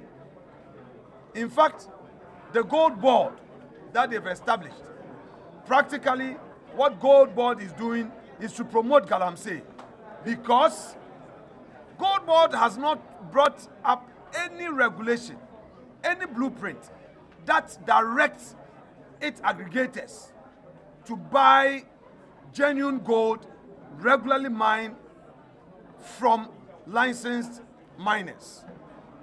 For them, it's a free-for-all, and there is no directive on this. Government is not making any serious efforts at fighting Galamsey. So we don't take government serious when it comes to Galamsey issues. Now, Mr. President talks about inflation having coming down. Are the inflation ebedi? Are we going to eat inflation? What is inflation on paper when it has no effect in the pocket of the ordinary Ghanaian? If the president is talking about macroeconomic stability, you can achieve stability on paper for the IMF and the World Bank. But the real stability is when the Ghanaian people go to the market and experience lower prices on foodstuffs. But when they are complaining, you cannot use paper inflation to claim credit and ask us to applaud you. We will not applaud the government. We are not interested in the paper inflation. That is paper success. Practically, they have failed. They have given haircut to cocoa farmers. Thousands of jobs lost. Electricity tariffs have increased astronomically. Cost of living keeps rising within just a year. So if Mr. President says that they are in a takeoff mood and is advising Ghanaians to tighten their belt, fasten their seat belt, we understand. So he's telling us that we should expect more hardship. We see that in today's submission by Mr. President, especially on the aspect of the economy that talks about strengthening the city, he was clear with the facts, and those facts we do not disagree with him. He says that there has been stabilization measures, but we know that these stabilization measures did not just fall from the sky. The gold for forex and the gold for reserves, these were strategic decisions that were and remain the brainchild of our flag bearer, Dr. Mahamudu Bawumia.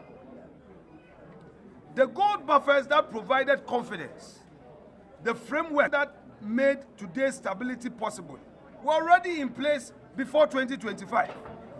In 2024, let me give some numbers. GDP had crossed 1 trillion cedis for the first time, and growth stood at 5.7%. In their time, growth is hovering around 4%. Over 30 tons of gold had been accumulated, and by the way, they have depleted the gold they came to meet.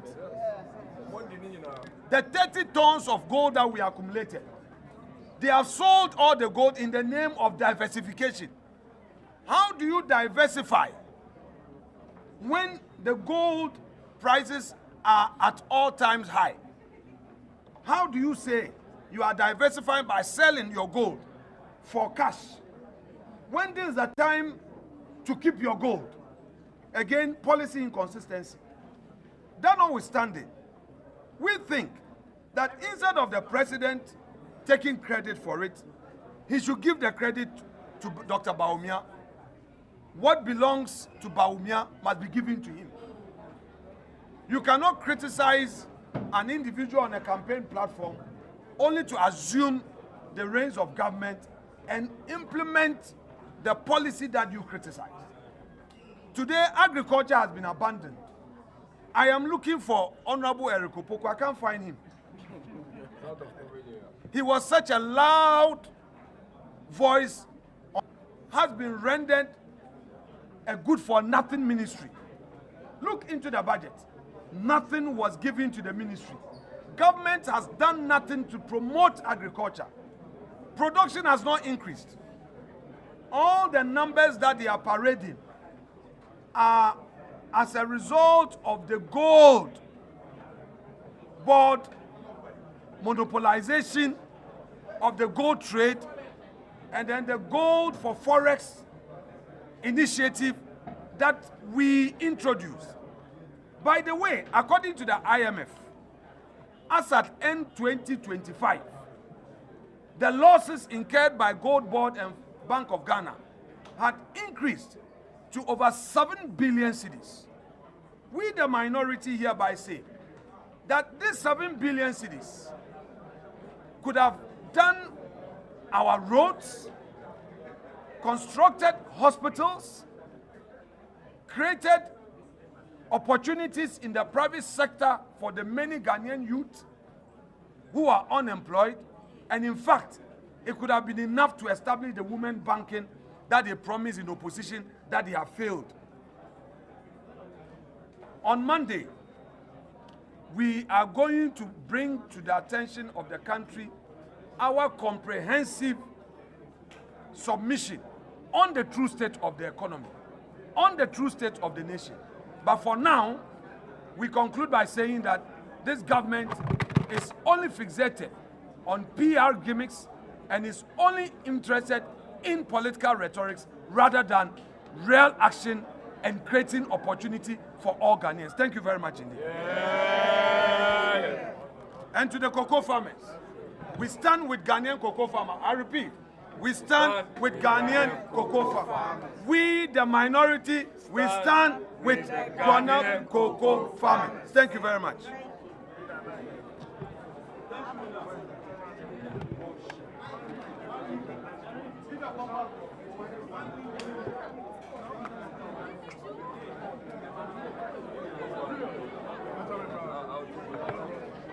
Thank you, guys. Thank you.